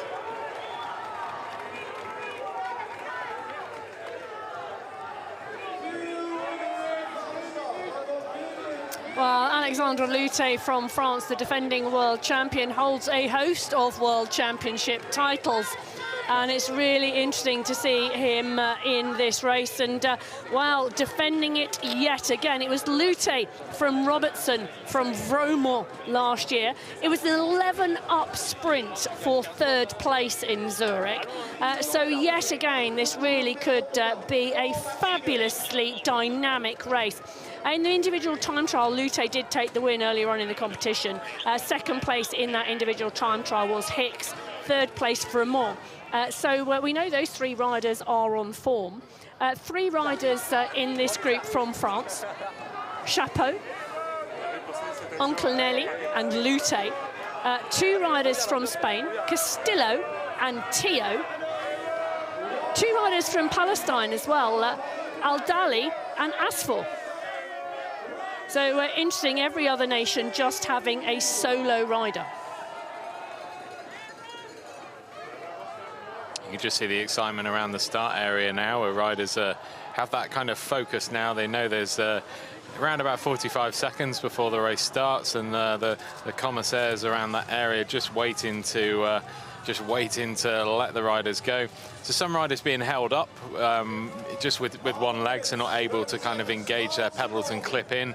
And those are kind of commissaire's decisions. You see the rider at the back there from Palestine as well is being held up too, as is a couple of riders there that just have that assistance at the start to make it fair for them to get away. Same with Vermont, actually, from Belgium. So a host of riders who are being held up at the start. 9, 8, 7, 6, 5, 4, 3, 2, 1, go! And away goes the men's C2 race here for the UCI 2025 Paracycling Road World Championships in Ronse, Belgium. Vermont straight up and onto the pedal stroke and getting position in the pack as the C2 category comes out of the pen, out of the start area. Dropping in, though, with the MC3 class and a small group starting to form. That looks like around 7 riders, Barney. Yeah, it is indeed, and you're starting to see who we expected to perhaps be in the front in that group as well. You're starting to see 2 French riders, Finney Graham from Great Britain, looked like Ben Watson as well from Great Britain at the back as well as Hayward, who's a real big favourite from Canada. Well, and we're in with the rider from Uzbekistan at the moment. That's Tosh Tamirov, and he is closing down on Frislev from Denmark. So there's a thing about setting your own pace and setting your own rhythm on the climb, isn't there? And we're seeing that pay off from the rider from Uzbekistan. Yeah, and we're seeing an absolutely lightning quick start from our rider from Japan here in the men's C2 race. Well, that is Kawamoto from Japan, and the rider pushing on and really driving. The group behind very content to stay wide across the road and not really give chase. No, that's right, and we're seeing riders kind of spread all over the road at the minute. We're seeing the rider from Turkey, Ozagul, and also the rider just ahead of him, number 87, Asfor from Palestine. Yeah, so the riders onto the climb very, very quickly, and the group being stretched as well.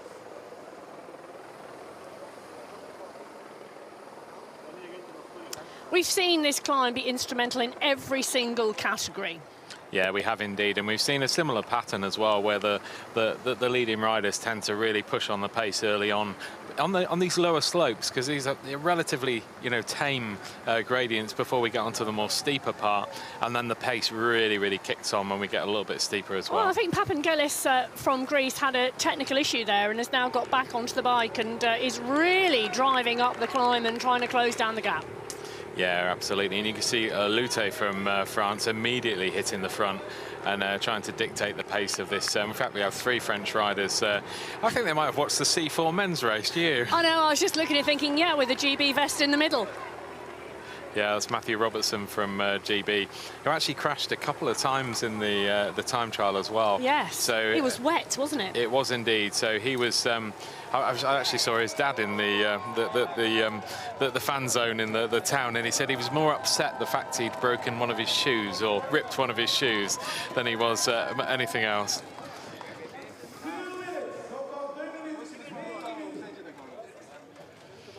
We just go to our men's C1 start line now, and we can see by the yellow helmets, these are our C1 riders, and here we go. There's our Ricardo Tenan-Gillies, number 1 favourite here, and yeah, he's an absolutely phenomenal rider, and who consistently is successful at these events in the C1 category. He is the defending world champion in the road race, and he took it in the sprint last year from Massachusetts. There you go, from Poland. Those 2 riders went head-to-head in Zurich, and Tenan-Gillies won the sprint. In the time trial earlier on in the programme here at the 2025 World Championships, Tenan-Gillies took the individual time trial from Massachusetts. He took the silver medal. It was a real battle there. It could well be a real battle here as well. A number of riders, other riders could well be in the mix. Senske rode well. He took 3rd place. in the individual time trial. Faroux as well rode well. Yeah, he did indeed, and I think for Senska, the road race is his main domain. You know, that he was incredibly, an incredible time trial that he rode to come third. But certainly for his main event, this is the road race. This is what he's here for. But there's some serious climbing to go before we get to the conclusion of this race, and that'll be a challenge for all of these competitors here in the C1 class. Yeah, there is a lot of climbing. Just to give you a heads up, viewers, 832 metres of climbing over this course, 61.6 kilometres of racing. Slightly less, actually, than the C2 and C1 faced in Zurich. I say slightly less. There's actually more climbing, but less distance. The final countdown is on. 3, 2, 1, go!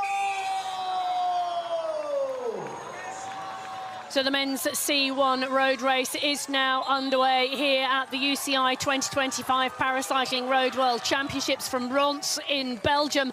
As the riders leave the start area, the corners that are lined with spectators, deeply lined with spectators here in Belgium. The Belgian crowds love their cycling, Barney. They do indeed, and the riders won't have seen anything like this at a World Championships for a long time.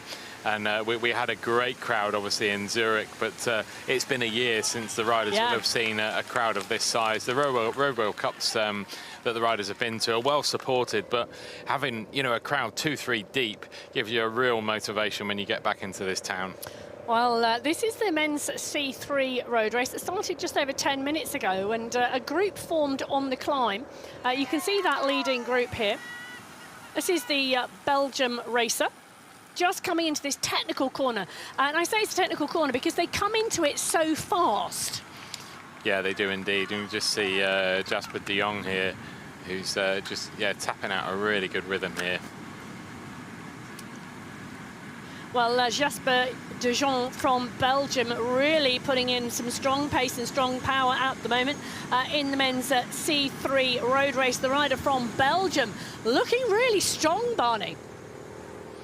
Yeah, he is indeed, as we just go back to our men's C2 race, where we can see some action on the front. And I think we can see Lute on the front from France, and fairly close attention being played behind with his French teammate, and also Matthew Robertson in third from Great Britain. Yeah, 7 riders in that leading group, including the rider from Japan, who pushed on strongly very early on, Shoto Kawamoto. Well, that is the leading group in the men's C2 category. 7 riders now clear, up and over the first climb of the day. Just in the C2 race, a little bit further back, still on the climb, the rider from Portugal, just pushing on. And then straight back to the men's C1 race, who have now just started this climb, and we could already see Ricardo Tananguillos starting to push the pace on this climb. Just changed gear there. You can just see the electronic gear changer. So he's pushing the pace in this climb and being closely followed by Masajewski from Poland. From Poland.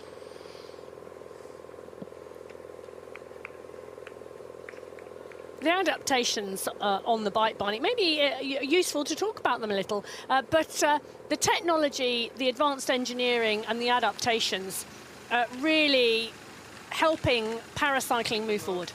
Yeah, it is indeed. I mean, you only have to look at the average speeds that we see in races now to see how fast these riders go.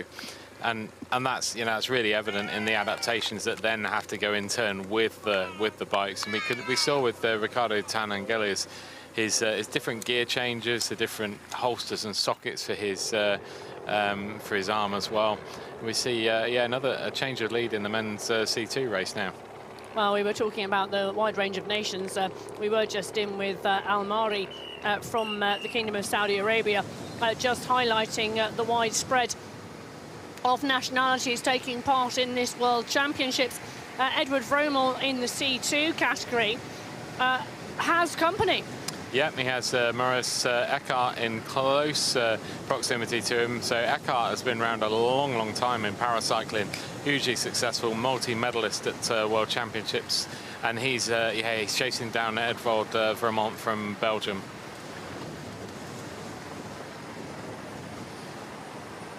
You can see the power of Vermont here, can't you?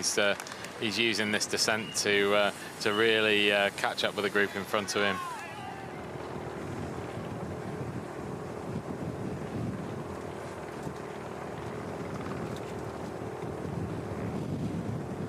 And here we have our two leaders, so Chapeau from France and Boer from the Netherlands. Well, they're only just in the lead, Barney, because look at the pack. The pack are coming. I was just looking at that thinking, we had 7 riders together not very long ago. You're watching the same race? Well, yes, I am. An attack from 2 of those riders, the other 5 chasing hard. Yeah, that's right. You could see Lute has reacted to everything immediately within that men's C2 race, and he doesn't want anything to go up the road. He wants to be in the front of that race. Well, you can see Vermont really driving in that men's C2 race, trying to chase down that group ahead. It's a long chase and it's a long road. There are a number of really long stretches of road here on this course. Yeah, there are, and this plays into Vermont's hand. He's a large frame, rider who is going to struggle up those climbs. But you get him on this section, on a really downhill section, really fast, flat section, and he's like an absolute motor once he gets going. So we just see the front now of the men's C3 race, and we can see that all the riders we would expect to see in this group, and the riders we expect to start to dominate this race. And we're seeing a lot of work at the moment being done by Finlay Graham on the front from Great Britain, who, but by his own standards, was probably a little bit disappointed with his time trial performance. So he'll be wanting to repeat the success of Zurich out here in Ronse, Belgium. Well, Jan Mostek from Czechia on our screens at the moment, currently lying in 12th place. He's 47 seconds back off of the lead group in that C3 class. In the C1 class, you can see the group on the road at the moment pushing on strongly. I don't have any time checks on them. They're not through the first intermediate checkpoint yet. It's a big group though, Barney. Yeah, it is indeed, and you can just see the bunching up of the riders now. There's if there was a big long line of riders, you could see that the pace would be on the front of the group, but it's certainly a fast pace at the minute, but yeah, controlled, I think is the best way to put it. Well, Van Latham, the rider from Belgium, on the back of the group. Yep, you can just see the different adaptations there, the kind of support for his upper arm and forearm and wrist as well. And oh, here we go. So we've already got an attack by Lute from France, establishing a clear lead already. Well, he is indeed the defending champion from Zurich.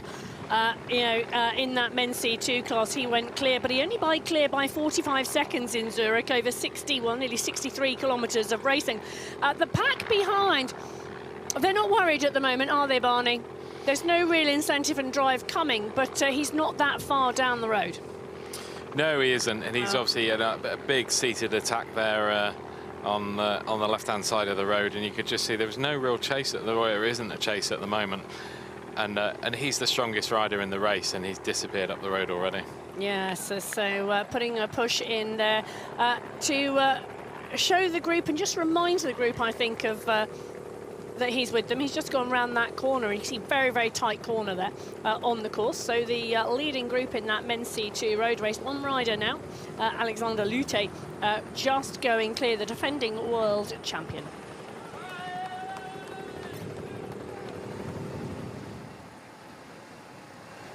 These two are working really well together, actually, Barney, and they're not that far off the back of the group. There's one rider in between at the moment.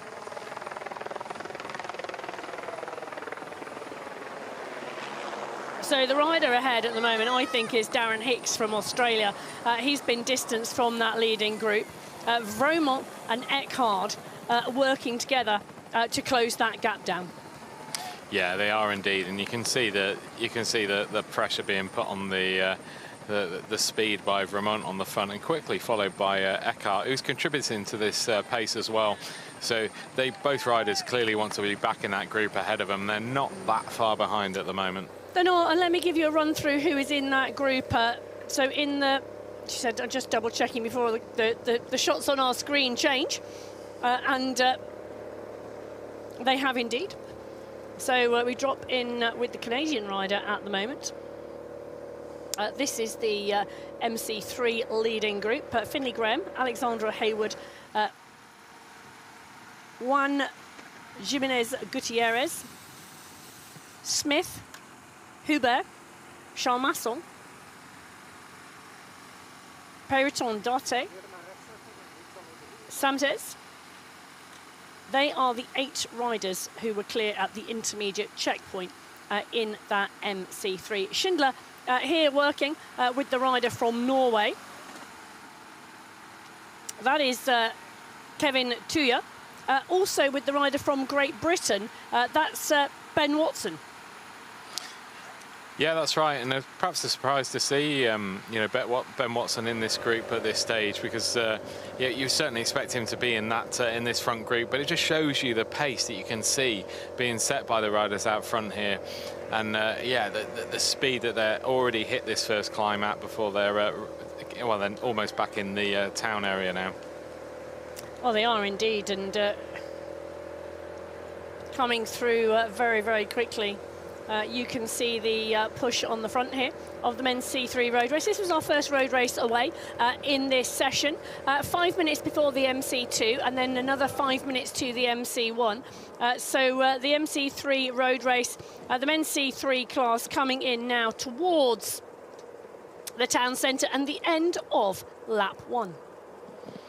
Yeah, you can just see Massajutsky here on the front of this men's C1 category, and you can see the chase from behind. They've gone over the climb and they're now in hot pursuit now. There are 3 chasers here.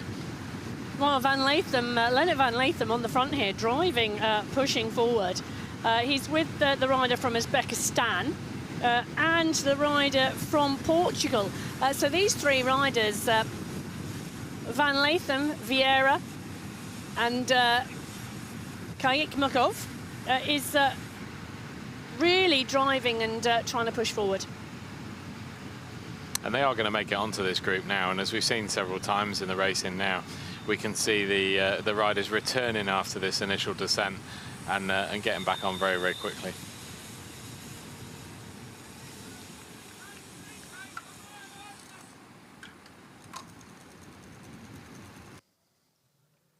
Well, the shots on our screen, the riders coming together in the men's C1 road race. And the work being done by the Belgian rider here, and the 2 riders from Portugal and Uzbekistan really profiting from this drive. Yeah, they are indeed, and that's as we go straight back to our leader in the C2 category, Lute. And he's extended a lead, but it's not a lead that's disappeared out of sight at the moment. No, not at all. And not at all. And the riders behind will see the gap, and they'll see the opportunity to be able to chase and close that gap as well.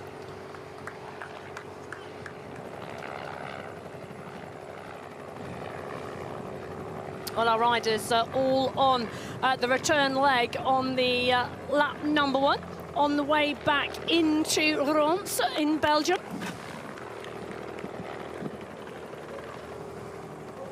And when the corners start coming in quick succession, that's where we know they're on the run into town centre. As our first road race, the men's C3 goes over the finish line and out onto lap number 2. Yeah, you can just see Finley Graham here from Great Britain forcing the pace with Gutierrez from Spain just behind him here and just holding the pace. And just we saw in previous races, we can see Graham flicking his elbow, wanting the other riders to come through, but yeah, they're not going to do that. He's providing a strong pace on the front at the moment, well, and they're quite happy to sit behind. Sorry, 22 minutes, 48 seconds. Finley Graham leads through for Great Britain in the men's C3 road race. Juan Gutierrez from Spain is with them. Thomas Darte from France. Jacob Smith from Great Britain, Alexandra Hayward from Canada, Jonathan Charles-Masson from France, Louis Hubert from France, and Mikkel Samdek from Canada.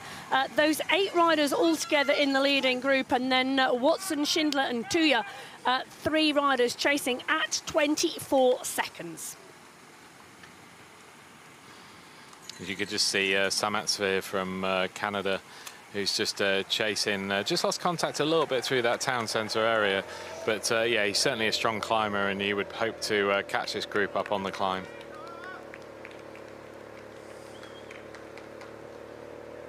And Danny's jersey at the back, that is a water sack, isn't it, as for drink? Yeah, it is. It's his hydration system, and some of these riders they can't pick up a bottle. So for someone like Samet, that's his only way he can feed and drink throughout this race.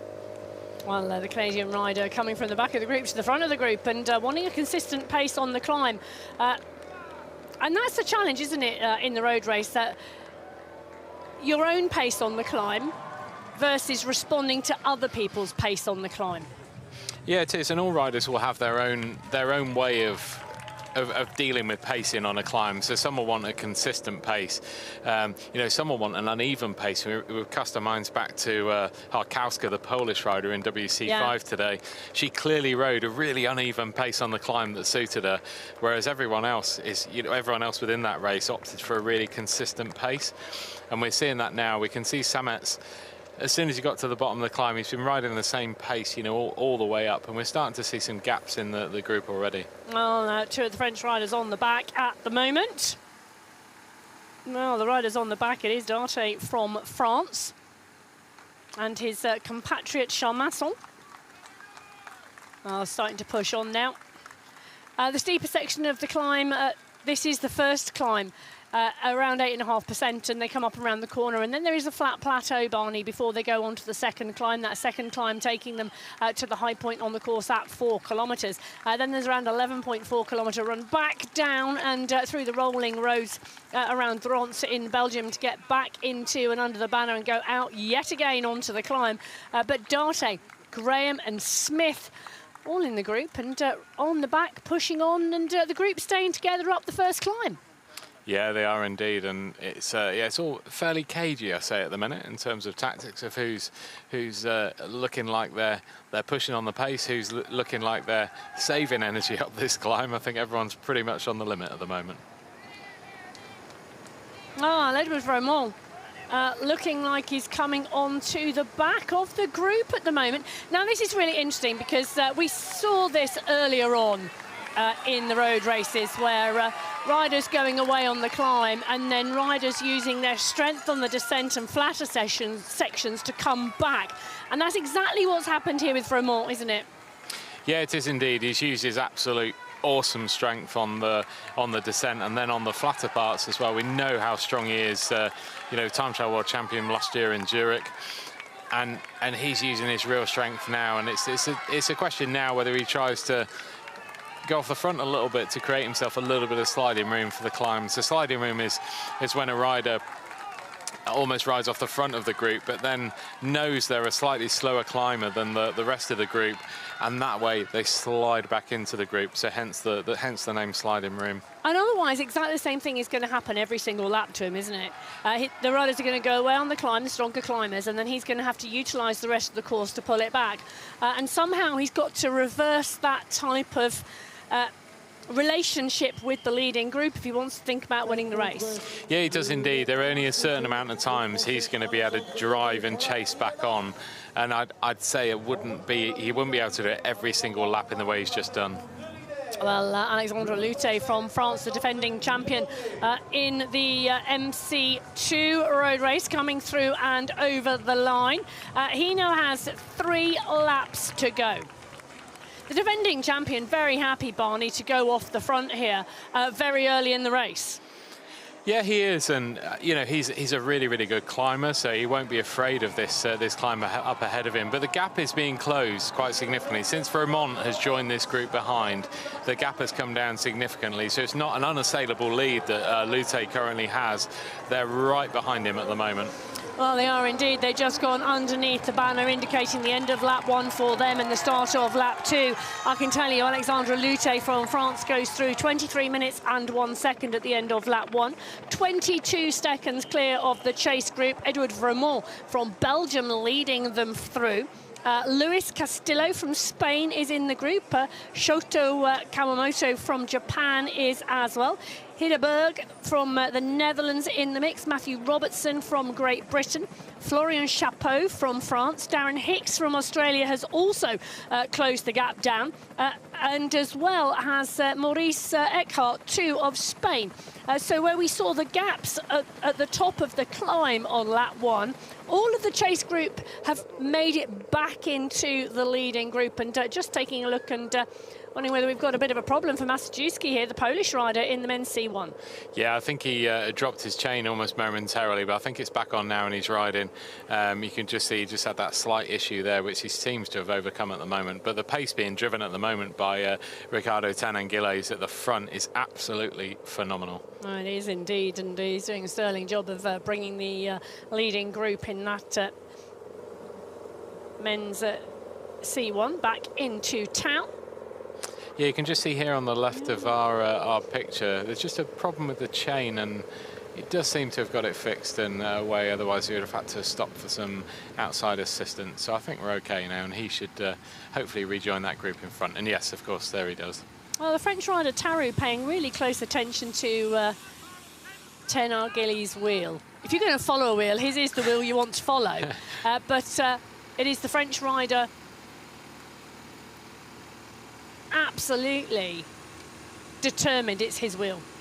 Yeah, it is, and it's like you've already said, it's a great wheel to follow. It's a great, you know, if you had a wheel to follow that you wanted to, it would be the rider from Spain.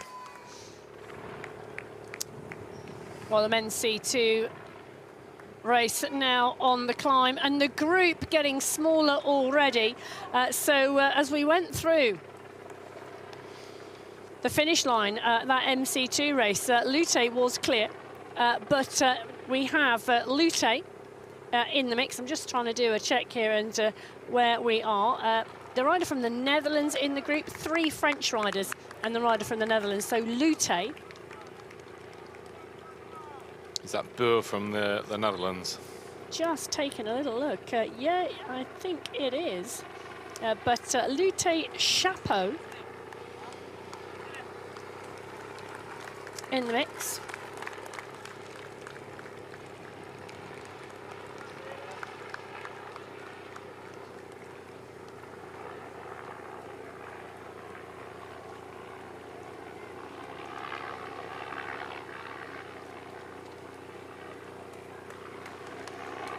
And this looks like our leading 4 riders now. They're really extending out in front on this first part of the climb. So when we get over this first part of the climb, they descend for a short period of time, and then it kicks up again. And you can see Lute on the front here, really pushing the pace at the moment.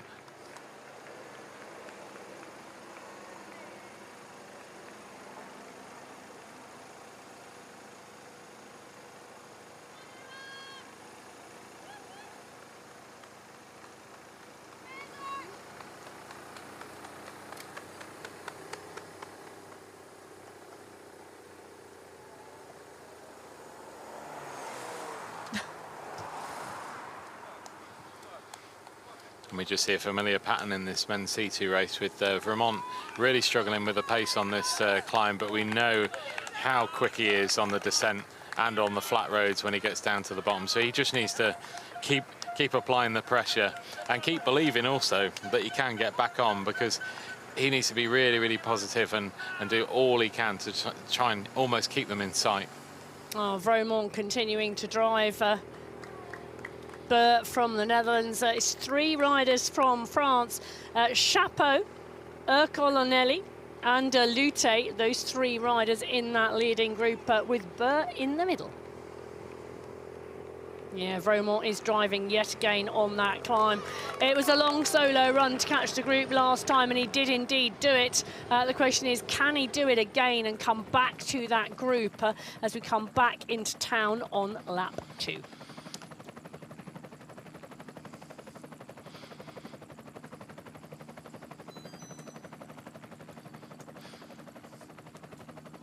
Wonderful picture there of our coveted rainbow bands. Yeah, the parklands as well around Ronse in Belgium. You know, the historic site, it's a really historic region as well, and some phenomenal architecture and parklands out there, as well as the famous climbs that Belgium is known for in terms of the cycling world.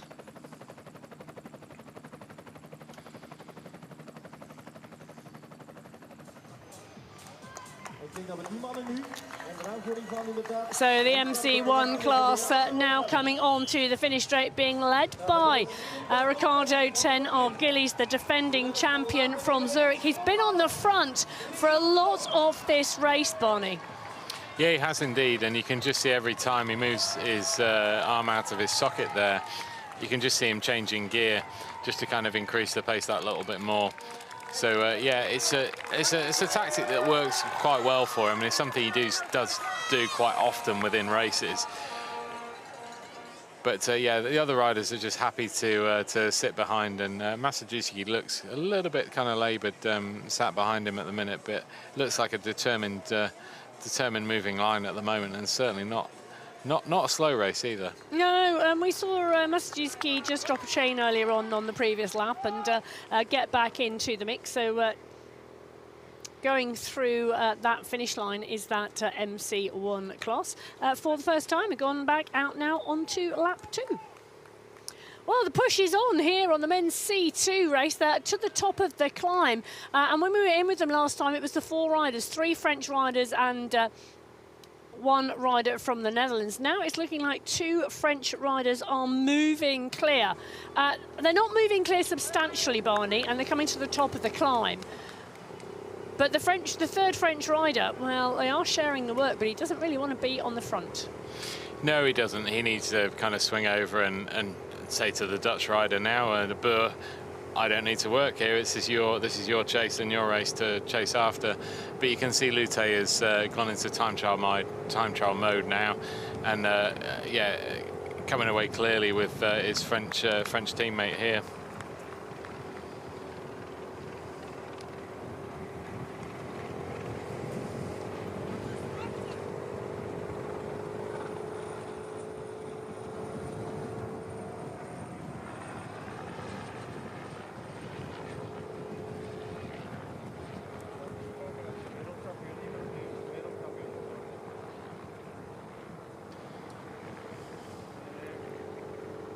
So we're just waiting for confirmation at the moment for Lute's breakaway companion. We know it's a French rider. It's a French teammate, and we know what happens when 2 French riders go down the road in a road race, Barney. They hope never to come back. Yeah, well, just calling for a steady section because this is that downhill left-hand corner. So the riders looking out for each other out there as well. Well, in the men's C3 road race, they've gone through the intermediate checkpoint out on lap 2, and there's been a lot of action out on the course. So we had an 8-rider breakaway group. The Canadian rider, Michael Samps, just struggling, and there he is off the back of the group. At the intermediate point, he was 4 seconds down, just struggling to stay with the pace. Finley Graham from Great Britain, Lewis Huber from France, Jacob Smith from Great Britain, Alexandra Hayward from Canada, Juan Gutierrez from Spain, Jonathan Charmeson from France, and Thomas Darte from France.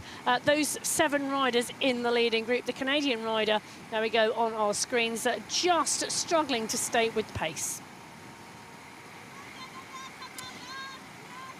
So the group of Watson and Tuya, now at 1:33. Schindler is there, but just the pace is stretching. Then the rider from Czechia in 12th, Mostek. Just see Hayward here on the front of this group, really pushing the pace on now, and you can see it's a real concerted effort to try and reduce the numbers in this group. Yeah. And Hayward's just trying to keep pushing through. Same from the rider from Spain as well.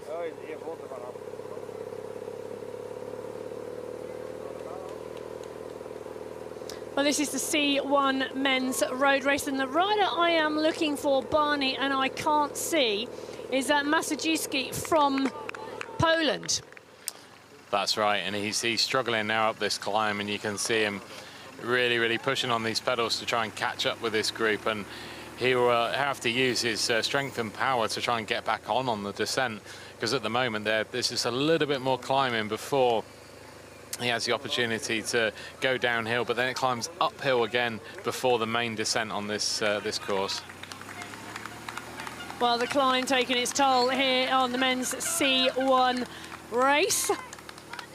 We had a leading group of 9 riders going through the line with a gap of 35 seconds. Back to Cormac O'Callaghan from Ireland.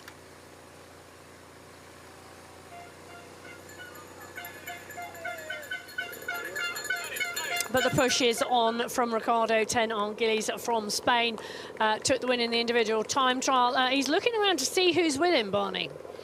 Yeah, he is indeed, and he knows that there's, you know, he's in a small group now, and he's been closely followed, you know, in this group by you know, as you've already pointed out, this French rider has been absolutely glued to his wheel at the moment. And obviously also German ride behind him, so Tarou from France, and also Michael Teuber from Germany is in close attendance there in 3rd at the moment. So yeah, group of 3 looks to have established a small lead compared to all the other riders, and they're looking to really push the pace, but still a couple of riders who are riding on the coattails of this group. There are, and Teuber from Germany on the back looking to refuel already. They're out on lap 2, and that'll be about refueling for the latter laps, won't it, Barney? It's not instant. No, it isn't. It does take a little bit of time for all these fueling techniques to take effect. But yeah, obviously for taking gels on board, it's a fairly instantaneous effect it will have on the body. And again, depending on what the gel has in it as well, because there can be all number of different types of gels these days. But yeah, LCsser, you can see already, he said that climb and pace is just a little bit too much for him to keep up with the group. Yeah, Pierre LCsser, the German rider there, just indicating, oh, that's me, I'm done. But 3 riders now going clear. 10 Arguelles from Spain, Tarou from France, and Teuber from Germany. The chase is on behind, but yet again, it is a big, big push and a big, big ask. Van Latham still driving from behind with the rider from Portugal as well. That is the second rider from Portugal in this group, Vieira.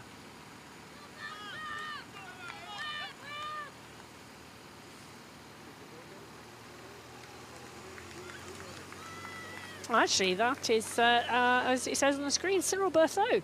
The question is, what happened to Leonard Latham? He was right up there at the previous lap, and one of the riders to be dropped off the group this lap. Yeah, he was indeed. I think he was struggling with the pace on those lower slopes, and just on that steeper part, I think he found the most difficult, and that's where he ultimately got tailed off a little bit.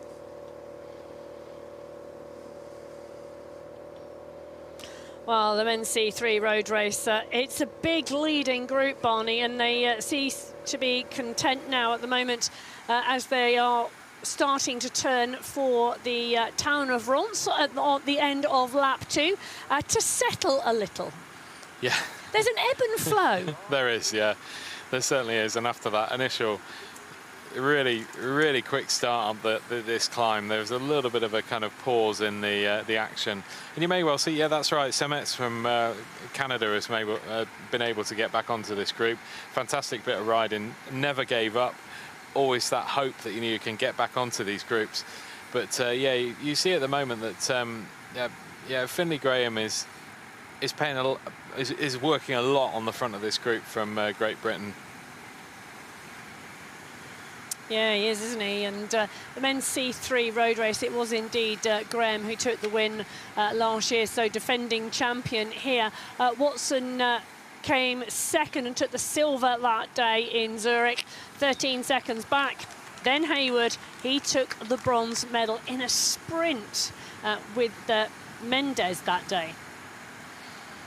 Yeah, that's right. It was a great race. And Turner clocks back to 2023 in Glasgow, and Perrot Darte had an absolutely epic battle with Finley Graham and Ben Watson. In the end, Graham was able to beat him in a sprint finish at the end. But yeah, there've been some epic battles in this men's C3 class, and I'm sure that all the riders will be very aware that Finley Graham is a really fast finisher at the end, so they're not going to want to take him to a sprint finish if they can help it, and they'll have to choose their moments very carefully to try and attack Graham.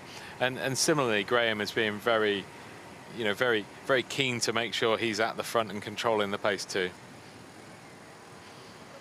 As you just see the chase in the men's C2 race, so it is Florian Chapeau and Hiddy Burr, who are from the Netherlands, who are in that group here.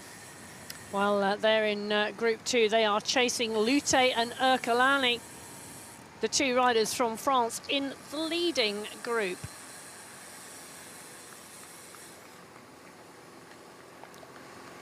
I love the dynamic, Barney. We've got 3 different races on the same course, different start times, but very different races taking place. Yeah, we have indeed, and it's fascinating to see these battles unfold, and there are always some surprises to these battles as well. We're never quite sure. You know, we think we know some of the main protagonists of these individual races, but there's always that little bit of a challenge, a little difference that we think of before the start. And just because you have a strong time trial early on in the championships doesn't mean you are a contender in the road race, does it? Not necessarily, no. And as we've already seen in the races today, the time trialists haven't all featured in the top 3. Some have, but not all have kind of featured in that podium and been able to double up as world champions at these world championships here in Ronse, Belgium. Well, the C2 road race, the chase is on here for this duo. The duo from Belgium and Great Britain. So it's Vermont and Robertson who are now chasing. But in that C2, as the MC3 leaders come round at the end of lap 2. We knew they were on their way in, Barney. Here they are. They're coming down the finish straight at the moment for the end of lap 2. 2 laps to go in the men's C3 race. Big group still.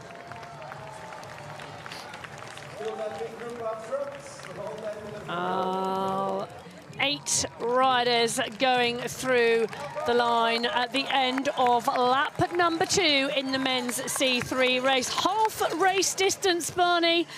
2 laps to go.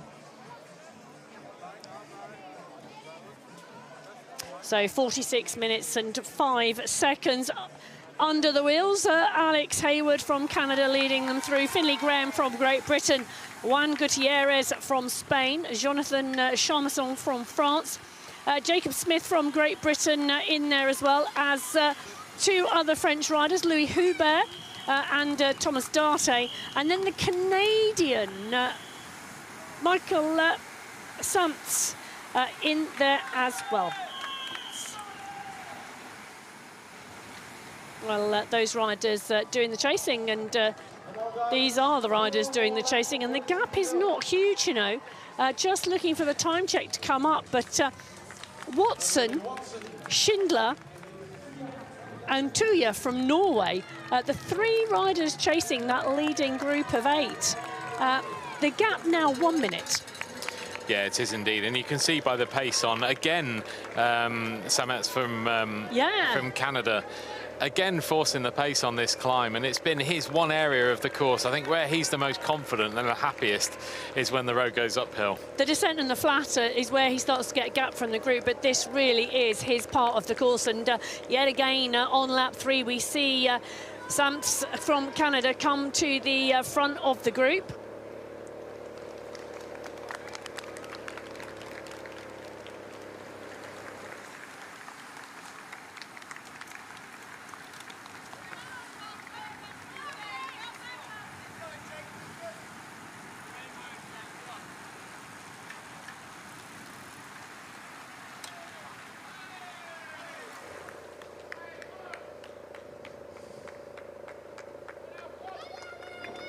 So pushing on up the early part of the climb on lap 3. Everyone's happy to follow the pace, Barney. Yeah, I think it's such a strong pace. Yeah. I don't think they can do much more at the moment. I think it's a great pace being given by our Canadian rider up front. And again, when we get onto the steeper parts of the climb, I just wonder, penultimate time up this climb now, are we going to see some action from the other riders, or is it going to be on that final lap? There's still, you know, we're beyond half race distance now, so riders are going to have to think about, you know, how am I going to win this race? How am I going to win a medal at these championships? And, you know, what am I going to do? Because sometimes I think when you come up with a pre-race plan, and most of the riders would have talked about it with their coaches or team managers, and obviously race situations change. It doesn't always happen as you plan or as you wish. So in these situations now, you have to be prepared to change your plans and alter your plans, and also depending on how your legs feel as well. People's legs, they never quite feel amazing all the time. And going up this climb as well, people's legs are going to be really suffering. And as part and parcel of that planning, will you have talked about multiple scenarios? Yeah, I think for the majority of the riders, certainly for the younger riders who haven't experienced these type of race situations before, you know, if you look at Jacob Smith at the back here from Great Britain, it's, you know, he's relatively new to these World Championships scenarios and situations where obviously, you know, the riders towards the front end have seen a lot of it before. You know, we were talking about Hayward from Canada, or some of the other riders as well. So there's lots of different scenarios you have to kind of talk around, but then be prepared to change your plans depending on how you feel as well. Well, the French rider Lanali on the front of this duo here with Lute from France, the two compatriots heading towards the end of lap number 2. This is the chase group, Chapeau from France and Bert from the Netherlands. Bert just asking the French rider to come through and do some work. Yeah, and surprisingly he is. So Burr is actually getting some assistance from the rider from France, Chapeau. He obviously thinks that the gap is big enough and those two riders aren't going to come back, so he might as well contribute. But certainly for his point of view, I would have perhaps sat back a little bit more before he went through.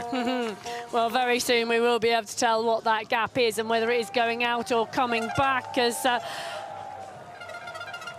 the two riders leading the C2 road race go through and over the line and out with 2 laps to go.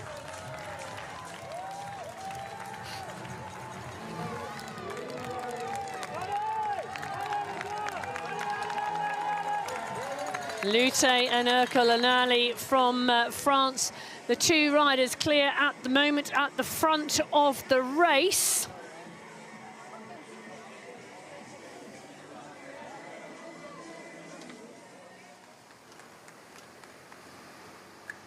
Now 46 minutes and 4 seconds of racing. It's a good gap now, Barney. Yeah, it is indeed, and this is turning into a race-winning gap now, and both those riders know that up front as well, so they're fully committed into trying to build that gap that little bit further. They obviously got mechanical assistance behind with the Shimano neutral service as well, so any kind of issues now, they should be able to help them on the course. But again, this chase, the C2 group chasing behind is just about to catch these two riders, being led by Darren Hicks from Australia. Yeah, it is indeed. So Hicks from Australia leads the group over the line behind. I'm waiting for the time gap to come up, but at the moment, the two riders clear at the front. Lute from France and Lanali from France as well. The gap, well, it's 1 minute and 3 seconds to Chapeau from France and Bert from the Netherlands. The group chasing behind, well, they were in the shot. There they are, being led by Darren Hicks. They are just, well, 7 seconds back now. So, Barney, I don't know what's going to happen as they come into the climb on lap number 3, but it's highly likely that this group could come back together. Yeah, that's right indeed, and we could just about see Maurice Urquhart from Spain, the final Spanish rider in that group. And of course, yeah, I was just about to say we're not seeing Edvald Vermont, but he just there he is. Flashes past our commentary point here, just beyond the finish line. Just now not able this lap to close the gap down after the well, getting dropped on the climb. The climb, one of his weaker areas, the descent and the flat. But the question for Vermont is, and I think it's been answered this time, every single lap having to close down. It's a really hard job. Yeah, it is indeed, and as I kind of mentioned, there's a limit to how many times he would be able to do that, but he's still trying, and all credit to him. He's fighting and fighting to get back onto that group in front. Well, he is indeed, and the men's C3, they were the first race away. We've now got a lead group of 4. That's right, so Hayward from Canada, we've got Finley Graham from Great Britain, we've got the 2 riders from France who we'll try and get some names attached to as well. Perrot and Darte was definitely one of them, and we'll get the second name once we get a side-on shot with the numbers. Well, I think that's Chamasson from France, but I could be proved wrong. Well, it won't be long, Barney, till they're through the intermediate checkpoint, and we've not only got the riders, we've got the name check as well.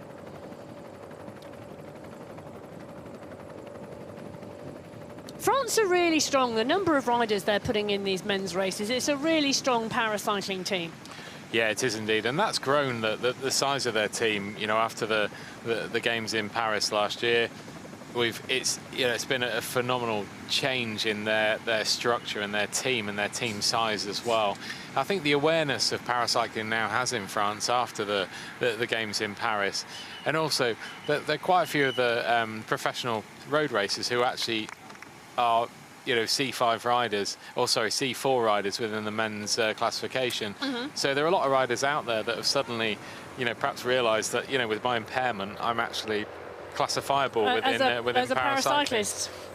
And also they do have other riders within the different categories as well. So you're absolutely right. It was actually Chamasson who's in this group. So finally, well spotted. Well, I tell you what they're spotting, and what they're spotting is the chase group coming from behind, because it is not going to be long till they have company. No, it isn't. You can see the British rider here who's chasing incredibly hard to try and catch up with the group in front. Yeah, and Jacob that's Smith. Jacob Smith, yeah. And we talked about the long stretches of road out on the course, and this is just a perfect shot of it. You've got the leading group of 4, the chase group of 3, one long stretch of road where you can see to reel in. Yeah, you can, and it's a real motivation for the riders who are chasing. They can see that gap ahead, and they're absolutely determined to try and pull them back. Yeah, the Spanish rider Gutierrez is also part and parcel of that chase.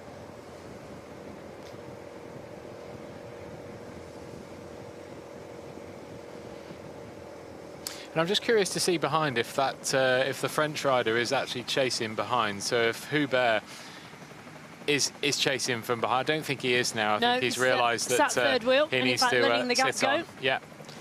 So Smith and Gutierrez, the rider from Great Britain and the rider from Spain, now starting to create daylight back to the 2 riders, because the French rider had sat up Hubert. But then Hubert, I think, realised that Sametz was not going to come round and close the gap. This isn't the strongest part of his race. The strongest part of his race is the climb. You're absolutely right, and also, I mean, it's an important point to point out now that he's actually closer to the front this lap than he was last lap. Yeah. So he's improved his position compared to the previous lap, so he won't have to fight quite as hard to get to the front this lap. And I'm sure we're going to see him on his favoured terrain on the final time up that climb, and really trying to push the pace. And you just see he's gone straight to the front of this group, trying to catch back. Well, the gap now is 5 seconds, so it really is coming down. So they all went over the finish line together at the end of lap 2. A gap of 4 went away, or a group of 4 went away on the climb and established a gap. A chase group of 4 now coming back together in this MC3 road race. We will see 8 riders, I think, Barney, come in towards the end of lap 3 and go out on lap 4. What lap 3 tells us about what might happen on lap 4, well, that's a different thing, and that's a tactical decision for those racers out on the road. Other racers and riders out on the road as well, because the MC2 category are also out on the road. They've not yet gone through the intermediate checkpoint out on the lap, but this is the chase. Chapeau and Burr, the French rider and the rider from the Netherlands, they were at 1 minute.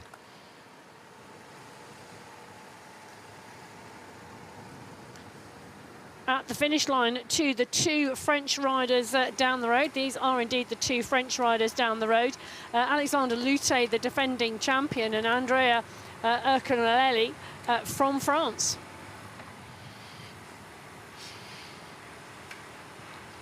Yeah, you can just see the work being shared fairly evenly between those two French riders, which is, yeah, certainly a sign that Lute, who we thought would be able to break away from everyone, is actually not in an unassailable lead at the moment, and that it certainly shows strength in depth within that category, and his French teammates as well. Well, the C1 class out on the course at the moment, and Ricardo Ten-Argyles leading the leading group of three through to the end of lap 2. Now, this group have gone away during the race. Thomas Theroux of France, Ricardo Ten-Argyles, and Michael Tuber of Germany. They had 17 seconds on Berthaud of Belgium and Vieira of Portugal out at the intermediate checkpoint. They're about to come through the finish line, and it's going to be interesting to see where they are.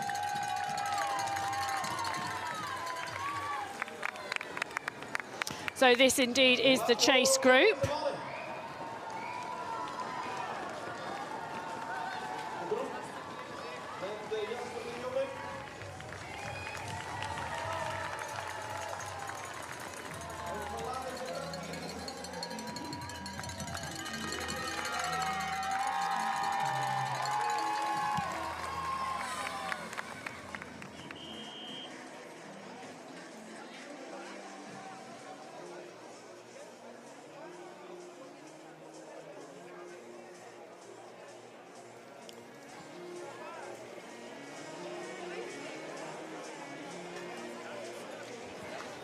So the men's C1 category coming over the line for the end of lap 2.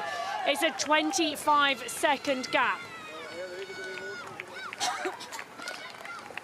You can just see here the rider's starting to go into the team area. You can just see Michael Teuber here signalling to his team he needs a new bottle.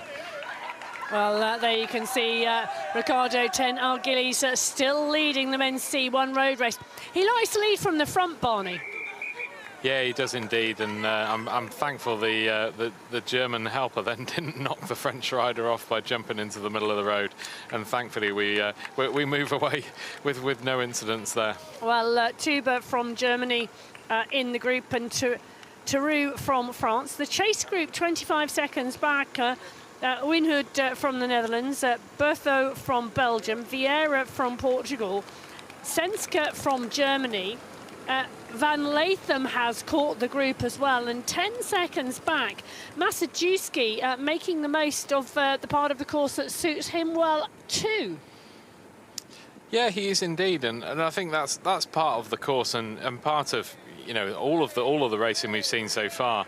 You have to make sure that you're using the course as much as you possibly can to benefit your strategy for the race, and you personally too, because we'll see lots of different riders are great at climbing, some not great at climbing, but then they're making time up on the descent, and I think those are the areas you kind of have to focus on and almost not resign the fact that you're going to struggle on the climb, but have that different strategy to overcome the fact you're going to be slightly slower on the climb.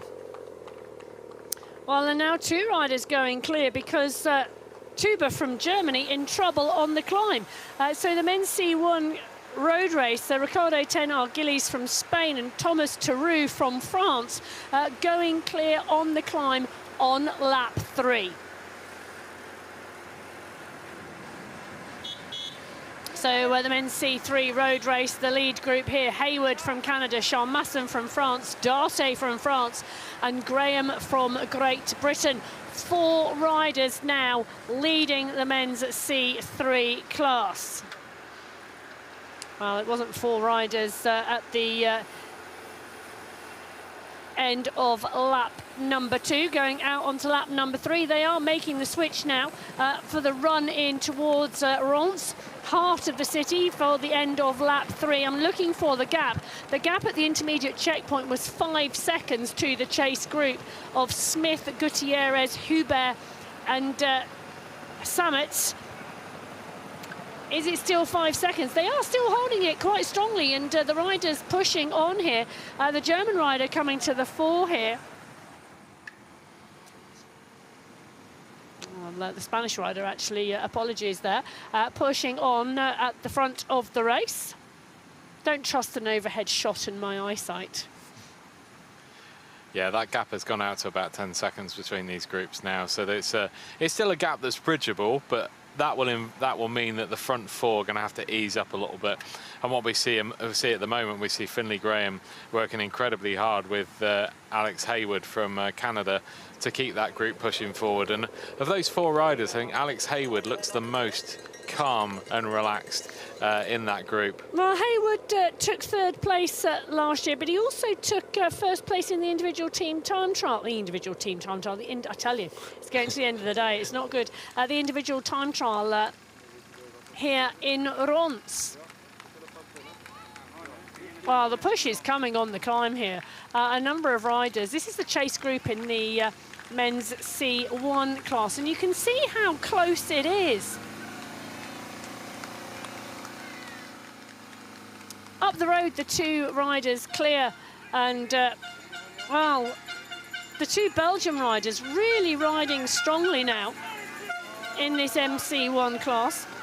Cyril Berthaud from Belgium, along with Lennart van Latham, really starting to push and ride strongly. Vieira from Portugal is in a really strong position at the front of the group here. Now we had Tenar Gillis and Theroux, who went clear of Tuba of Germany on this climb. There is Tuba of Germany just going around the corner. So the rider from Portugal, Vieira, doing a sterling job, bringing him back in. Yeah, he is indeed, and you can just see that. And that's the great thing about riding at your own pace up some of these climbs.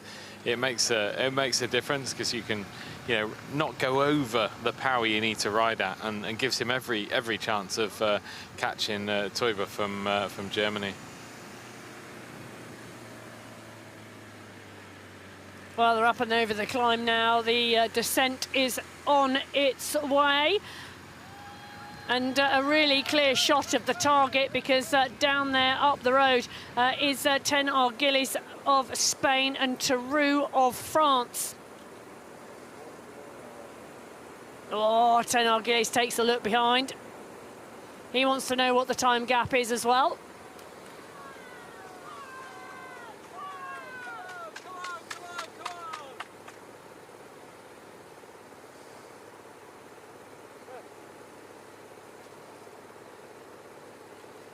A bit of a shake of the head.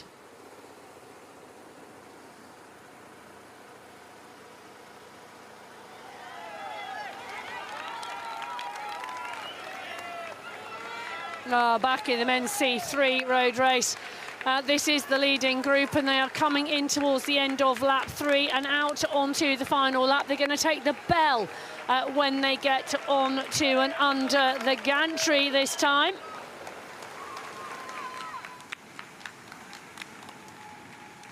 The chase group in that MC3 road race getting smaller and smaller each lap.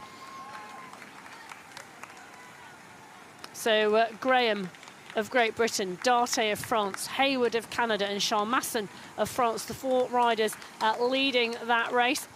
The chase behind, Barney, it is getting closer and closer.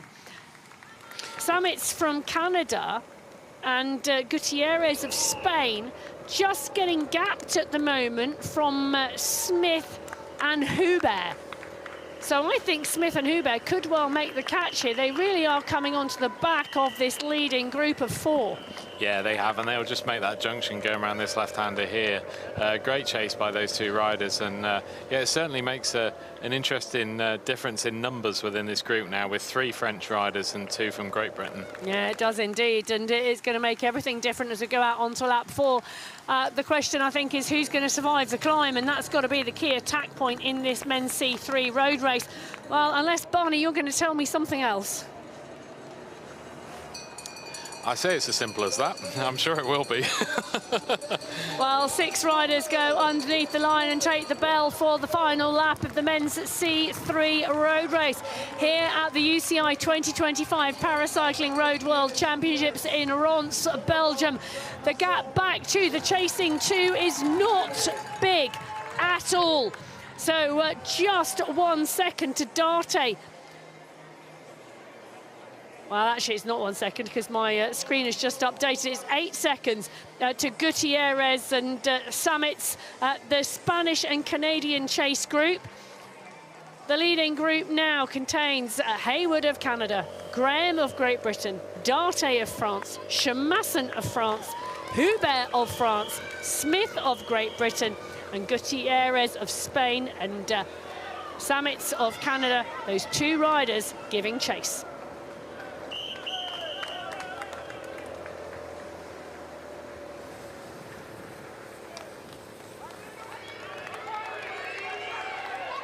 You just see Hayward driving the pace through this town centre area, and I just have this sneaky feeling he's going to try and get away on this final climb. Well, Barney making a prediction in the commentary box.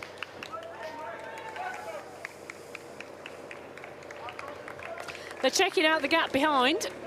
They know there's a very strong climber in the Canadian rider, Samitz. Ah, so Tuba is back on. Tuba come 3. Yep. Yeah, it's a great chase by the German rider there. He was quite a long way behind, yeah. And that was all caused by that taking the drinks bottle at the bottom of the climb. So not necessarily the gap caused by his inability to keep up because he's just caught up on the climb, but just that changeover and that bottle that he took, it just caused him to just slow that little bit. Yes, and you can see the gap at the top of the climb to Tuba, and he has closed that down. They're both checking, both taking a look. And these riders know each other's strengths, don't they? They race. Yeah, they have do. done for some time. Yeah, they've, especially Ricardo Tenengilis and Toiba here at the back. So Ricardo Tenengilis essentially took over the crown of Michael Toiba from years and years ago. So they're both very, very used to racing each other, and the dominance of one in this category has turned into a dominance of the other now. Well, they're working hard, but they're smiling. The 3 look very pleased to be away in this men's C1 road race. They do, and they're fully committed now to get to the end of this race now, or get to the bell lap with 1 lap to go. They will do indeed, and 3 races out on course. The men's C3 started earlier today. They've taken the bell and they are out on the final lap. In fact, I think we've just seen Watson and Toya from Norway come through.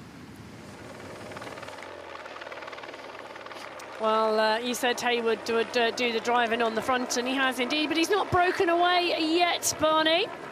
No, we're just on the lower slopes at the moment, so we'll have to see if my prediction will come true when we get a little bit further up the climb.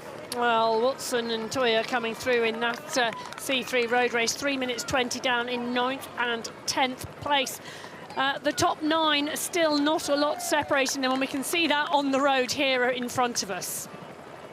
Yeah, we can indeed, and we could just see Smith, the younger British rider, just being dropped off the group here now, and the epic chase he will have had to get onto that group is now really causing a bit of fatigue in his legs. Well, the Spanish rider as well, Gutierrez, starting to struggle. The Canadian rider, who we set the early pace on this climb in the earlier laps. Samitz also struggling here now. This is just tough, isn't it? You start to close the gap down, somebody else starts to drive. Yeah, you certainly do, and all they can do is follow at the moment. You see Graham and the 2 riders from France are desperately trying to hang on to Hayward, who's really, really attacking at the moment, and you can see the strain is really, really on behind on those riders. this is Hayward's move to try and break this group up, and to try and win the race. Well, Hayward from Canada, Sean Manson from France, Darte from France, and Graham from Great Britain. The 4 riders again now away.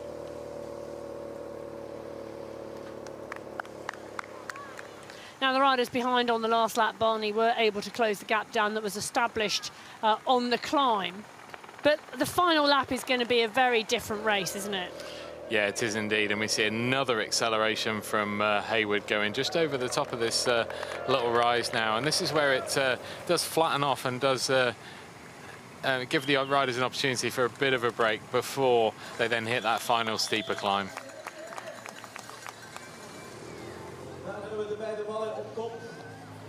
Well, this is the men's C2 road race, and taking the bell at the moment is the 2 French riders who have gone clear.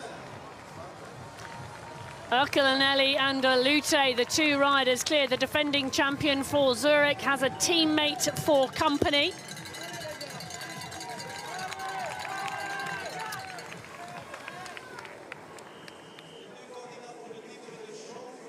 At the last checkpoint, it was a 2-minute gap out on course that these 2 riders had. But we had a chase group of 6 riders battling for what would be or will be the bronze medal.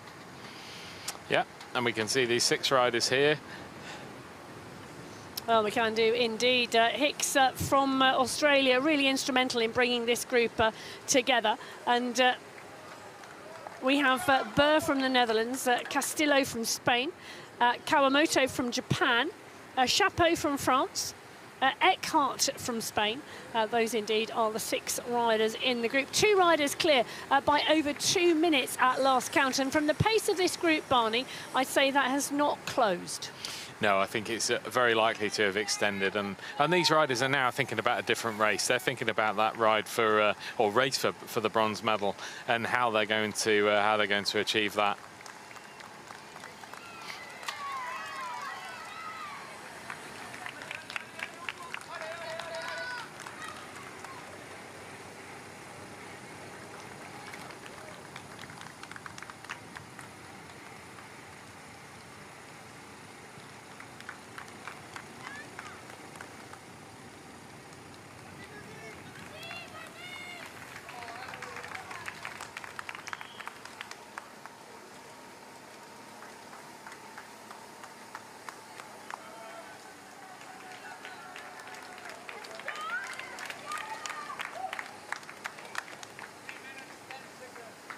There you go, 3 minutes, 10 seconds. I heard the call from the side of the road.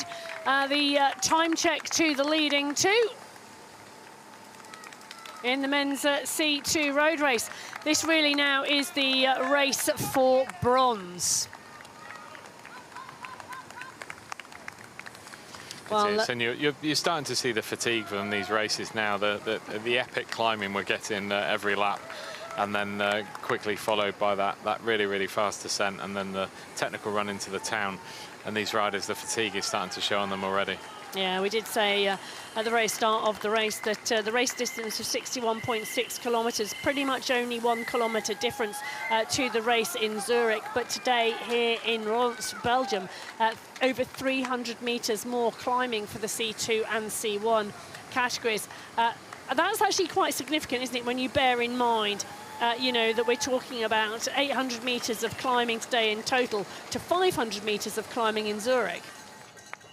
It's very significant, yeah. That's a big change in course type, and it's how it should be as well. Like the World Championships has different courses every year, different challenges for different riders, and it's about then how the riders look at their strategy. You know, we talk about strategies and processes a lot, but that's very much part of, you know, being an elite bike rider at these World Championships. You have to adapt to ensure, you know, you succeed. And if every World Championship bike race route was the same, it just wouldn't quite be cycling, would it? No, not at all. And it's, we just see Lute has dropped his compatriot here in the men's C2 road race. So Urkel from France getting dropped in that men's C2 on the final climb. It now means that Alexandre Lute is on his own. The defending champion will need to stay clear now for what will be the 11-kilometre run into the finish. And, the second French rider, Urkel significantly clear of the rest of the group, 2 minutes on last check. Or should we say 3:10 if you believe the side of the road. Often the time checks given by coaches are not wrong.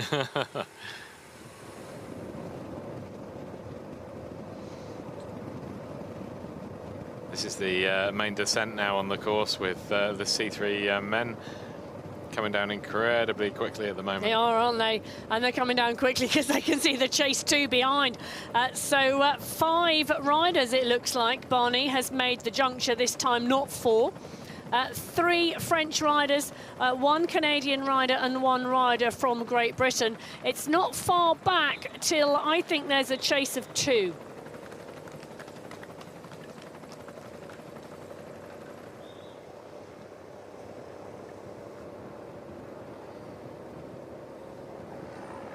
And I was wondering when this was going to happen. The French team have got 3 riders in this race, and they need to start attacking one after the other if they're to wrestle this World Championship title off Finley Graham, who has the best sprint in all of this group. Well, they've just taken the right-hand turn and gone on to what was the time trial course that they raced earlier on in this World Championship. So this is a really well-known run-in now for all of these riders. Well, it is because they're on lap 4 of 4 as well, but this is now the run back towards Ronse. 5 riders in the MC3 class, 3 Frenchmen, 1 rider from Great Britain, 1 rider from Canada. It's going to be a 5-up battle for the medals. Oh, they're having a good look behind, because as they start to play cat and mouse with each other, the last thing they need is for 2 more riders to join the group.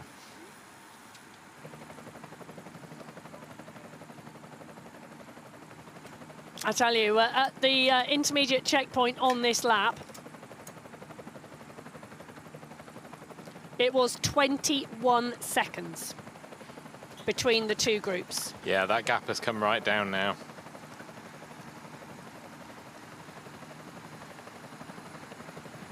There you go. 10 seconds maybe.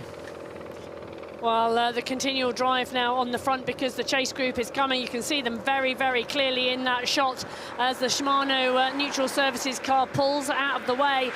This group of 5 are really going to need to push and not just sit up and battle each other and play cat and mouse, because the group behind are coming. Yep, Hayward, great attack by Hayward there. He capitalised off the back of the French attacks. And again, it's Finley Graham who's forced to chase and try and catch up with Hayward here. Oh, Graham, the defending champion from Zurich, that world title. He will want to take a consecutive title here in Ronse in Belgium. But I tell you something, everybody else in that group also wants a medal. Yeah, they do indeed, and this is where the French riders have to. If they're going to beat Graham, they can't take Graham to the line in a group of 4, because Graham is by far the fastest sprinter in this group of 4. So they just need to keep attacking him. That's the only way they can beat him, and they're just going to have to take turns to do that. But again, Graham has responded to every single one of these attacks so far, so you can clearly see how strong he is today. Well, it's looking like Hubert from France is the rider who has been dropped, and Graham now comes onto the front. He doesn't want the French rider to join the group, and otherwise we've got 3 French riders, 1 Canadian and a rider from GB. This suits the Canadian and the rider from GB, but the French riders don't want to work so much, do they, Barney? They want this rider to get back in. Yeah, I think that's their plan, to, more numbers they can have. But again, we're seeing attack from Hayward to try and break the elastic between himself and Graham. But yeah, Graham was straight onto that. He wasn't going to be fooled by that attack.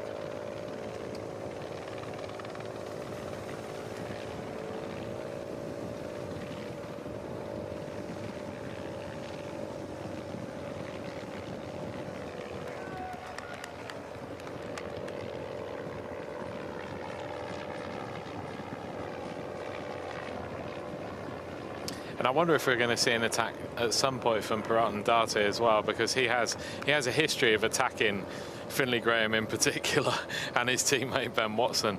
So we know he has obviously advancing years, an extra couple of years older, but he certainly has the ability to attack and attack well on this race. Well, the push now coming on from Graham from Great Britain on the small rise here. It looks like Hubert of France now off of the back of the group. Yeah, and that was clever by Graham then. He could see that Hubert was coming up behind them and potentially rejoining that group. But yeah, it was a smart work of Graham there, just to accelerate just a little bit so he didn't rejoin the group. We'll just see Lute here well and truly in time trial mode now. Yeah, he is, isn't he? And defending champion from France in that men's C2 race, Alexandre Lute had a compatriot for company for some time, Urko Linelli, but on the final climb, on the final lap, Alexandre Lute has gone clear, and now on the descent, well, it looks like he is extending that lead.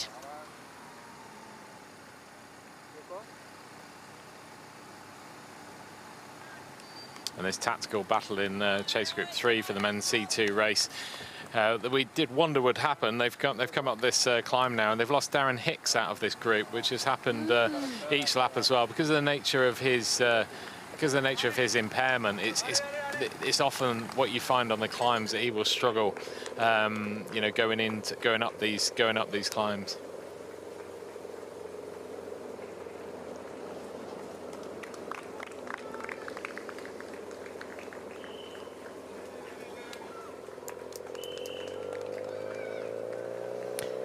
So the leaders in the men's C1 road race, Ricardo Ten Gillies of Spain, Michael Tuber of Germany, and Frenchman Thomas Theroux coming in now to take the bell. The final lap now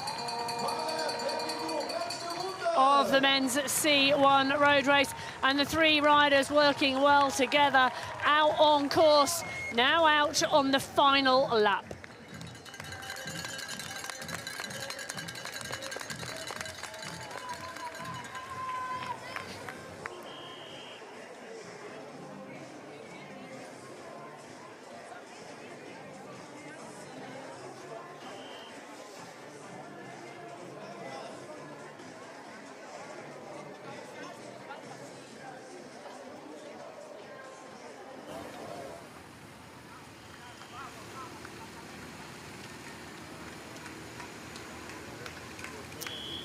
All three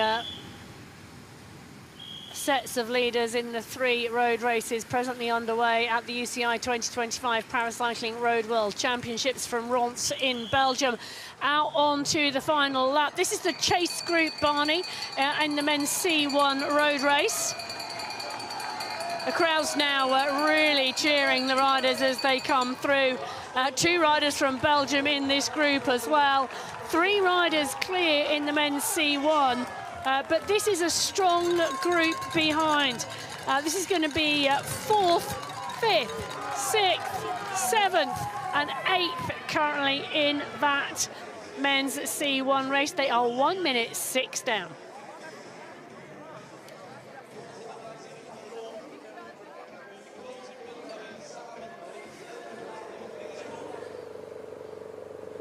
We just see these three leaders in the C1 men's race just start the climb now, and this will be a key point in the race, I think. Ricardo Ten Gillies, we know he's a really good climber, so is this going to be the point in the race where he starts to accelerate away from these other two riders? Will he leave it later, or you know, are the other two just too strong as well? So it's a lot of questions we've got approaching this final time up the climb.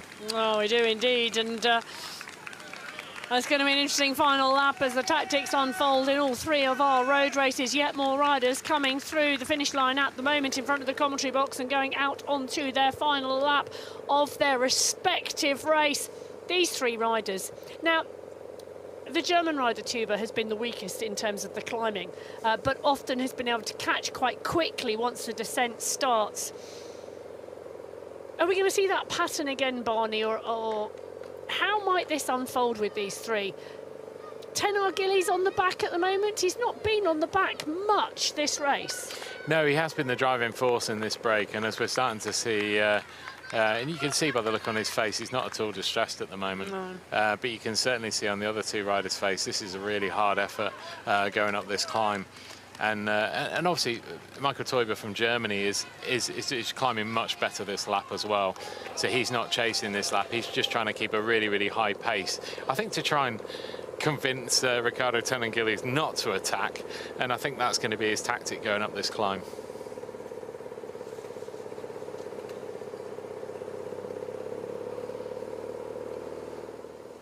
Well, there we go. The rider from Spain starts to push. The rider from France responds. They were expecting it to happen, and it did. Tenar Gillies goes here. The rider from France, Theroux, that jumps on his wheel. The riders lock together, and these two definitely the stronger climbers here. This is a big, big push. Yeah, this is his attack to try and win the race, and you can see the determination now. And perhaps a surprise a little bit as well, I think, for him to see the French rider jump immediately on his wheel is not something he's used to in these race situations. So we can see Michael Teuber just starting to struggle now, and he'll be focusing on trying to, you know, keep in there for that bronze medal. But these two riders, and he goes again. The cadence lift, you saw it coming, didn't you, Barney? And he did indeed push, and Tenar Gillies goes, but quickly onto his reel at Theroux of France. Yeah, Theroux's having a fantastic race at the moment, and certainly would be a surprise to Tenar Gillies at the moment.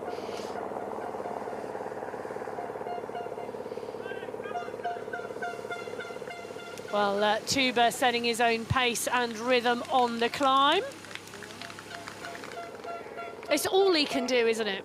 Yeah, it is indeed, and he's just got to hope that he can get back on, you know, off the top of this climb. But I think he'll find it tricky now. Just see the finish now with a kilometre to go for the men's C3 road race. Well, the men's C3 road race coming to a phenomenal finale here as the riders come together. The two groups have indeed combined out on the course, and it is indeed the rider from Great Britain driving on the front at the moment. Yeah, it is Finlay Graham from Great Britain who's driving this, and it's been closely followed by Perrotin Darte here, who hasn't given up. But yeah, a little bit of a gap starting to appear with Finlay Graham driving to the line now. So Graham on the front driving this. Darte from France is there. Hayward from Canada is there. The push really coming as these three riders start to go clear. They start to take the sweeping corners, the mild sets of cobbles on these streets running in. The group now starting to split. Graham is the defending champion in the men's C3 road race. He's pushing on. He wants the double. He wants the consecutive title here at the UCI 2025 Paracycling Road World Championships from Ronse in Belgium. He comes into the finish straight. He drives the final 100 metres home. The Frenchman Darte tries to get on into the action, but Graham from Great Britain, your world champion for 2025.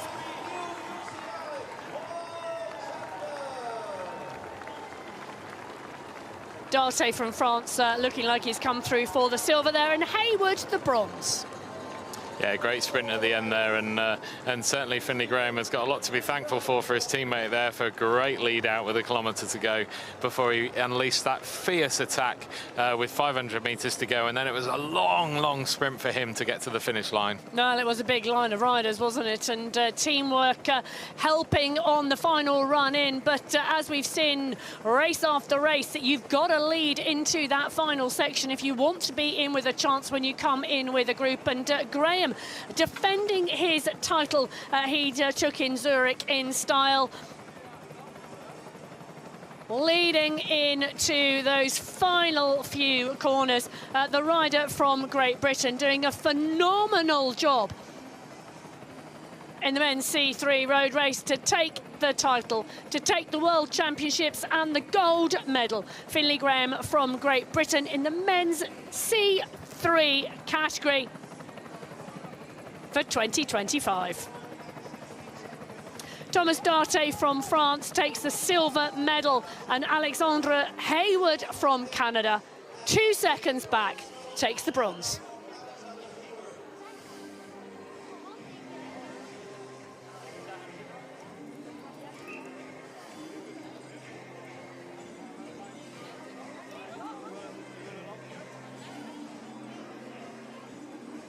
He was pleased with that, Barney. Very pleased indeed.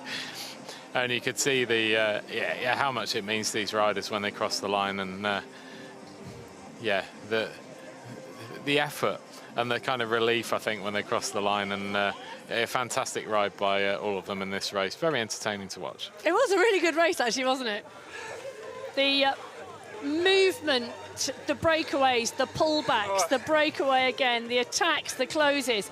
Really a dynamic race.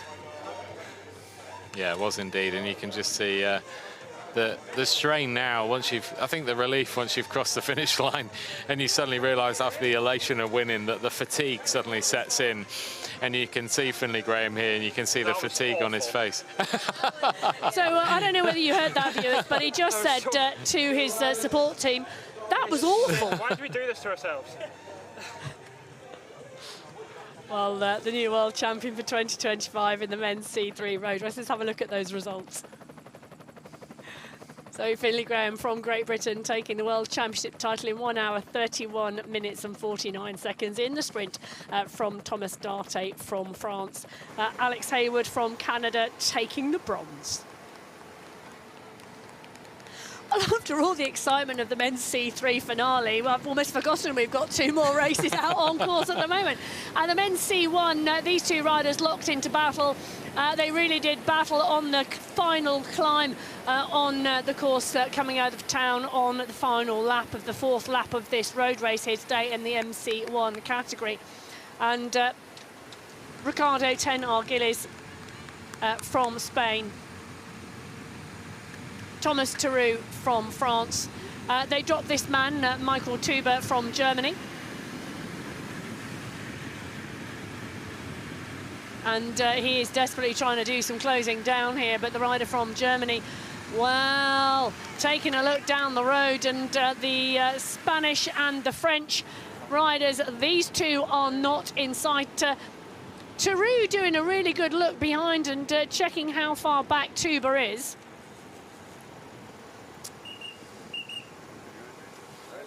Yeah, they just have to be careful now to make sure that they're aware that he might come back on this descent. But ultimately, I think the gap has probably gone up a little bit too far for him to catch back now. Well, they are well and truly now out on the course. Well and truly now out on the run in towards the finish is Alexandre Lute of France. In the men's C2 road race.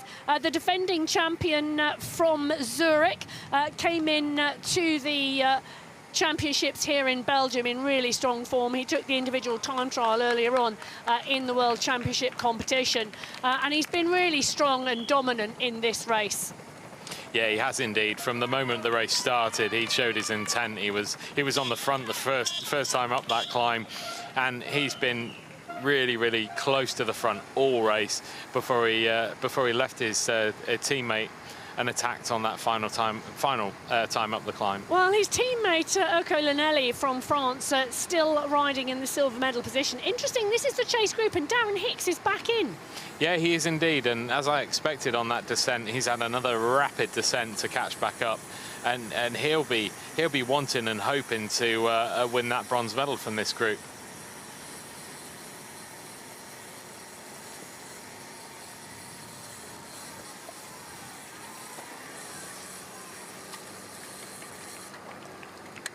Well, in this chase group at the moment, battling for that bronze medal are a wide range of riders from a wide range of nationalities, and we will drop back in with them and give you the information. But at the moment, Alexandre Lute leading the men's C2 road race, coming into the final 150 metres to go.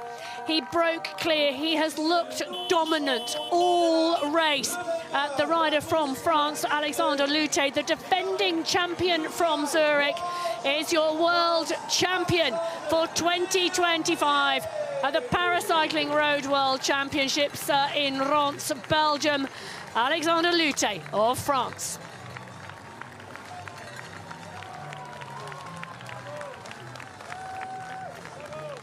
He was strong the entire way.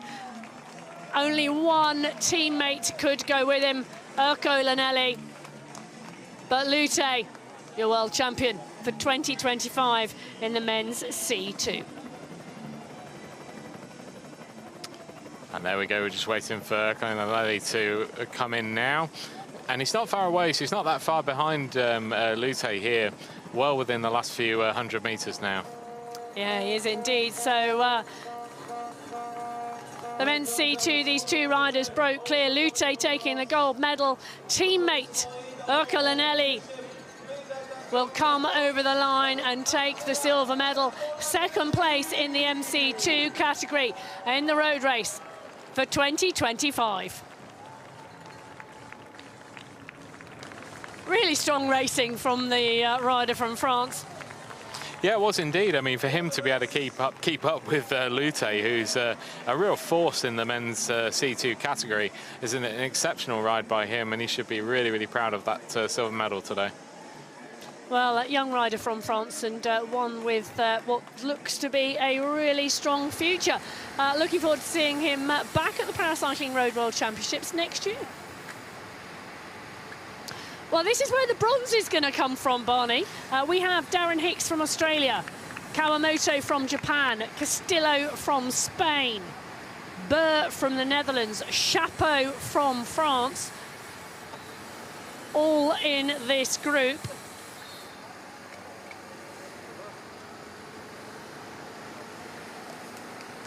Yeah, I wouldn't like to call this one at the moment. No, not at all.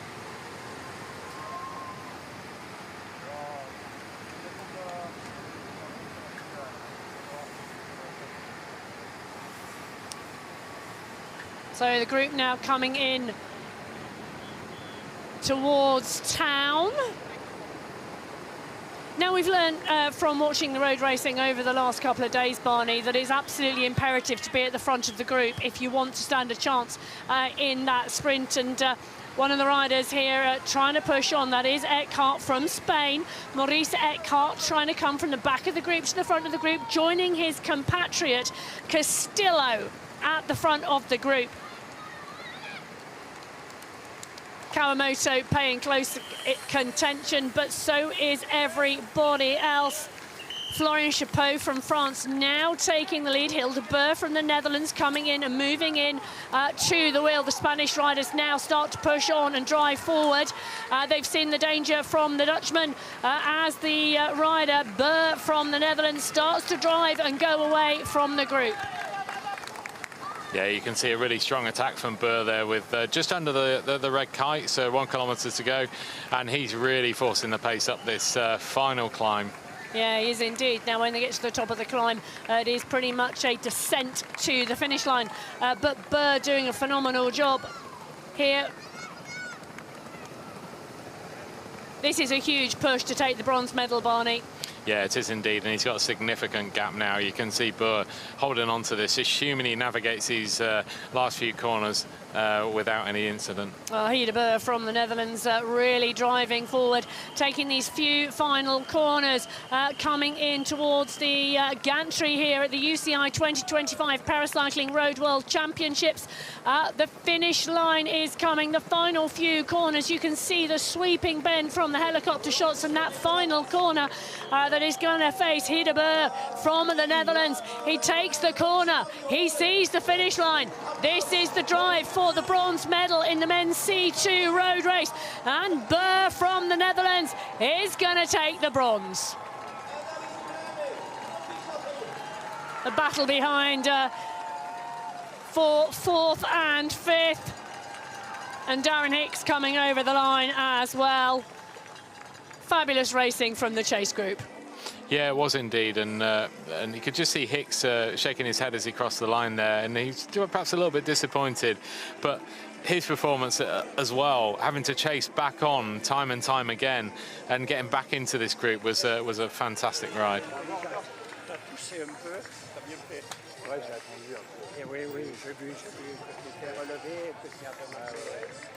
Well, there's been some fabulous road racing here today in Ronse, Belgium. Oh, there's more to come. We've got 2 more races now to conclude. We've got the men's C1 race to come back in, as well as the hand cycling relay as our final race of these championships. Alexander Lute, your world champion in the men's C2 road race. for 2025. Voor wie dit zijn thuiswedstrijd was. We mochten hier een boogschut vandaan. Een van onze landgenoten. Deze week brons in het WK tijdrijden. En nu vandaag aan het super lastig. And again, we're seeing a lot of young riders from various different nations who are competing, not only competing in these World Championships, but competing very, very well. And that shows the strength and depth in all, from nations all over the world that are, coming to compete here. Yeah, it does bode really, really well for the future of paracycling. Well, out on the course at the moment, the men's C1 category is still out, and we've seen a lot of action in that as well. Ricardo Tenard-Gillies, the defending champion from Zurich, has been part and parcel of that leading group. Thomas Theroux of France has been with him, and Michael Tuber of Germany as well. Now, on the final climb on lap 4, we saw Tuber get distanced from that group. And a hero's welcome there for Edvald Vermont. Yeah. Local crowd, local rider, the support is phenomenal out there. He won't want this finish straight to end. It means a lot to have the support, doesn't it? Of course it does, yeah. I mean, who wouldn't want to have this, amazing support here at these Road World Championships, particularly if you're in the Belgium team as well. To be able to, come here and race in your own country, and have the home crowd support. It makes a tremendous difference. Well, these two riders very soon to take the turn towards the finish. In fact, there it is, the I always want to call it the double corner. It really is the section that really does indicate that the riders are now on the run for the finish line. Yeah, it does indeed. This almost a little shimmy through this corner, isn't it? And you can see, that was close. Ricardo Tenard-Gillies really pushing his limits there.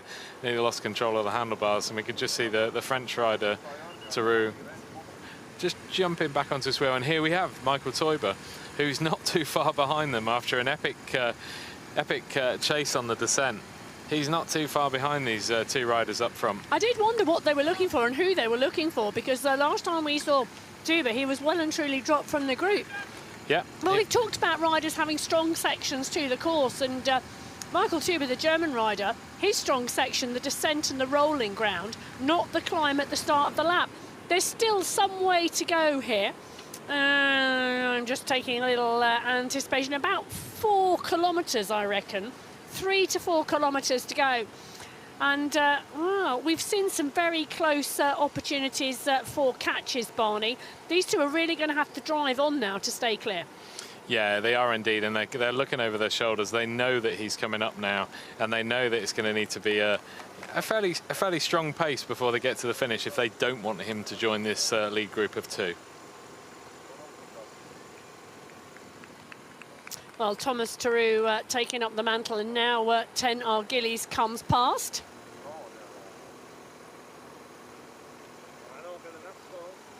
So Theroux on the front on this short climb.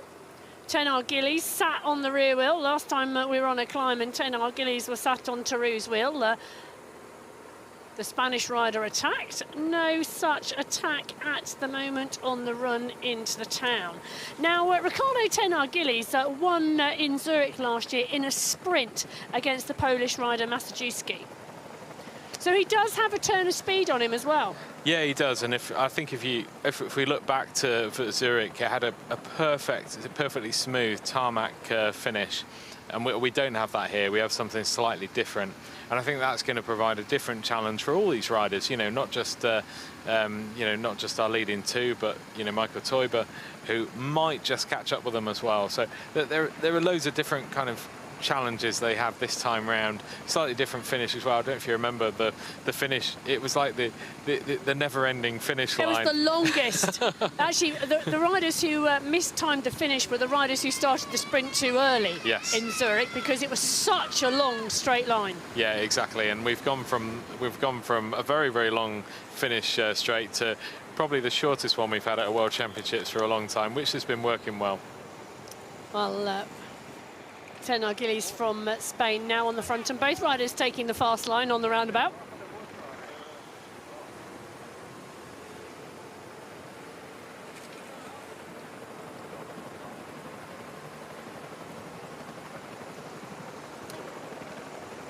So the men's C1 road race, the last road race to finish this block of 3. We've had the men's C3, the men's C2 and the men's C1's classes out on the road. 61.6 kilometres of racing on this lapped course here in Ronse, Belgium. The finales so far to this session have been absolutely fantastic. We're lining up another one at the moment because the Spanish rider Ricardo 10 Arguelles is on the front here, and it's a leading group of 2. Thomas Theroux from France on his wheel. Now 10 Arguelles, the defending champion from Zurich, took the win in Zurich in a sprint with one of the Polish riders. Theroux, wow, he sat on the wheel. Yeah, he is indeed, and he's just waiting, waiting to make his move now.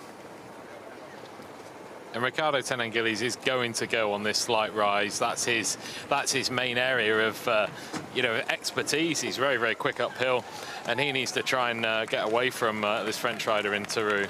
Well, the push now on the climb. Actually, it's Theroux who's coming alongside the back wheel of 10 Arguelles.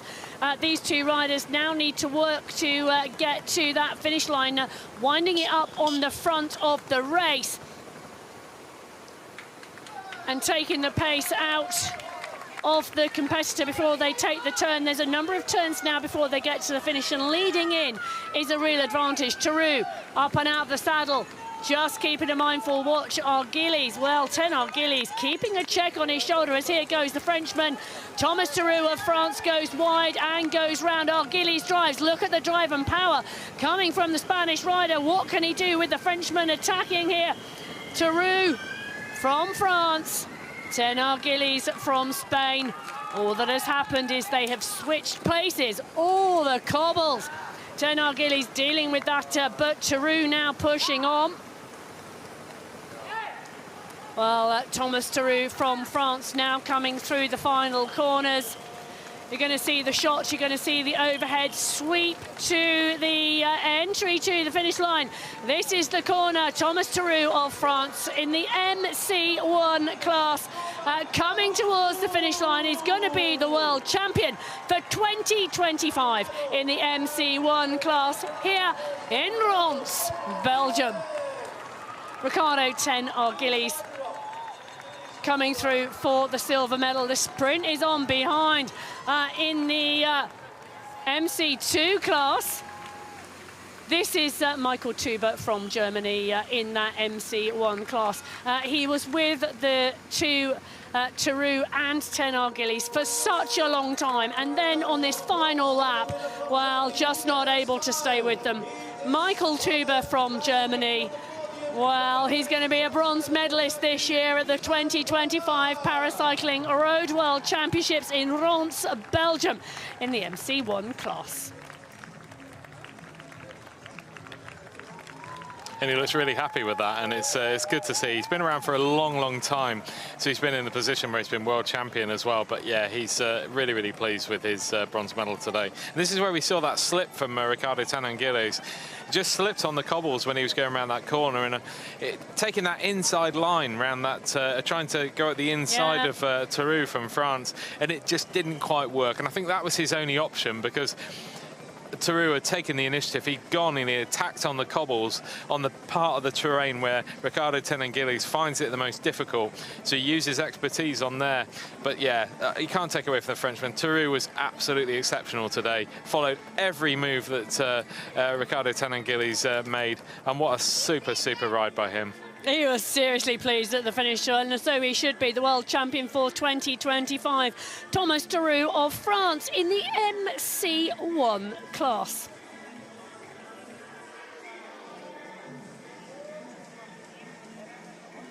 Ten Arguelles was on the front for the first 2 laps. Yeah, and, he was right indeed. the way through to the finish. But Thomas Theroux, what a win.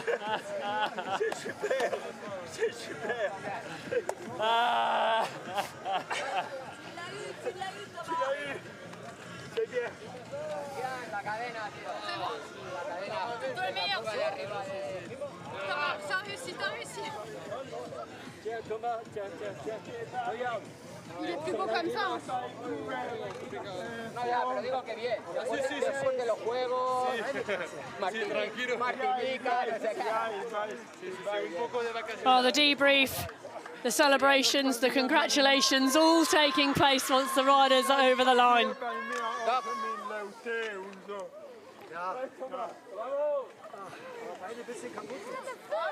Ça va?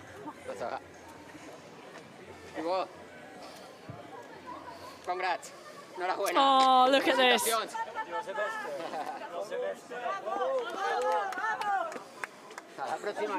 So from one world champion to another. Yeah, and it's the difficult part sometimes when you have to very quickly get over the fact that you've not been able to retain your title and you've been beaten by someone, you know, better on the day, and it's fantastic to see that admiration from Riccardo Tenangilis just to come over and say, you were great, well done. Yeah. Kann schon widersprechen. So Michael Tuber from Germany taking the bronze medal. Third place in that men's C1 category. Riccardo Tenangilis from Spain taking the silver medal and second place. And Thomas Theroux of France taking the World Championship title for 2025.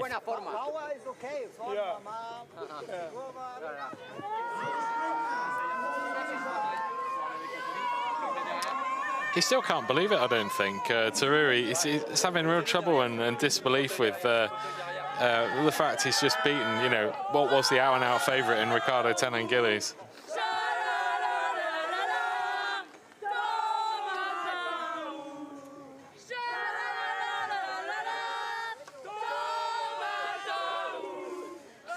It's brought a huge support club with him.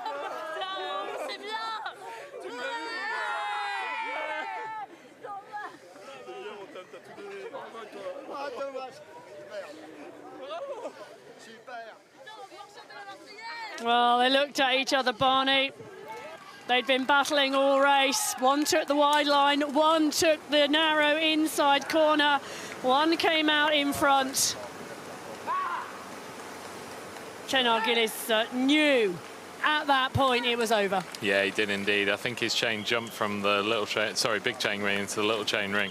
So he had to change gear and that was ultimately where his race was gone. But those are the limits he was having to push because of the brilliance by Theroux and that final attack, which put huge amounts of pressure on our defending world champion. Well, they did. They battled all race. And sometimes it comes down to just tiny moments. It does indeed, yeah. Well, the road racing today around Ronse in Belgium has just been phenomenal. We still have one more race to go, but we are going to hear shortly from some of our winners from the races we have just seen before the start of that mixed team relay, Barney. Yeah, it is indeed. I think we'll have a quick deep breath in, and we'll be ready for the final race of this Paracycling Road World Championships here in Ronse in Belgium. Well, the Paracycling Road World Championships for 2025 in Ronse, Belgium have not disappointed at all. It has been phenomenal racing day after day after day. And I say day after day after day, we are on day 4 of 4 days of racing. Now in the men's C2 road race, Alexandre Lute from France took the win and world champion for 2025. His teammate Erkan Ali took second, Burr took third. We are indeed going to hear from the world champion. Alexandre Lute, many congratulations. You're the world champion once again. How does it feel? Non, je suis vraiment très content, c'est le 22e, donc vraiment hyper heureux. En plus, j'ai pu partager ça avec mon collègue Andrea, donc on a vraiment fait une belle course d'équipe aujourd'hui et on est bien récompensé avec l'or et l'argent. Yeah, you left early in the race alone. Did you think, well, it's maybe too early, I will wait? Ouais, la stratégie c'était quand même de prendre la course du bon sens. On était 3 Français, donc tout de suite on s'est mis dans le tempo, on a fait une grosse montée. J'ai réussi à m'extraire et puis Andrea est revenu par la suite, donc non, franchement, c'est tableau noir, c'était vraiment génial. Was it a perfect situation for you to do almost a dual time trial at the end with your colleague? Ouais, c'était vraiment chouette, on a beaucoup parlé. Et voilà, dans la dernière bosse, je l'ai un peu lâché, c'était pas volontaire, mais il a réussi à quand même chercher la médaille d'argent. Donc vraiment très heureux et on ramène encore des belles médailles pour le clan français, c'est chouette. How did you experience the crowd here in Ronse while riding through the city? Ouais, franchement, il y avait beaucoup d'ambiance aujourd'hui. Le public belge était vraiment présent. Ça me rappelait un peu les Jeux de Paris l'année dernière. Bon, c'était en France, c'était un public acquis à ma cause, mais aujourd'hui c'était pour Ewot. Mais franchement, on a vraiment eu un super public aujourd'hui et ça donne des ailes. Super, merci beaucoup. Félicitations. Merci beaucoup.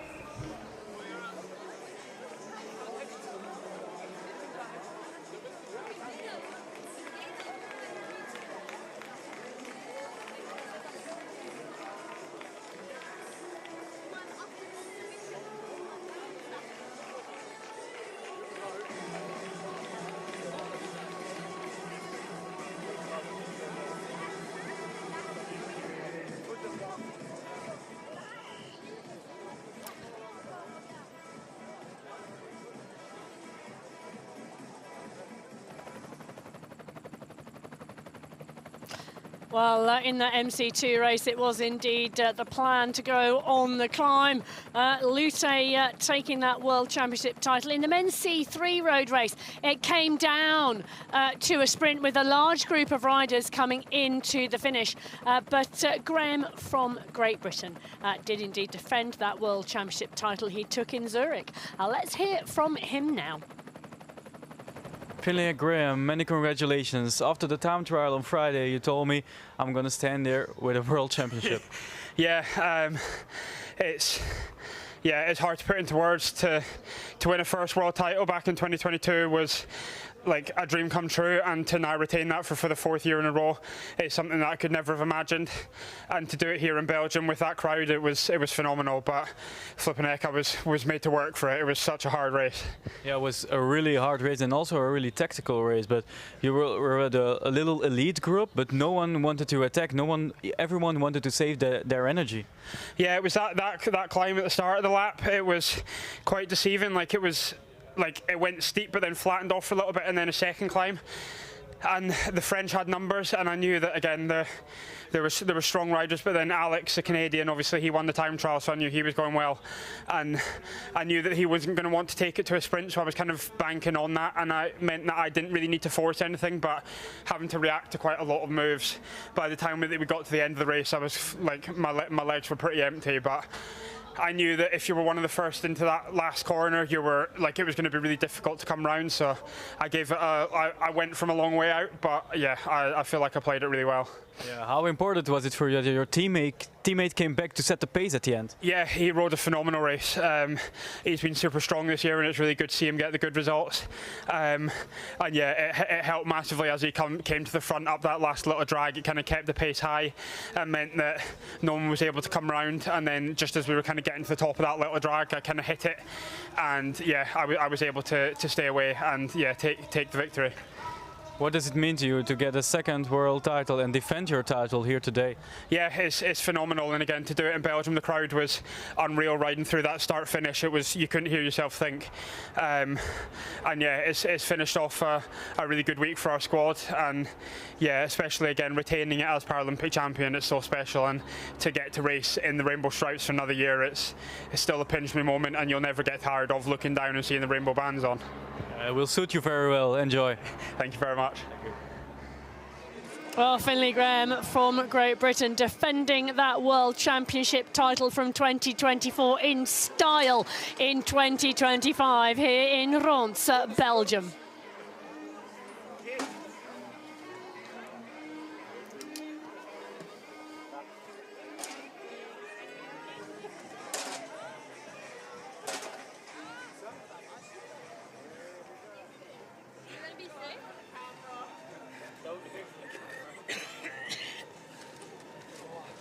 I think I'm alright, it's just...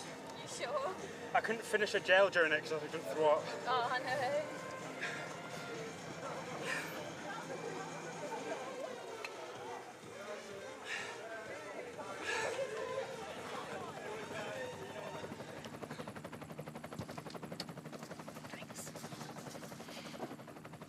Well, it's great to hear from Finlay Graham there, the winner of the men's C3 road race.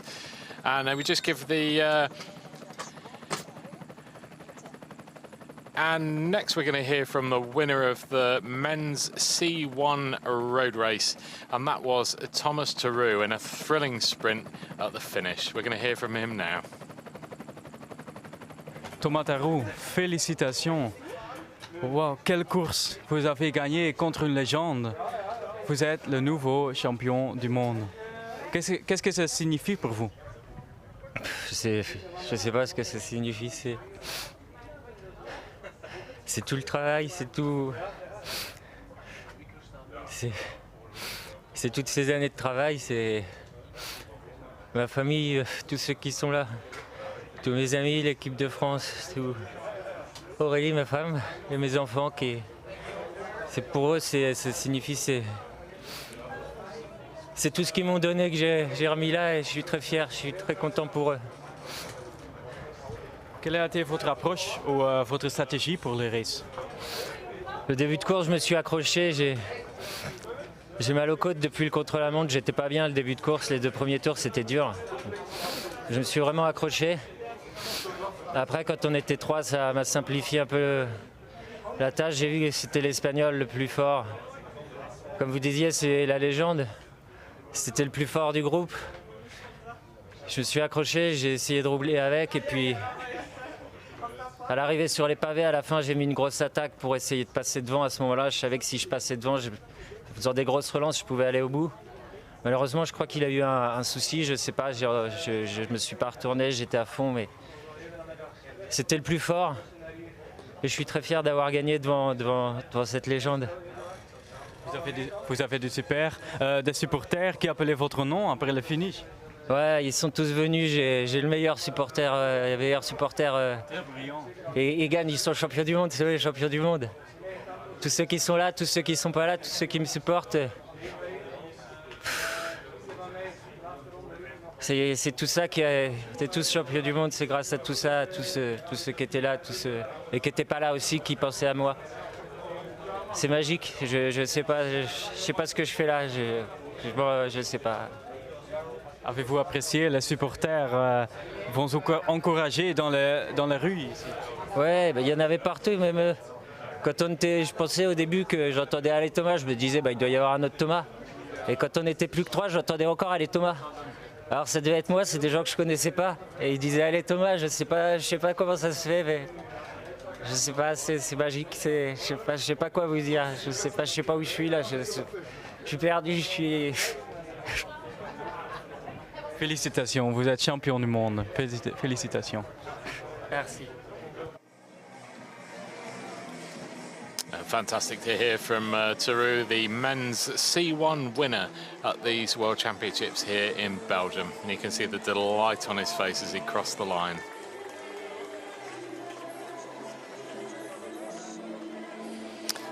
And now we're going to hear from second place in the men's C1 race, Ricardo Teng Anguilles from Spain. Ricardo Teng Anguilles, many congratulations on that silver medal. You just lost on the world title with a little mechanical problem out of your pedal? Ya, nada, muy contento con poder llegar a esta competición. Ha sido una temporada realmente dura por las lesiones. En TT Trial estábamos súper contentos del resultado. Hoy creo que hemos intentado hacer una carrera dura. Felicitar a Thibaut, una gran carrera. En la penúltima curva hemos tenido un problema mecánico, se nos ha salido la cadena y ha sido ya imposible el poder disputar el sprint, pero muy contento por esta medalla de plata otra vez en unos mundiales. Yeah, you tried a lot on the hills, especially in the last lap. You went like 2-3 times to get him away, but he came back. Sí, en las subidas la verdad que intentábamos hacer la carrera dura. poco a poco hemos ido soltando a rivales. En la última subida hemos intentado soltar a todos nuestros rivales, no ha sido posible.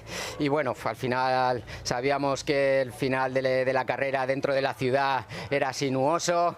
En la segunda vuelta creo que ya hemos tenido un problema también con la cadena en la misma curva.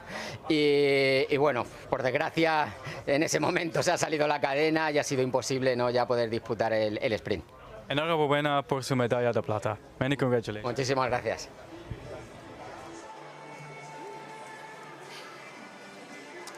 Fantastic interview there with Ricardo Tenangelis, just getting his insight into that that second place at these World Championships, and obviously being defending world champion. He just explained some part of his race that meant he was second this year rather than the winner like last year in Zurich.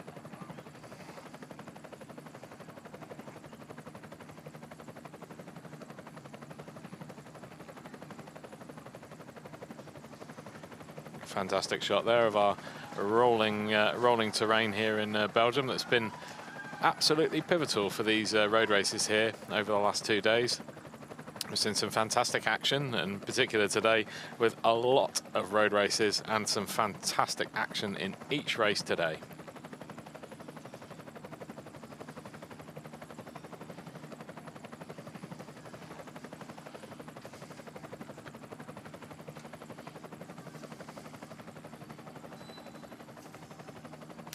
And the excitement is not finished just quite yet. We are now on to our final event of these Road World Championships here in Ronse, Belgium, with the mixed team relay.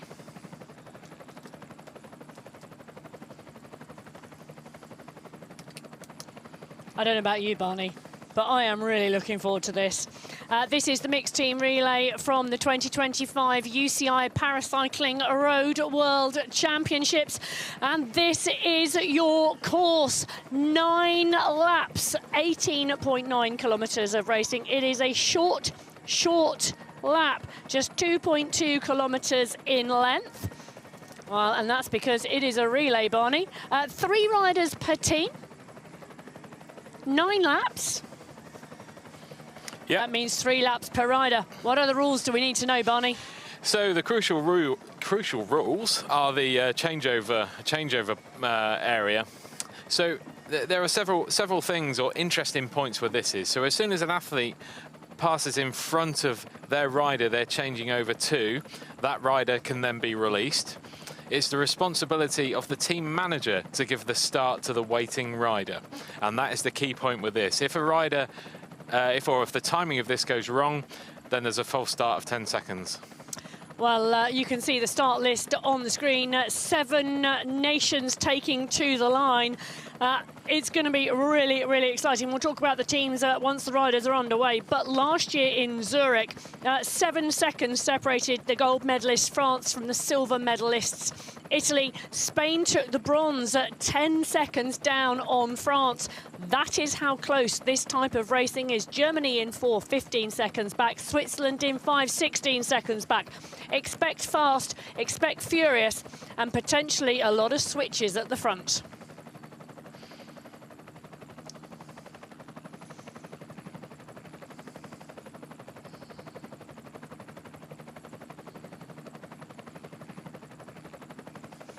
Well, the World Championships in Zurich started in 2024 with the mixed team relay. We are closing here in Ronse for 2025 with the mixed team relay.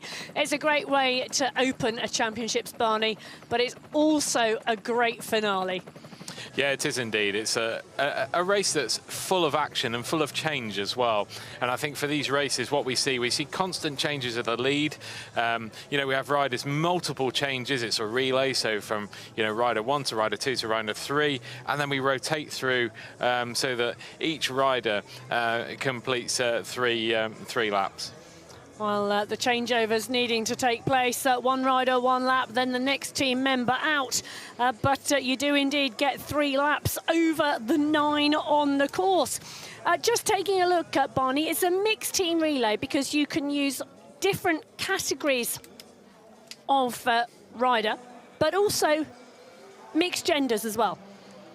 Yeah, that's right, and there's a number of points which we could go through in detail shortly, but yeah, a number of points that you can accrue for your riders. So generally, the female riders have less points in comparison compared to the male riders, which means in turn your points total can be affected. So if you have female riders in there, your points total will be less. So you can also put a higher class man in the competition as well. So what we're looking for then is a team comprised of a mixed group of riders that equal the same number of points, just configured differently.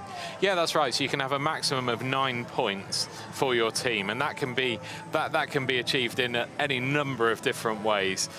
Yeah, and there's just a few kind of factors around that.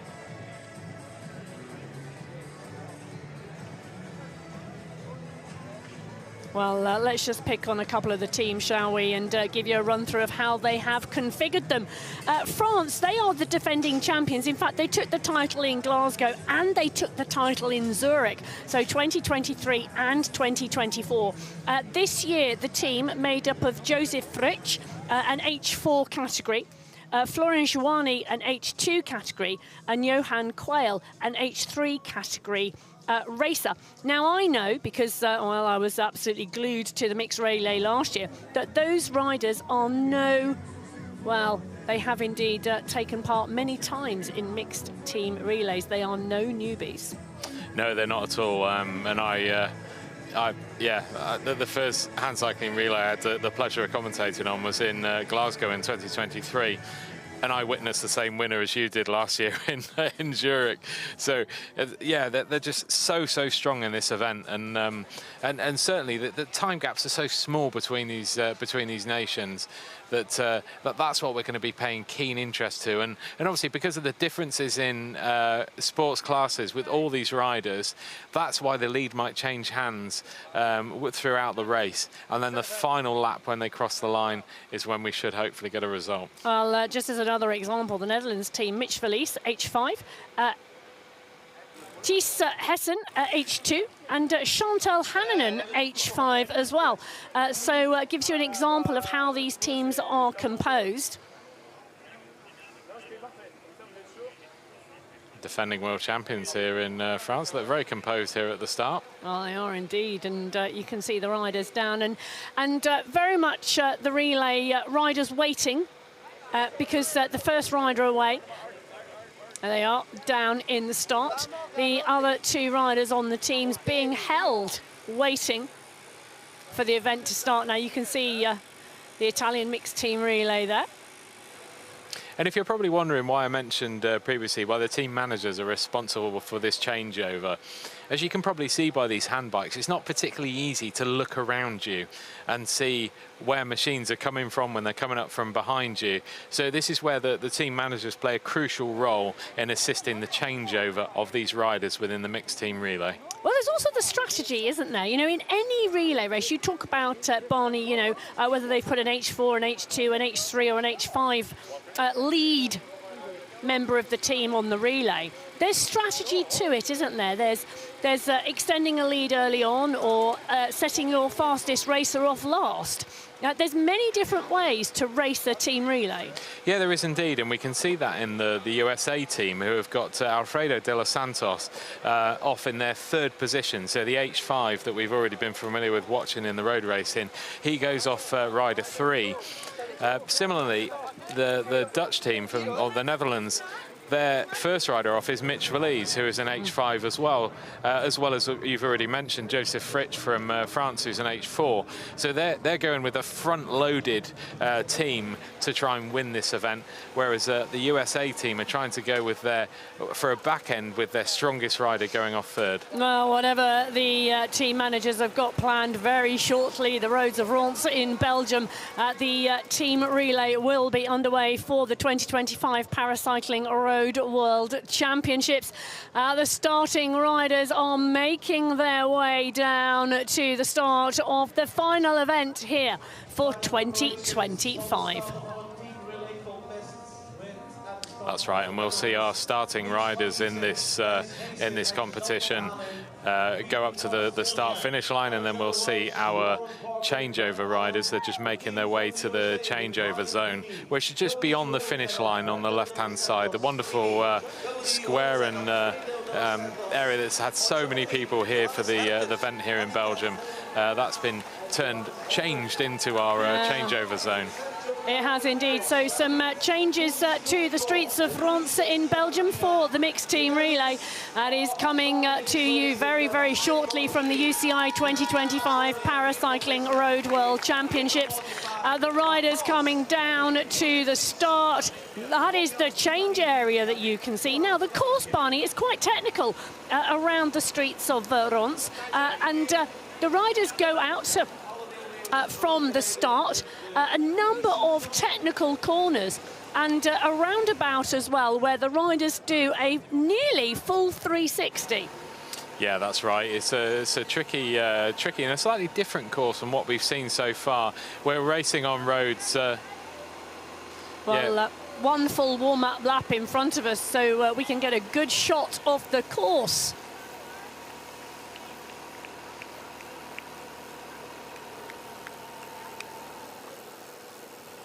This is certainly a rider's eye view now, what we're getting, because we're getting exactly the same look at the course that the riders currently are as well. Just see De Los Santos there, who's just topping their warm-up, because these riders will have warmed up on turbo trainers, you know, before the start of this final check round the course. They would have seen the course as well, and this is their final check round the course and the completion of their warm-up, so they're ready to go as soon as they're take to the start in this race.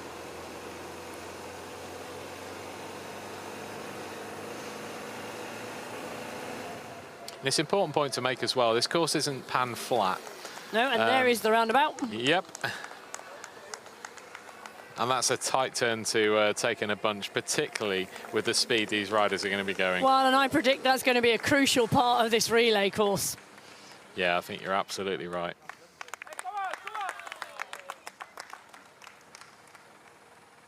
So the racers getting a sighting lap of the full course, and we too are getting a good sight of the full course here in Ronse, Belgium, for the team relay. The noise these machines make, Barney, it's just fantastic to listen to.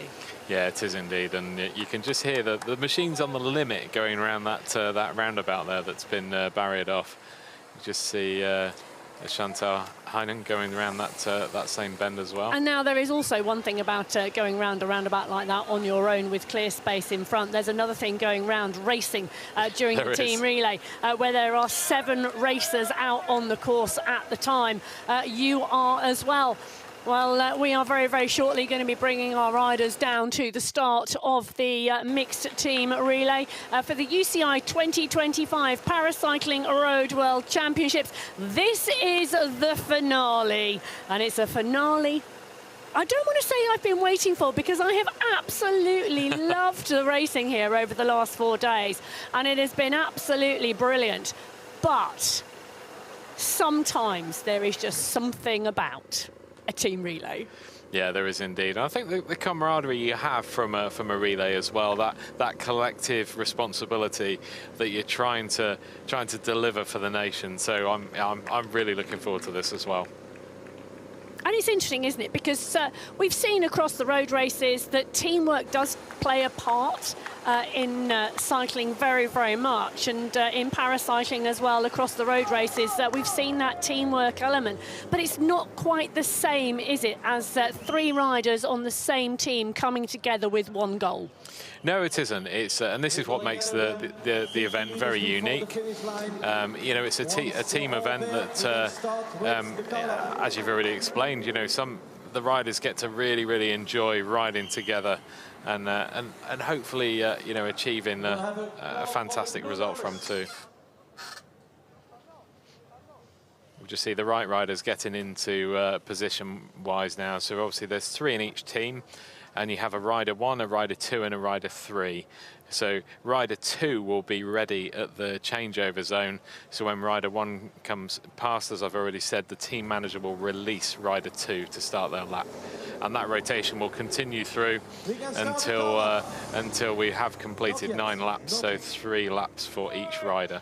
Yeah, well, the first riders away for these teams now starting to line up after the sighting lap that all the riders have had. The riders going second and third now moving down to the changeover area. The riders on lap number 1 for each of the 7 nations now waiting at the start. So if you are tuning in, this is the UCI 2025 Paracycling Road World Championships from Ronse in Belgium. This is the mixed team relay. We are lining up here down on the start in Ronse, heart of the city. The crowds in Belgium out on the banners. This is the finale to 4 days of competition. Well, the French team, the defending champions from Zurich last year. The Spanish team took away the bronze medal that day, just 10 seconds back. It's always tight at the top in the team relay. Yeah, it is, because the race distance is so short, and also the overall race distance is short, but also the race distance of each individual competitor is short as well. And it's not 3 consecutive laps for each of these riders, it's 1 lap at a time, and that relay then propels them into their turn.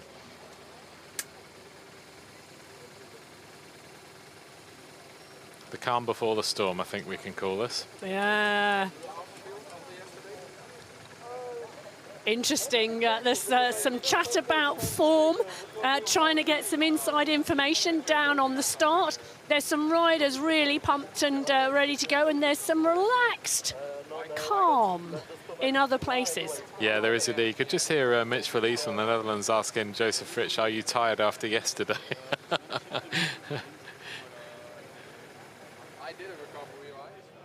Well, whether they've done a recovery ride or not, they are all down on the start line of the team relay, and we are in the final moments now before the final event of the 2025 UCI Paracycling Road World Championships from Ronse in Belgium. Well, the call up starts, and it's France who move to the start line first. Then we have Italy. Joseph Fritsch, the rider from the H4 category on the first lap for France. David Cortini from Italy from the H3 category joins the start. Sergio Munoz from the H2 category in Spain. Johannes Herter from Germany, the H3 class racer. Ryan Pinney from the USA, the H3 class racer. From Australia, Alexander Welsh, again an H3 class racer. And from the Netherlands, Mitch Verlies takes to the start line, the H5 class racer. UCI Paracycling Road World Championships will end with the team relay contest.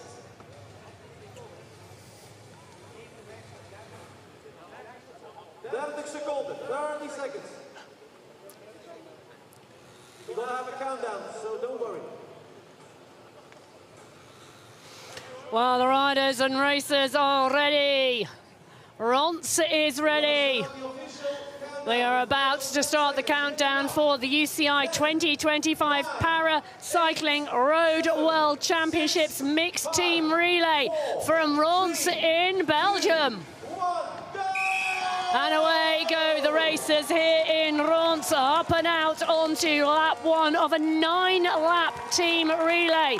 7 nations, 9 laps.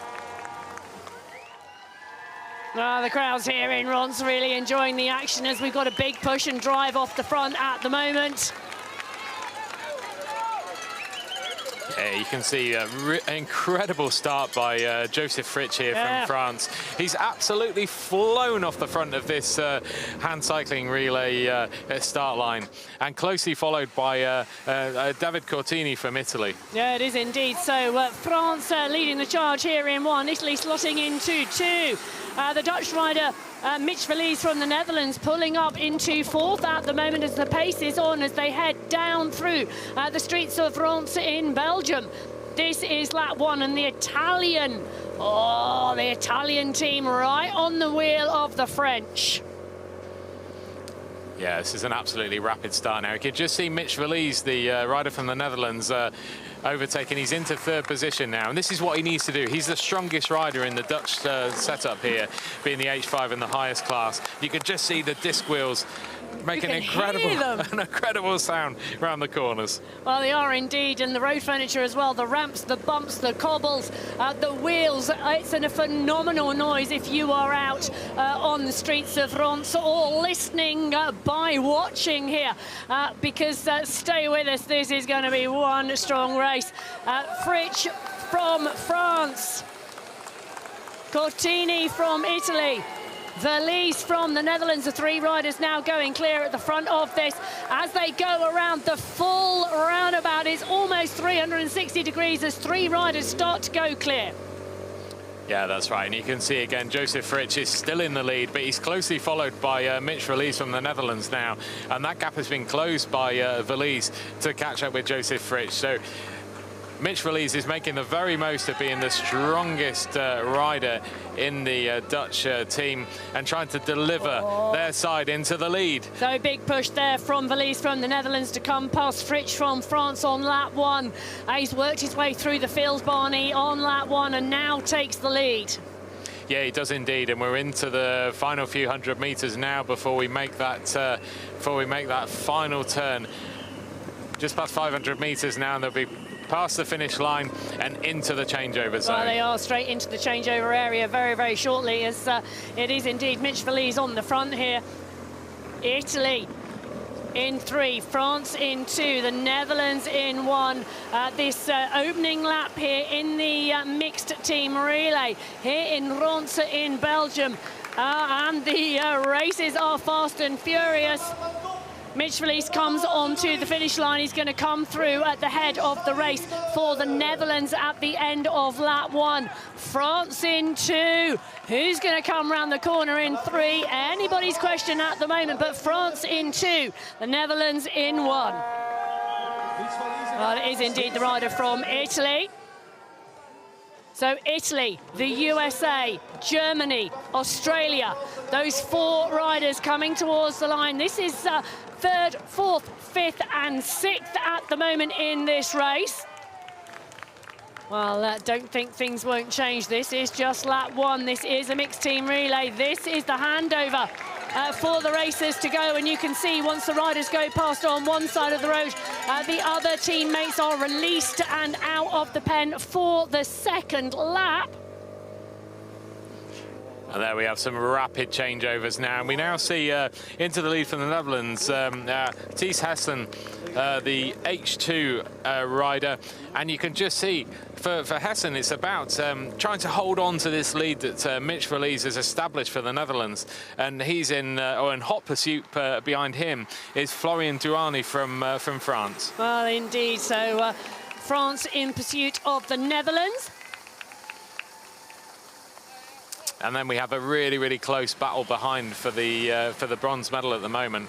But we're expecting this to change a lot, I think, throughout this whole race. And we're already seeing France take the lead. So Florian Duani has gone straight past Hessen from the Netherlands and is establishing a lead for the defending champions from France. Well, the Netherlands were in 1 over the line. France were 5 seconds down. Now it's France going into the lead, and the Netherlands are back on the road.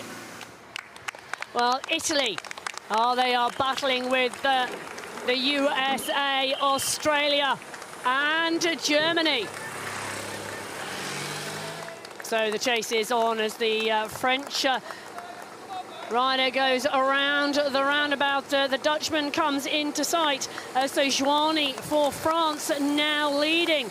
Henson from the Netherlands in 2. And we've got a pack of racers in 3, 4, 5 and 6. Yeah, that's right. You can see a clear lead now for France at the front of this race, and you can see Giovanni is imposing his pace on this World Championship event. Well, he is indeed, and the rider from the Netherlands, Hessen, can indeed see Giovanni at the moment just up the road.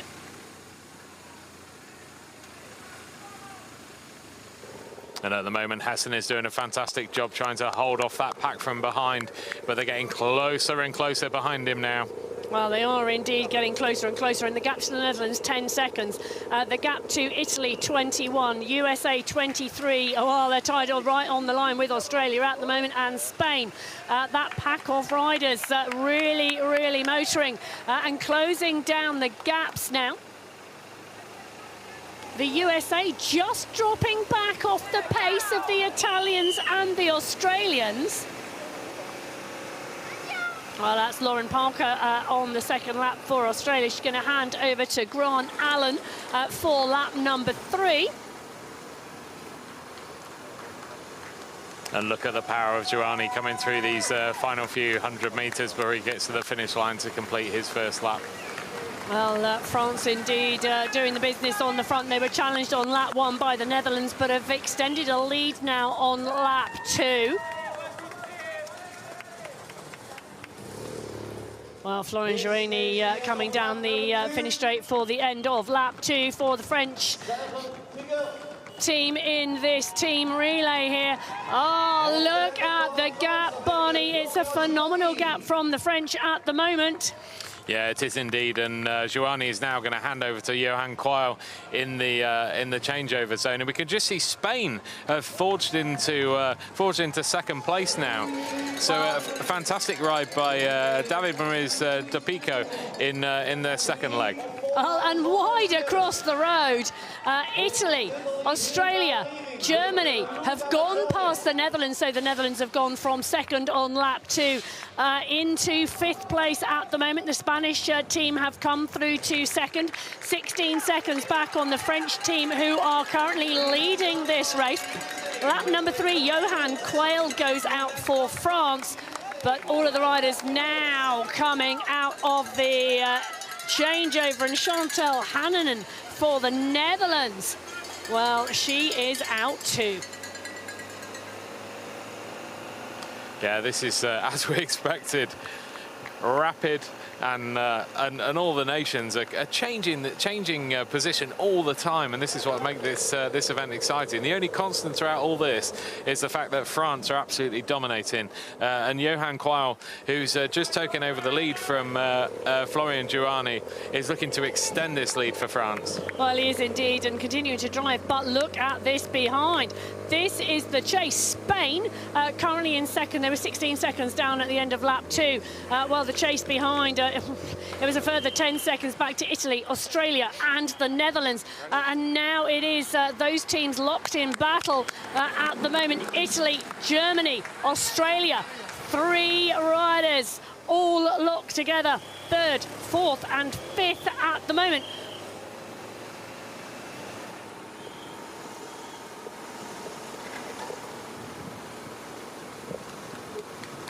We're just again back behind our leaders from France, and this metronomic style we're used to from all 3 of these French riders, and they really do look a class apart from the rest of this field. Well, they are indeed used to this mixed team relay. They have indeed been part and parcel of a World Championship winning team before, but this is the rider from Spain in second, and the chase coming behind from Italy, Australia. Oh, the push is coming. Germany are in here as well. The German team pushing on and driving strongly as the Australians come up onto the side of Team Italy. Germany going through behind Australia, utilising the draft to go past Italy on the uphill. 2 teams, well, going past Italy now. So Italy going from 3rd to 5th here, out on the course in Ronse, Belgium. Yeah, you can see Grant Allen from Australia there. He's really turned on the pace, being hotly followed right behind him, and he's really looking to kind of move his team up the order in this team hand cycling relay. No, I'll tell you something. Australia have now got the bit between their teeth, because not content with going past Italy and taking Germany with them, they're now closing in on Spain. Spain in second at the moment in this team relay as they come around the corner. The gap is tiny in that battle for second. France, however, dominant out front at the moment. I'm not sure how any of those other teams can touch this French team. Absolutely dominant here. Johan Quayle coming down the line. It's going to be interesting to see what they can do when they hand over to the next set of riders. Yeah, so we're back to the start set of riders now, which is Joseph Fritsch for France. So the first set of riders we saw start this race now take another turn in this relay to complete their next lap. Well, France go out in one at the moment. Australia come over the line 16 seconds down with Spain. Germany there as well. Italy going through too. Oh! The challenge of coming out of the changeover area, it always is in a team relay, isn't it, where you're in a changeover hold zone with other racers, because getting the line you want out of the pen, out of the box, really challenging. Yeah, it is indeed. It's so tight in that handover area, and the fight for the riders to get out to try and gain and claw some time back. That's all they're thinking about at the moment. Well, now Spain still sitting in second place. Australia close on the wheel. Germany there too, and Italy. Italy are not out of this yet. This is the battle for second going on behind the French team out front at the moment. But Australia, Spain, Germany, Italy, all in the mix.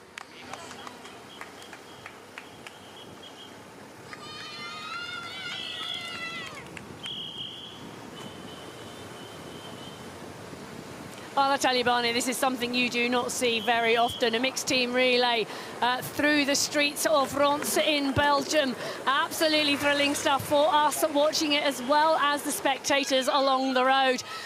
The battling here for second place. Australia at the front. Germany, Italy, Spain now on the back.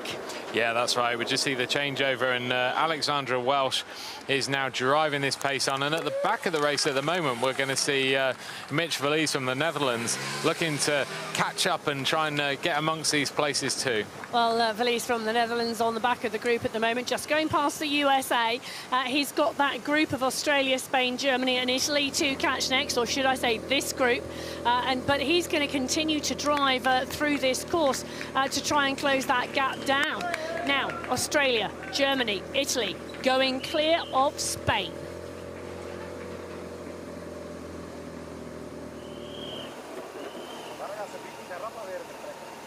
And you can still see Alexandra Welsh on the front of this chase group from Australia, an H3 competitor, so he's doing incredibly well, you know, fighting against these other categories as well.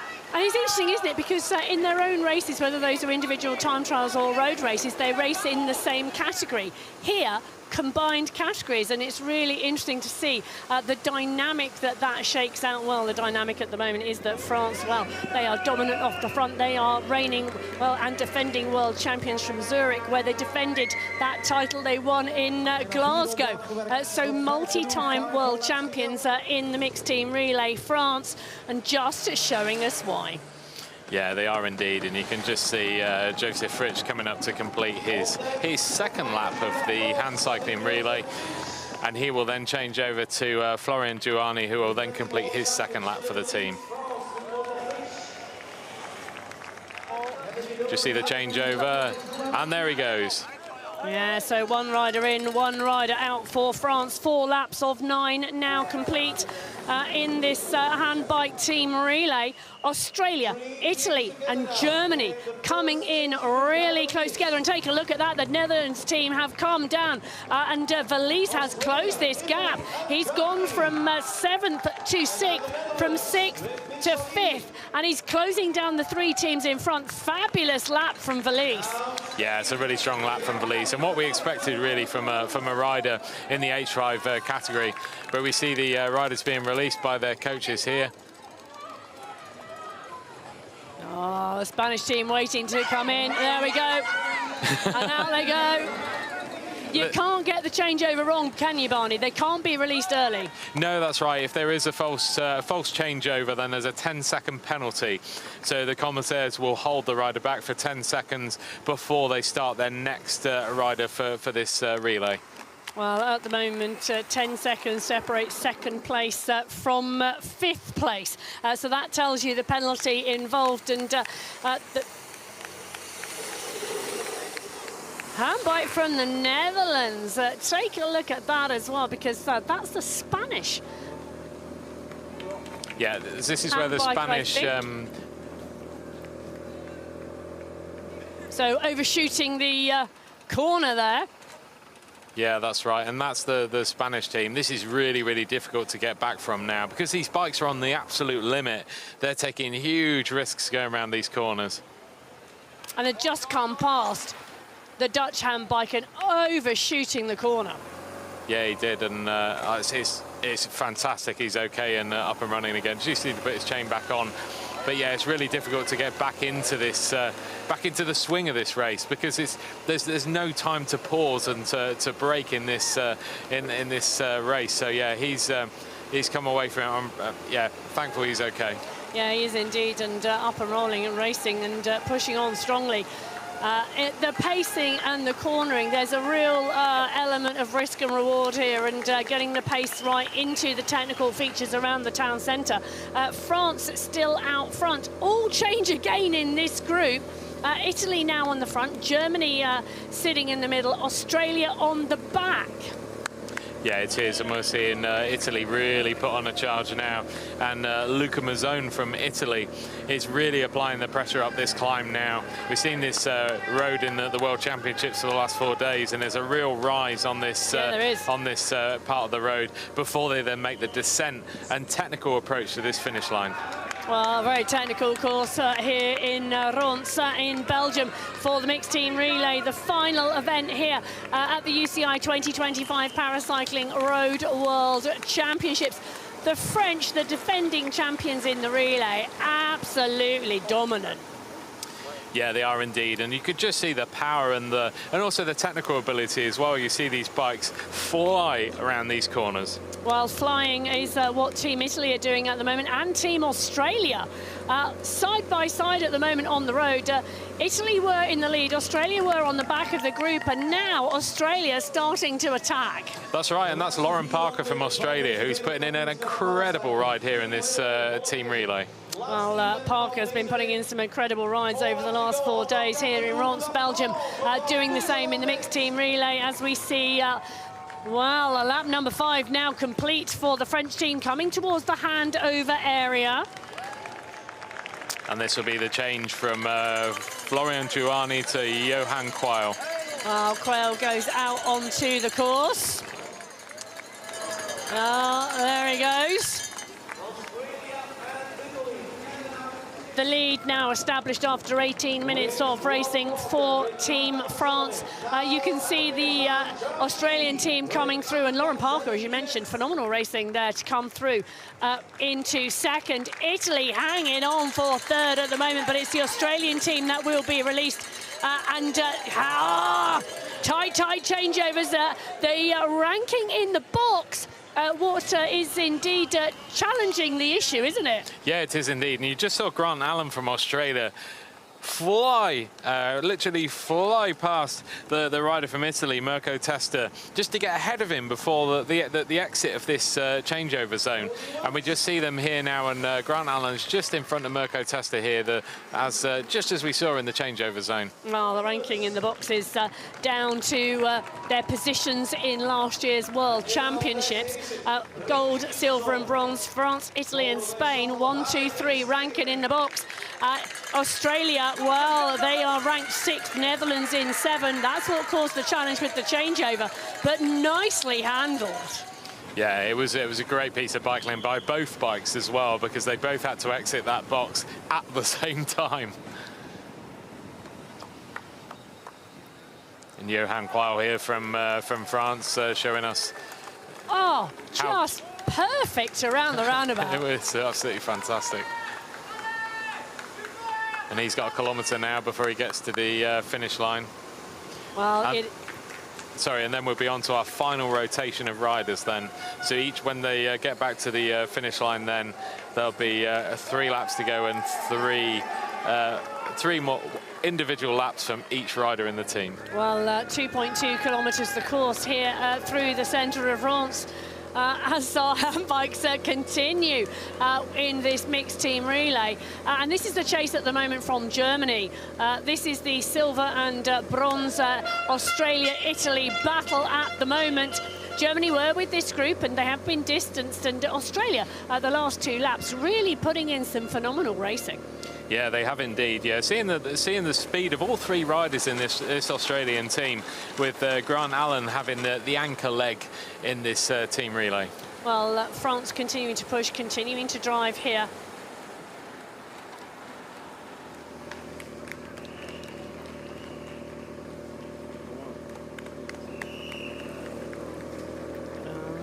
The anticipation's building, isn't it? It is, and I can tell you 23 seconds is the time gap from France to Australia and Italy. That's the time gap at the end of 6 laps. Wow. That's an amazing lead compared to previous years, just how fast this French team are going. Well, it is indeed, and they're coming through for the end of that lap. Racing still to go. Les 3 derniers tours de cette semaine. 6 laps complete, 3 laps to go. Here in the mixed team relay at the 2025 Paracycling Road World Championships from Ronse in Belgium. France dominant, but it only takes one issue, Barney, one missed handover, and well, it could all be changed. Look how close we are here for 2nd and 3rd place. 4th not far behind. Italy now coming through ahead of Australia. Germany coming down the straight as well. Seeing a really tight tussle for this 2nd and 3rd now between these 3 nations of Australia, Italy and Germany now. Well, Italy and Australia, sorry to interrupt, Barney, but they've closed the gap down, you know, from 23 seconds at the intermediate checkpoint to 18 seconds on the line. Wow, that's incredible. And we could just see now the final turn now of Joseph Fritsch from France. He just has 1 more lap of these Road World Championships in this hand cycling team relay. Well, Italy now driving on. Australia now trying to close the gap back down. And we go back, and the gap now to Germany. Just extending. Yeah, it is indeed. I think we're seeing a more familiar pattern now with France, Australia and Italy battling out for these medals here in this relay. But that said, France are just a class apart at the moment. We're seeing their fastest bike on leg 1, which is Joseph Fritsch from who's in the H4 class. And the planning of who goes where, you know, it really does play with the team relay, doesn't it? Yeah, it does indeed. It's really crucial, you know, whether you choose to go with your fastest bike first or last. And there are various different teams have gone for different options, you know, just dependent on what they want the outcome of their relay to be. Oh, Germany currently lying in 4th place at the moment. They have Italy and Australia ahead of them. Italy and Australia have France ahead of them. The French team leading at the moment. Well, Australia are staying in contention, and this is a really interesting move here. So there's a real battle going on between Italy and Australia at the moment out on the streets of Ronse. Yeah, there is indeed. You can just see the Italian rider here, who's David Cortini. Just overtake the Australian rider, Alexandra Welsh. Well, the time check's not really changing out on course at the moment. So at the end of lap number 6, there was a 18-second gap back to Italy between France. Australia just going round Italy again. It's now at 19 seconds at the intermediate time check on lap 7. Yeah, it is. And you get the lead has changed between these 2 hand bikes on a regular basis on this lap, and as we just see Joseph Fritsch come in to complete his 3rd and final lap of this relay before he hands over to Florian Giuani. This is a physically challenging event, isn't it, Barney? Because you're pretty much doing a 2-minute effort, then taking a 4-minute recovery, then doing another 2-minute effort, a 4-minute recovery, and then a third 2-minute effort. Yeah, it's incredibly hard, and it's a real challenge for these riders to get that maximum effort out and then repeat it twice more. Well, out onto their next lap is indeed France. They are leading the competition at the moment. The chase is coming from Australia and Italy. At the moment, though, well, it was 19 seconds at the last checkpoint. I'm going to take a look and tell you what it is when they come across the line. But Italy come side by side from Australia as they go into the handover point. Really strategic change there, Barney. Yeah, it was indeed. I think they were mindful of that changeover on the last lap that we witnessed, and they wanted to make sure they were out of that changeover zone before Australia this time. Oh, I tell you, France have extended the lead. It's now 32 seconds to Australia and Italy, but Australia and Italy are going to be battling for that silver medal and the bronze. Germany now starting to get involved as they go out too on their next lap.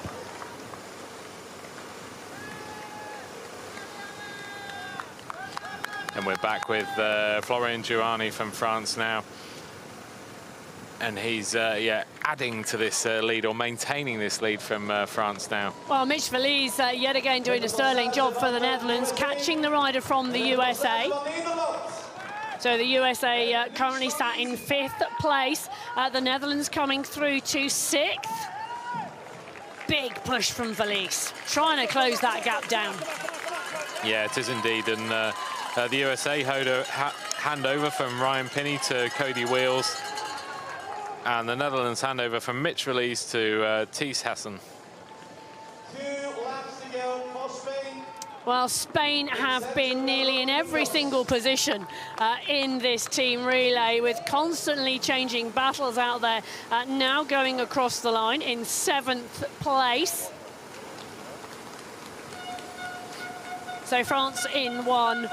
Australia in 2, Italy in 3, Germany in 4, USA in 5, Netherlands in 6, Spain in 7 at the moment.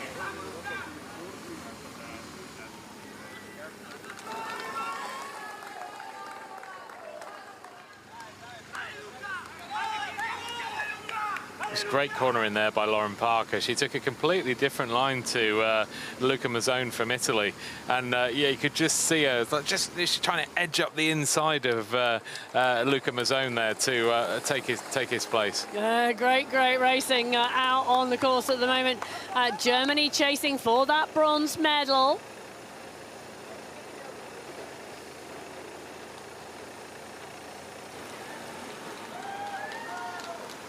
So Germany in 4th at the moment, ahead of the USA, Netherlands and Spain.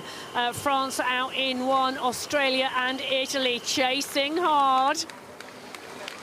Yeah, you can just see Florian Giuani here fly around those final few corners before he completes his final lap of this relay, before handing over to the final rotation from his team, Johan Quayle.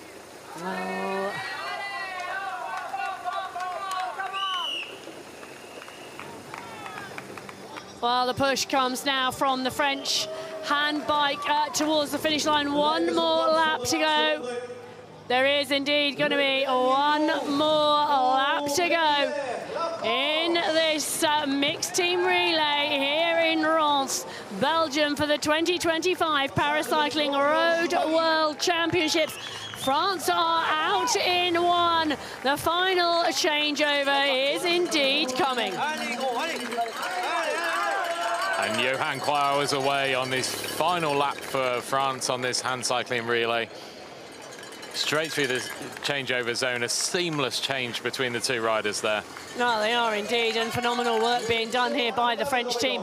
Phenomenal work being done by Australia and Italy. He's battling for the run into the final handover here, and Australia is going away from Italy. This is a phenomenal ride here from Lauren Parker from Australia, Barney. Yeah, Luca Mazzone is really being put under pressure here by Lauren Parker as they make that final rotation for Mirko Testa from Italy and Grant Allen from Australia. Well, the challenge being those two hand bikes coming out of the pens together. Australia and Italy locked together.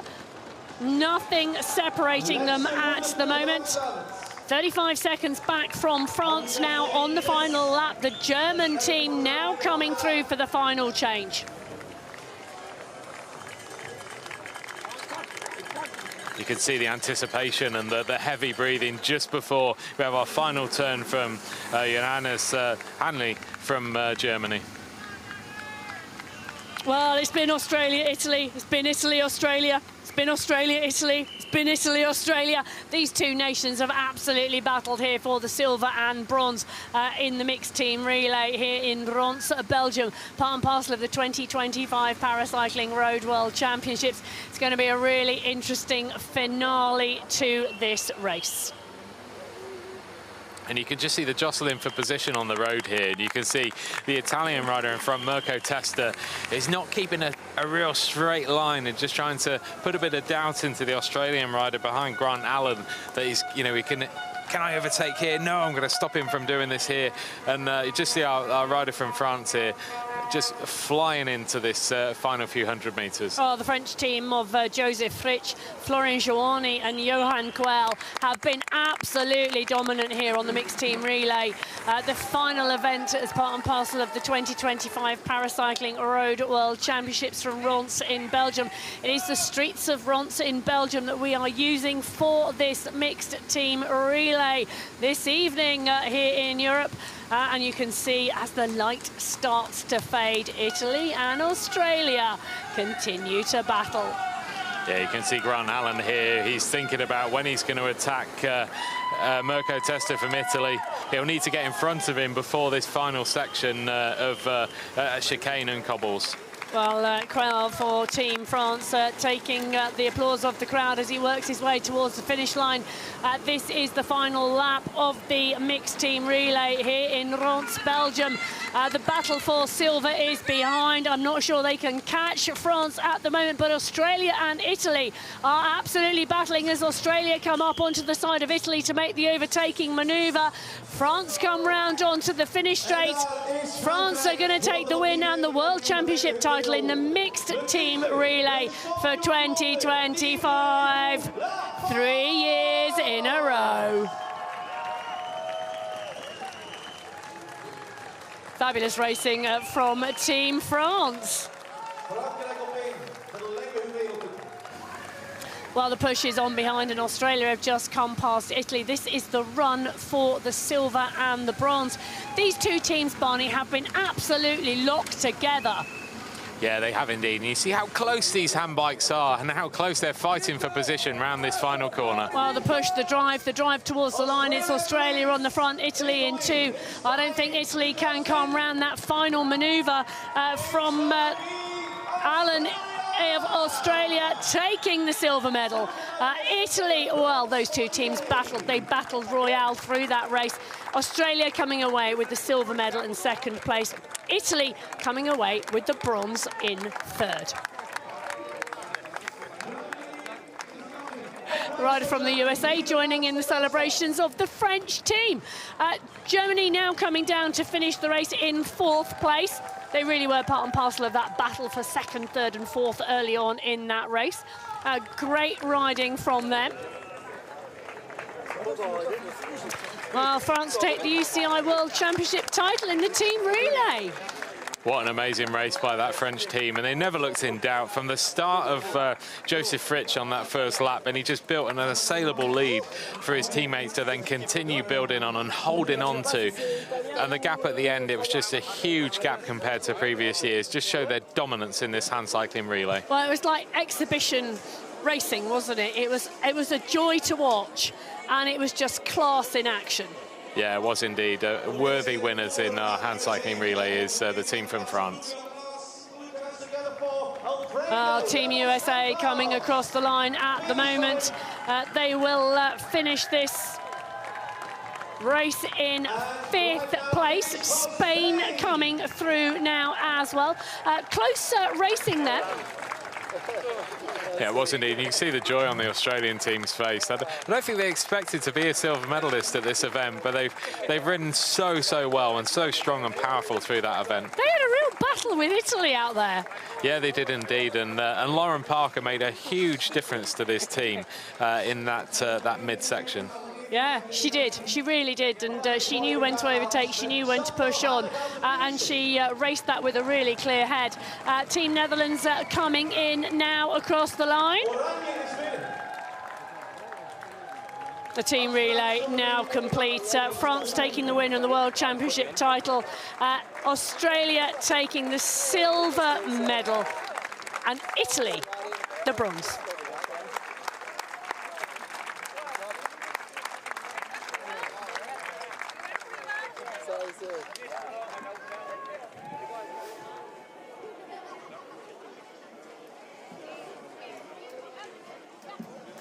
This battle between Australia and Italy, it went down to the wire. The number of times the Italians took the lead, and then the Australians took the lead, and then the Italians took the lead. Finally, Italy, well, they take the bronze.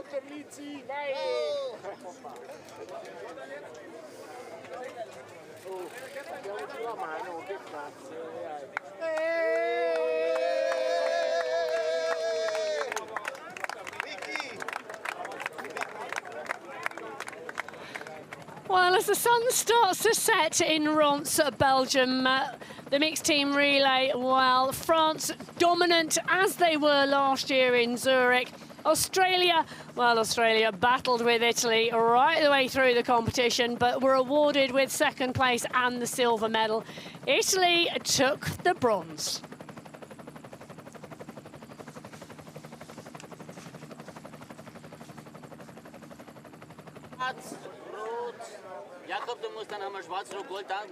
Well, the German team celebrating together, and that, Barney, is one part of this team relay. It's also a celebration of the event and the team you are with. Yeah, it is indeed. It's a fantastic way to close these championships, and in a collective way that you can see on your screen now. The team are incredibly proud to be part of this mixed relay, and for the German team in fourth place, still incredibly proud with their achievements here at these World Championships. Well, they are indeed, and absolutely brilliant. You can see the time gaps in the end. France, 32 minutes, 42 seconds, 37 seconds back to bronze and silver. That battle so close, there was a wheel across the line. Well, Team USA very happy and pleased as well. Where's Cody? Hey, can you take a picture with us?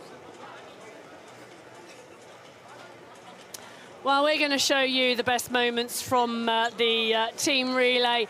It has been an absolute pleasure putting words to the action with Barney Story here at the 2025 Paracycling Road World Championships. Whilst the racing may be over, the show is not. We still have today the medal ceremonies and the presentations of those iconic World Championship jerseys to our new world champions for 2025. That is coming up next. It's been absolutely fabulous racing here on day 4 of the 2025 Paracycling Road World Championships from Ronse in Belgium. Well, Barney Story and I are going to be watching, and we are going to be waiting, because the paracycling has been phenomenal. The medal ceremonies and those World Championship jersey presentations up next.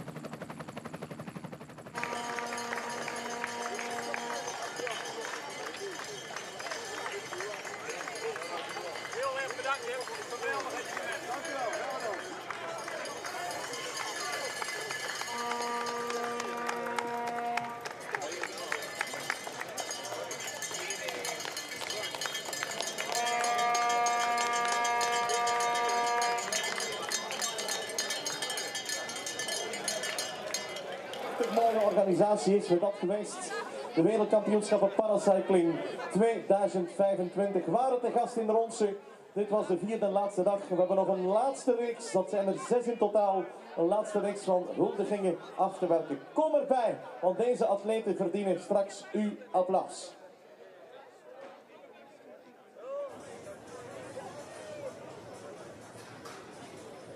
Mag ik de burgemeesters uitnodigen? De heer Ilias Michon. We verwachten de heer Jan Foulon. We verwachten de heer Joris van de Hoeken. En we verwachten de heer Alain Delefje voor de huldiging.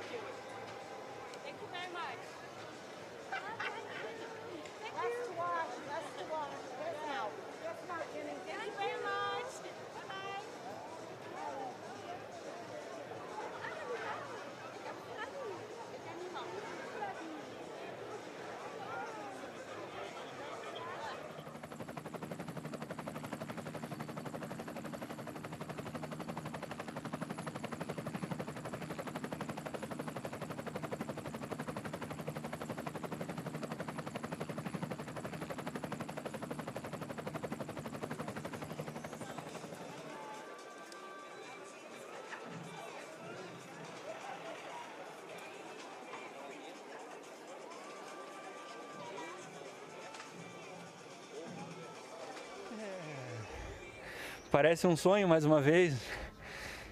Acredito que a gente tem que sempre ter muita fé em Deus e nunca desistir dos nossos sonhos. Por mais longe que às vezes parece estar e a gente vai ficando mais velho e a gente às vezes não consegue tá em uma boa forma, que eu diga, de estar disputando, de estar no pódio como foi os Jogos Paralímpicos, e eu continuo sonhando e Deus me abençoou com essa vitória e eu tenho muito a agradecer a todo mundo que faz parte do meu dia a dia, minha família, a todos que estão comigo todos os dias.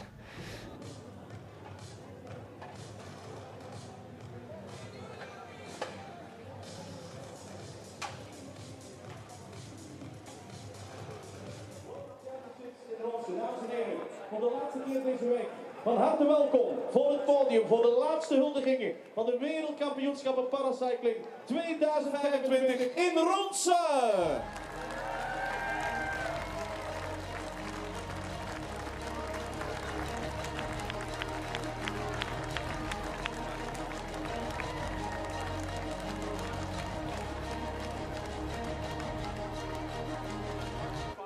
Award ceremony of the 2025 UCI Paracycling Road World Championships, category MC5 Road Race. Dames en heren, officiële huldiging in het kader van de wereldkampioenschappen Paracycling 2025 voor de categorie MC5 na de wegrit.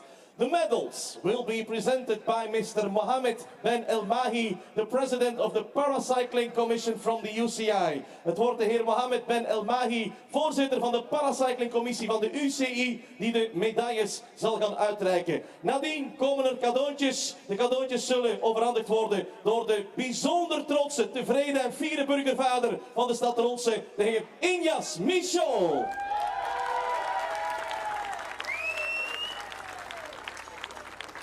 Ladies and gentlemen, in third place and winner of the bronze medal representing France. Op de derde plaats, winnaar van het brons, hij komt uit Frankrijk, Eliot Pierre.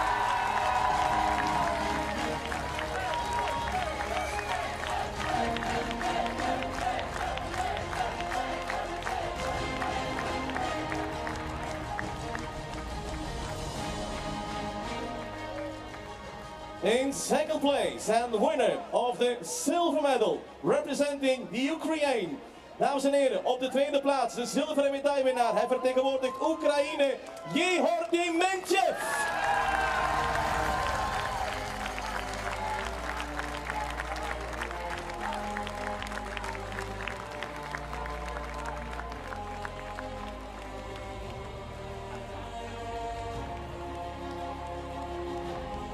And then, last but not least, the winner of the race, the winner of the gold medal, our very new UCI World MC5 champion coming from Brazil, de winnaar van het goud, de nieuwe wereldkampioen uit Brazilië, LCsser.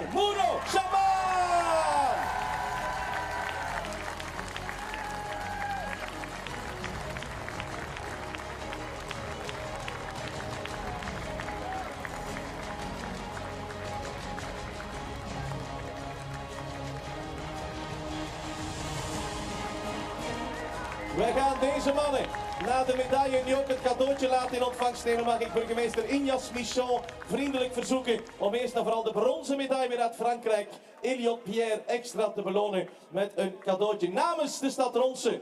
De vierde gaststad, dames en heren, Ronse van deze wereldkampioenschappen paracycling. De cadeautjes worden overhandigd door de burgemeester Ignace Michon. Cadeautje voor Jehor Dementjev. En dan het cadeau, the present from the city of Ronse for the new UCI World Champion, LCsser.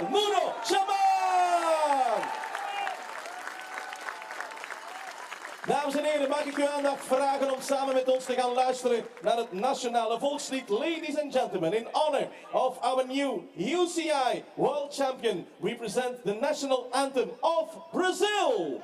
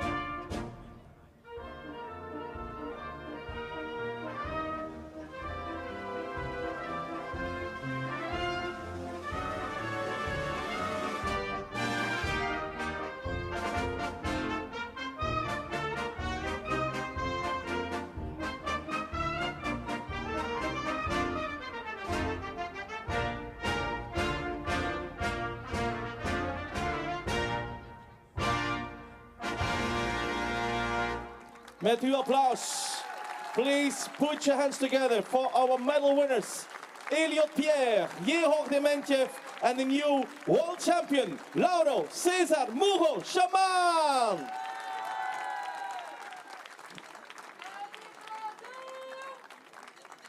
We gaan zo meteen verder met huldiging.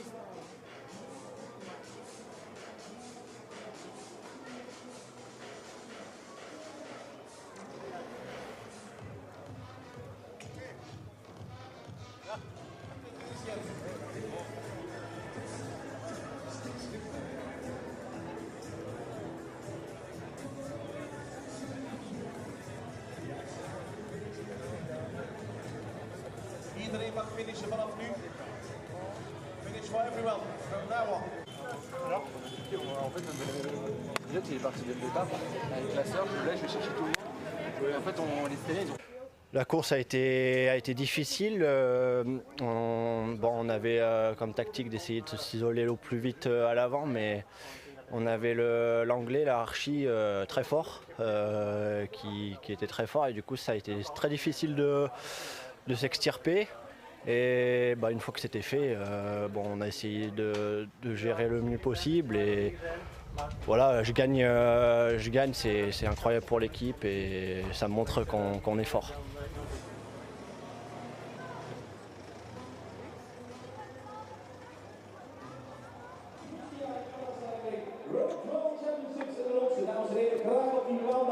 Onze tweede huldiging vanavond in het kader van de wereldkampioenschappen Paracycling 2025 in Ronse.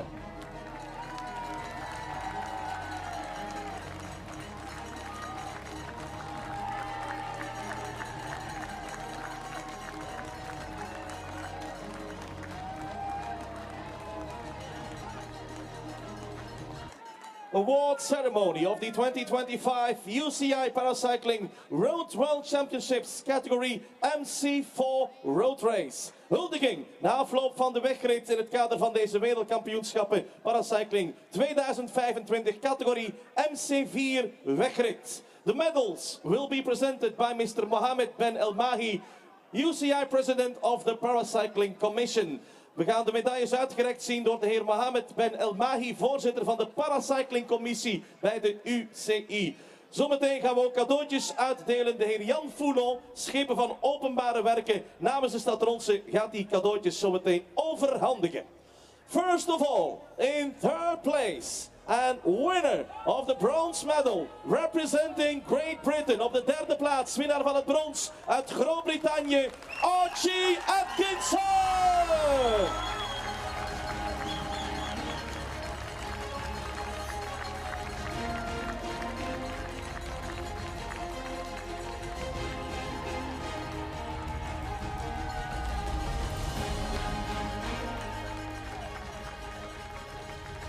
Op de tweede plaats, goed voor zilver, hij komt uit Frankrijk. À la deuxième place, médaille d'argent en représentant la France, Kevin Lute.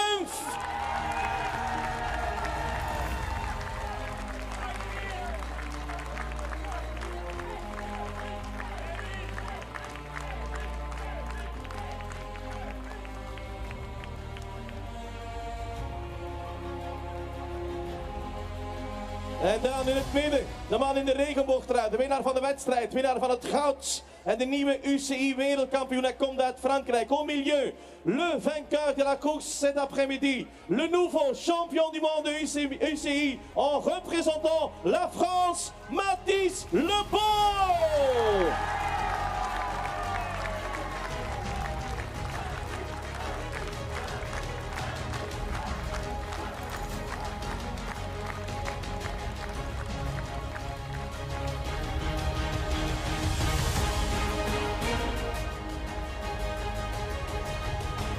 Na de medailles, tijd voor de cadeautjes namens de stad Ronse. Nodig ik heel graag de heer Jan Foulon uit Schepen van Openbare Werken. Om eerst en vooral Archie Atkinson, de man uit Groot-Brittannië, met een extra cadeautje van de stad Ronse te belonen. Een cadeautje hebben we ook in petto voor de zilveren medaillewinnaar uit Frankrijk. Gaat dat cadeautje zometeen overhandigd krijgen. Kevin Lecump, zilveren medaille voor hem en een cadeautje namens de stad Ronse, de vierde gaststad van dit schitterende evenement. En dan wordt ook de wereldkampioen beloond. Een petit cadeau au nom de la ville de Ronse de Rennes pour le nouveau champion du monde, Mathis Lebeau. Dames en heren, uw aandacht graag voor het nationale volkslied. Ladies and gentlemen, in honor of our new UCI World Champion, we present you the national anthem of France.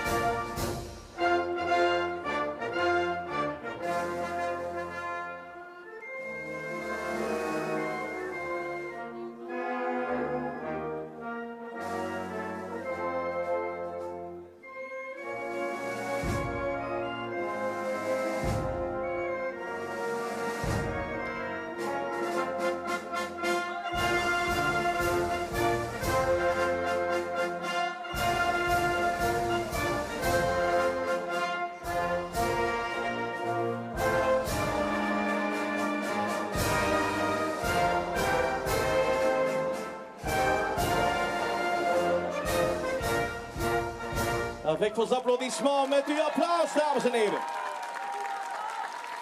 Archie Atkinson, Kevin Lecunf. Et avec le maillot arc-en-ciel, Mathis Lebeau.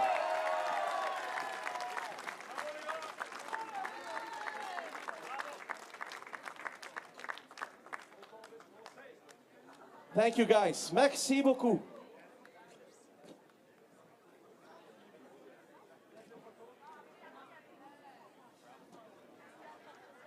We gaan naar de derde huldiging, zometeen.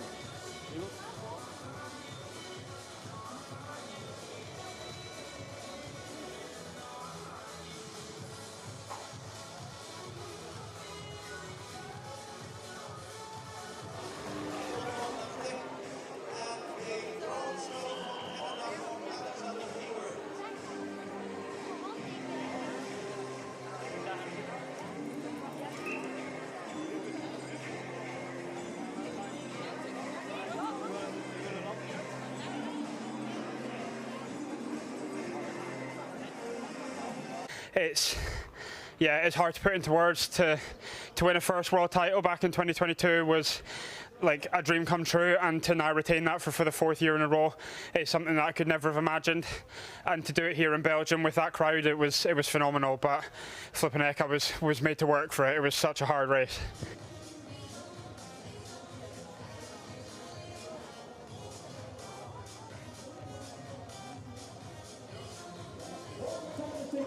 Graag andermaal uw aandacht voor een van onze huldigingen in het kader van de UCI Wereldkampioenschappen Paracycling 2025 in Ronse.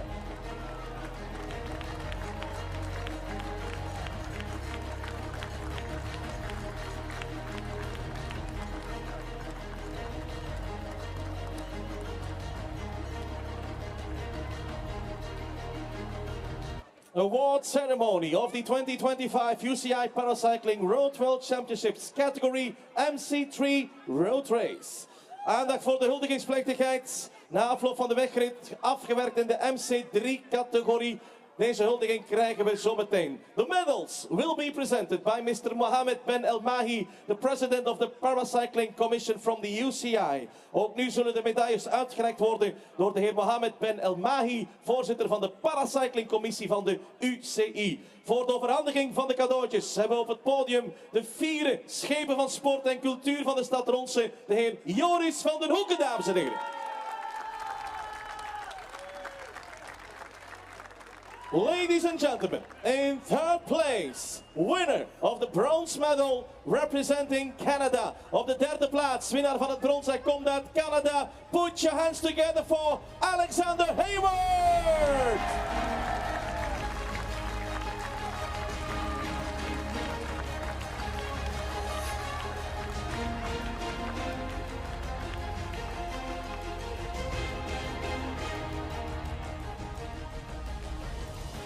Op de tweede plaats, goed voor zilver. Hij komt uit Frankrijk. À la deuxième place, médaille d'argent en représentant la France, Thomas Perroton d'Arte.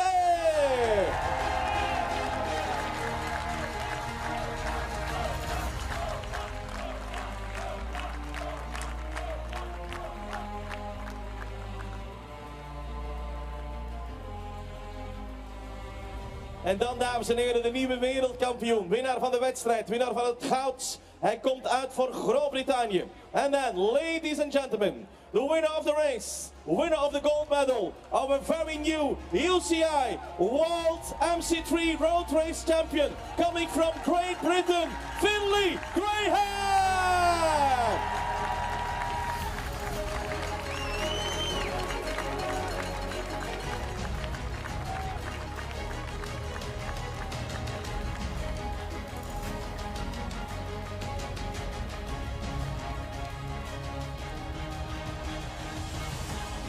Tijd voor cadeautjes. Mag ik de heer Joris van der Hoeken uitnodigen om te beginnen met het cadeautje voor de bronzen medaillewinnaar uit Canada, Alexander Hayward. A little present from the city of Ronse for our bronze medal winner from Canada, Alexander Hayward. Un petit cadeau de la ville de Rennes pour le deuxième Thomas Perroton d'Arte. And then a present from this city for the new UCI World Champion from Great Britain, Finley Graham. Wij gaan luisteren samen met u naar het nationale volkslied. Ladies and gentlemen, in honor of our new UCI World Champion, we present you the national anthem of Great Britain.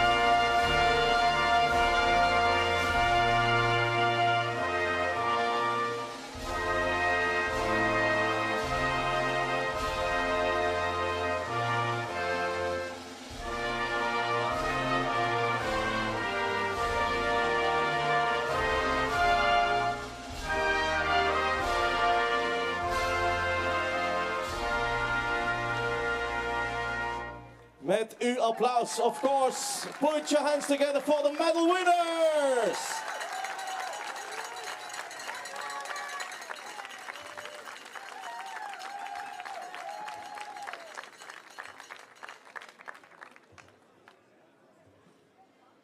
Three more ceremonies to come.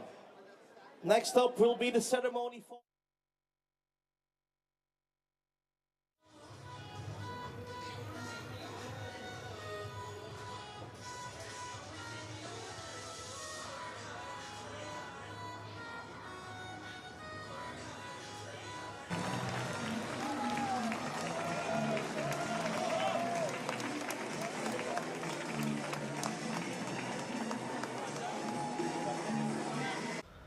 Non, c'était, je suis vraiment très content, c'est le 22e, donc vraiment hyper heureux. En plus, j'ai pu partager ça avec mon collègue Andrea, donc on a vraiment fait une belle course d'équipe aujourd'hui et on est bien récompensé avec l'or et l'argent.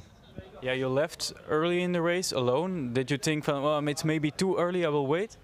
Ouais, la stratégie c'était quand même de prendre la course du bon sens. On était 3 Français, donc tout de suite on s'est mis dans le tempo, on a fait une grosse montée. J'ai réussi à m'extraire et puis Andrea est revenu par la suite, donc non, franchement, c'est tableau noir, c'était vraiment génial.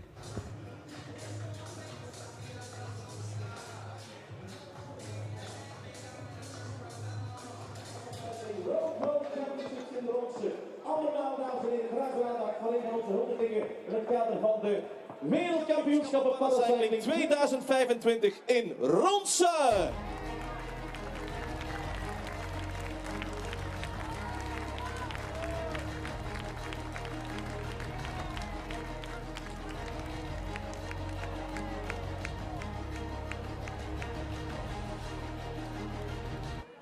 Award ceremony of the 2025 UCI Paracycling World Championships for the MC2 category road race. Dit wordt officiële huldiging in het kader van die wereldkampioenschappen Paracycling 2025 voor de categorie MC2 na hun wegrit. Wij begroeten andermaal op het podium de heer Mohamed Ben El Mahi, voorzitter van de Paracyclingcommissie van de UCI, voor de uitreiking van de medailles. The medals will be also this time presented by Mr. Mohamed Ben El Mahi, the president of the Paracycling Commission of the UCI.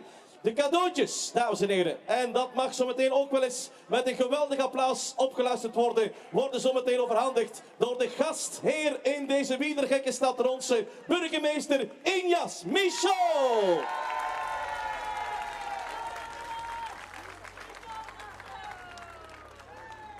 Ladies and gentlemen, in third place, winner of the bronze medal representing the Netherlands. Op de derde plaats, winnaar van het brons. Hij vertegenwoordigt Nederland. Uw applaus voor Hidde Buug.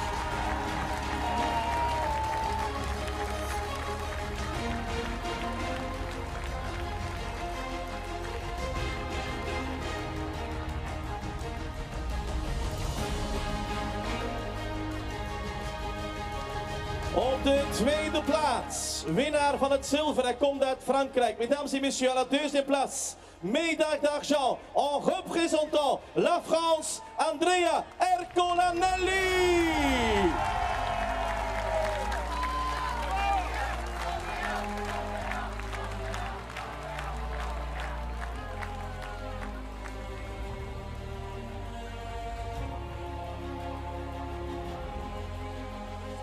En dan, dames en heren, getooid al in de regenboogtrui. De winnaar van de wedstrijd won eerder deze week ook al de tijdrit. De winnaar van het goud, de nieuwe UCI wereldkampioen uit Frankrijk. Au milieu, le grand vainqueur, médaille d'or. Le nouveau champion du monde UCI MC2 en représentant la France, Alexandre Lute.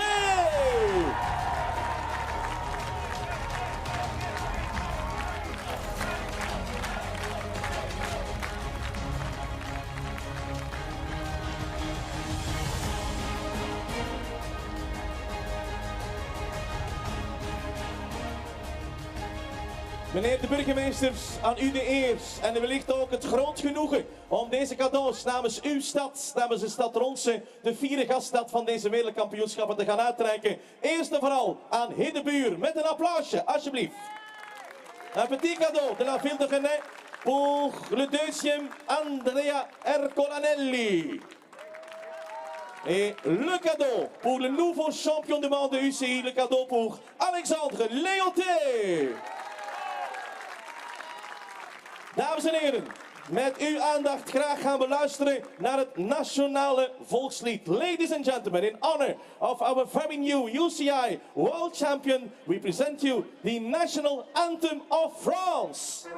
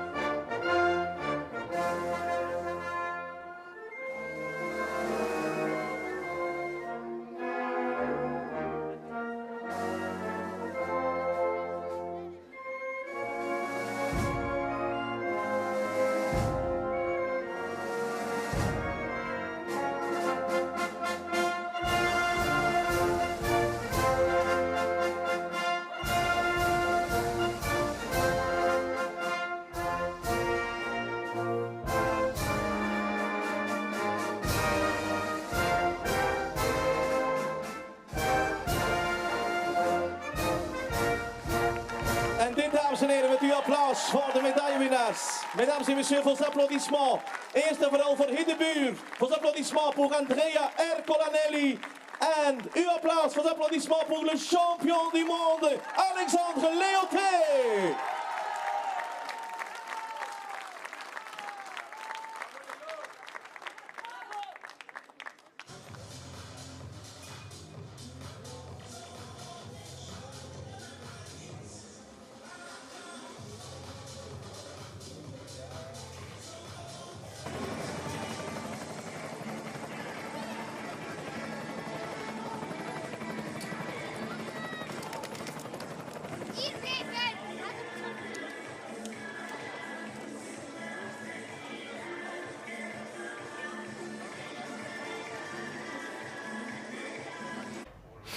C'est toutes ces années de travail, c'est ma famille, tous ceux qui sont là, tous mes amis, l'équipe de France, tout.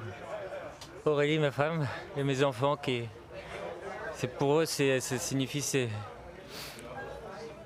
tout ce qu'ils m'ont donné que j'ai remis là et je suis très fier, je suis très content pour eux.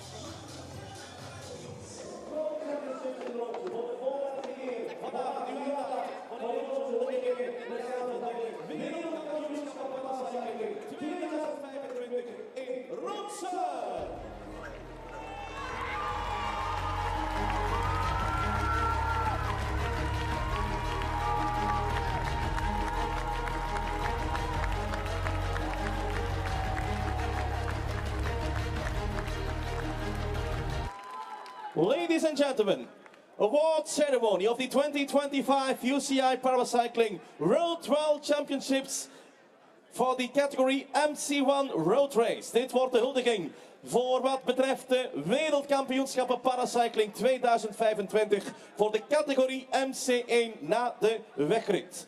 We have on the podium for presenting the medals, Mr. Mohammed Ben El Mahi, the president of the Paracycling Commission from the UCI. We hebben voor de uitreiking van de medailles bij ons op het podium de heer Mohammed Ben El Mahi, voorzitter van de Paracycling Commissie van de UCI. Voor de uitreiking van de cadeautjes straks begroeten wij op het podium de heer Jan Foulon, schepen van openbare werken bij ons in de stad Ronse. Dames en heren, eerst en vooral op de derde plaats, winnaar van het brons. Hij komt uit Duitsland. Ladies and gentlemen, first of all, in third place, winner of the bronze medal, representing Germany, Michael Teuber!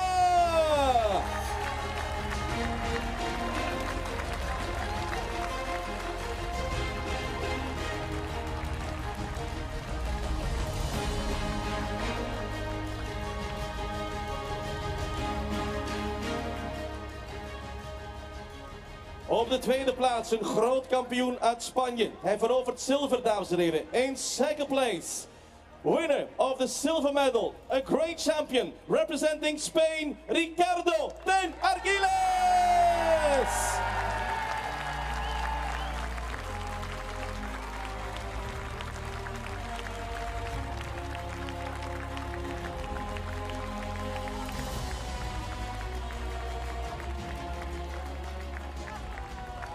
En dan de winnaar. De winnaar van het goud, de nieuwe UCI wereldkampioen wegrit MC1. Hij komt uit Frankrijk. Et maintenant, mesdames et messieurs, le grand vainqueur, médaille d'or, le titre de champion du monde UCI MC1 en représentant la France, Thomas Darou!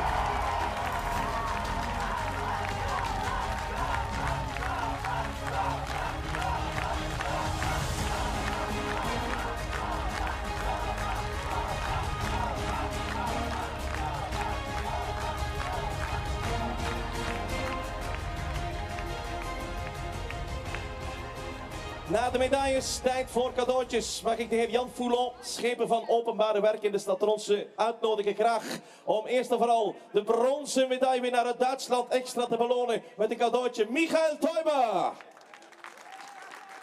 We have a present from the city of Ronse for our silver medal winner from Spain, Ricardo Den Arguiles! Et nous avons un petit cadeau de la ville de Rennes pour le nouveau champion du monde UCI, Thomas Darou!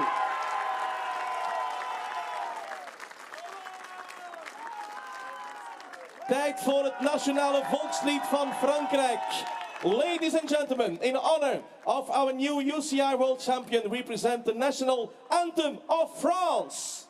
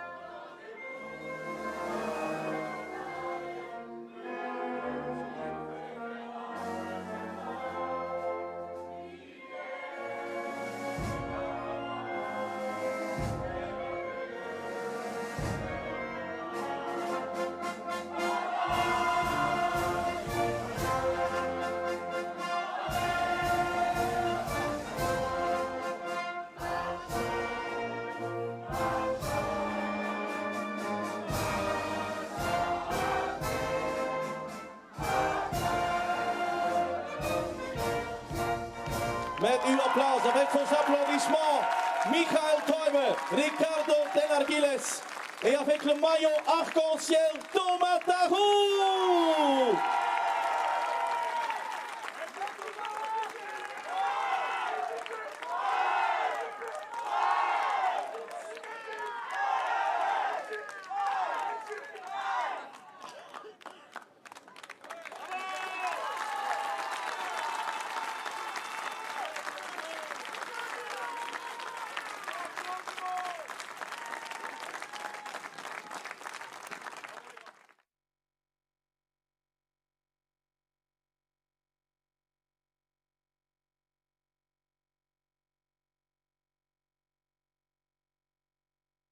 de team relay wedstrijd van daarnet. One more ceremony.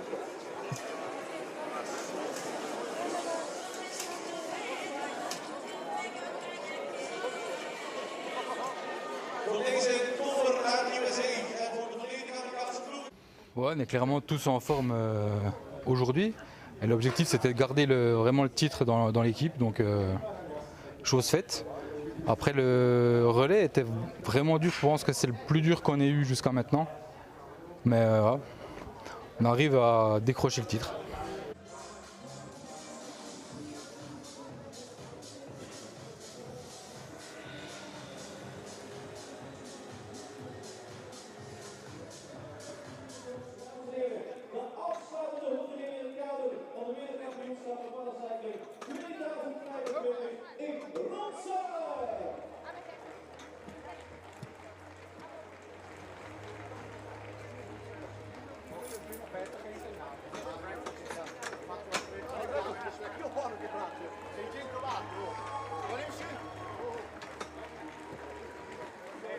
Een top-evenement zit er zijn al op, dames en heren. Komen helemaal op het eind van een strafweek. Wat een event, wat een constant, wat een vibe, wat een beleving, wat een massapubliek, wat een atmosfeer en wat een geweldige wedstrijd hebben wij mogen meemaken. De strijd is in alle categorieën, in alle wedstrijden gestreden. Dit zijn onze allerlaatste medaillewinnaars van deze wereldkampioenschappen 2025.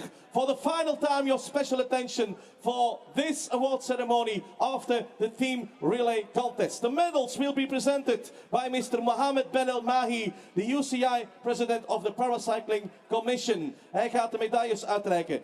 Een speciaal moment wordt het ook, dames en heren, voor een man die een grote droom had. Never give up on your dream. De man, de bezieler, die het paracycling gebeuren in België een warm hart toedraagt al jaar en dag.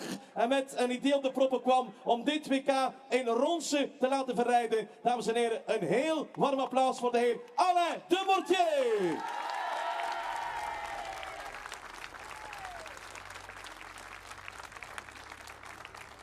Ladies and gentlemen, in third place, winners of the bronze medal, representing Italy op de derde plaats, de winnaars van het brons, de Italiaanse ploeg met Mirko Testa, Luca Mazzone, Davide Cortini.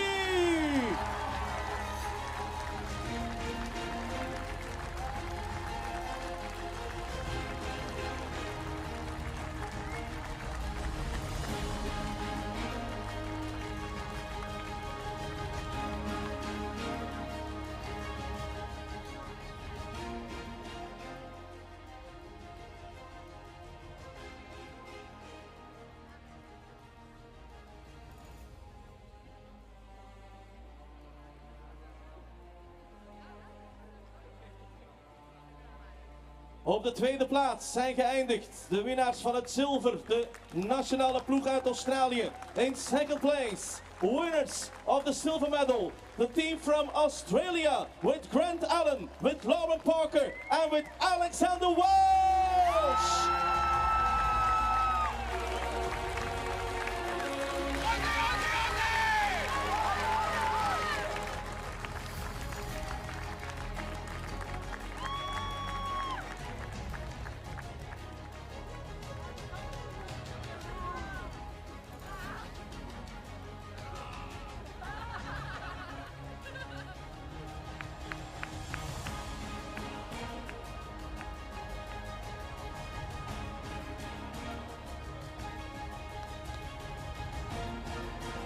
En voor de allerlaatste keer gaan we gouden medailles uitreiken. De laatste gouden plakken voor de nationale ploeg van Frankrijk.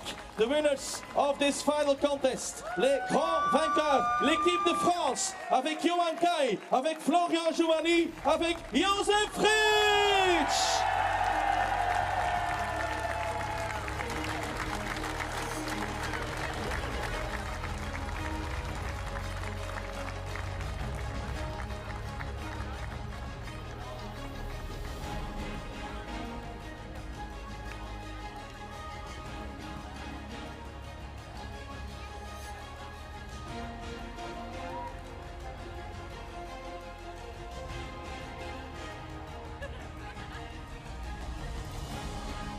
Dames en heren, de bezieler van het paracycling gebeuren in België, de heer Alain de Mortier, krijgt de eer en wellicht ook het groot genoegen om als voorzitter ook van Isomundo de cadeautjes uit te reiken namens de stad Ronse. En dat mag met applaus gepaard gaan. Cadeautjes voor de derde in de uitslag, de ploeg uit Italië.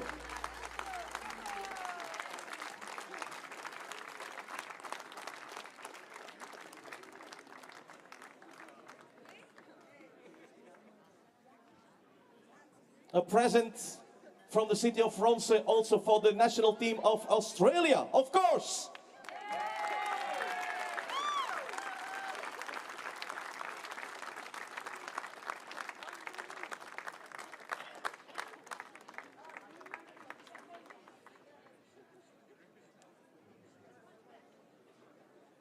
Et maintenant, le petit cadeau de la ville de Rennes pour les nouveaux champions du monde. L'équipe de France, Joseph Fritsch, Florian Giovanni, Johan Kai.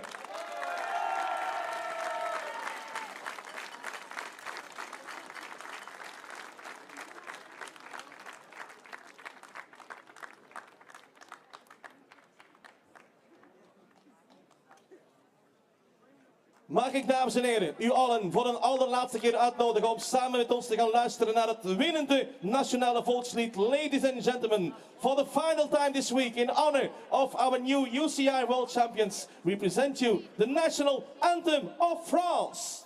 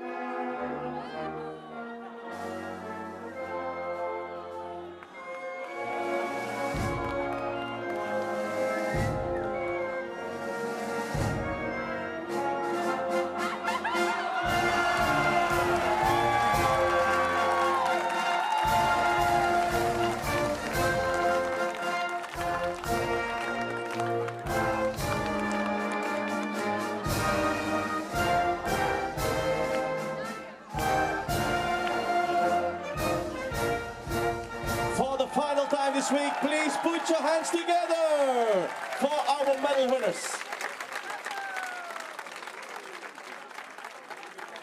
We zijn aan de streep geraakt. Dat is belangrijk in de koers. Dames en heren, dank voor 4 schitterende dagen. Dank voor uw geweldige opkomst, voor al uw enthousiasme, voor uw geweldige support, voor die ongelofelijke, onvergetelijke vibe die er terug in Ronse was, dankzij de wielersport. Maak er nog een gezellig slot van. Dank voor uw aanwezigheid. A very warm thank a lot for everyone. Thanks for your support. Thanks for everything. See you back next time. Thank you. Johan Quay, Florian Giovanni, Joseph Fritsch, félicitations, vous restez le champion du monde. Vous avez vraiment dominé la course, mais c'est peut-être un plus facile avec 2 champions du monde. Ouais, on est clairement tous en forme aujourd'hui. Et l'objectif, c'était de garder vraiment le titre dans l'équipe, donc chose faite. Après, le relais était vraiment dur. Je pense que c'est le plus dur qu'on ait eu jusqu'à maintenant. Mais on arrive à décrocher le titre. C'était une course très attaillante. L'avez-vous apprécié la course et les supporters bruyants? Ouais, c'était une belle course et puis là, ça a clôturé l'événement. Et de belle manière, il y avait beaucoup de public sur la place, donc vraiment c'était sympa quoi, à vivre. Et notamment après l'arrivée où on a été acclamé, ça fait plaisir. Joseph, partir au point, c'était un peu comme les pit stops en Formula 1. C'était passionnant? Ouais, l'objectif c'était de faire un écart tout de suite pour essayer de sécuriser les collègues derrière pour qu'ils soient très vite isolés et que ça soit plus safe pour nous. Donc ouais, c'était vraiment sympa de partir vite comme ça. Surtout j'avais un adversaire qui était costaud en la personne de Mitch, balisé. Donc on s'était fait le challenge un petit peu de courir l'un contre l'autre. Et puis donc ça faisait un challenge dans le challenge. Florian, outre le fait de s'entraîner ensemble, quel plaisir y a-t-il participé à une telle course en temps d'équipe? Ah bah c'est différent des épreuves individuelles. Déjà la performance elle dépend pas seulement de nous, mais il faut que tout le monde soit bon en fait. Et puis c'est un format qui est différent, qui change, qui est beaucoup plus punchy et voilà c'est sympa. Johan, il y a fait une grande fête aujourd'hui? On va se reposer et puis fêter ça ce soir comme il se doit. Ouais. Peut-être avec une bière Belgique? Peut-être. Ok, félicitations. Merci. Merci.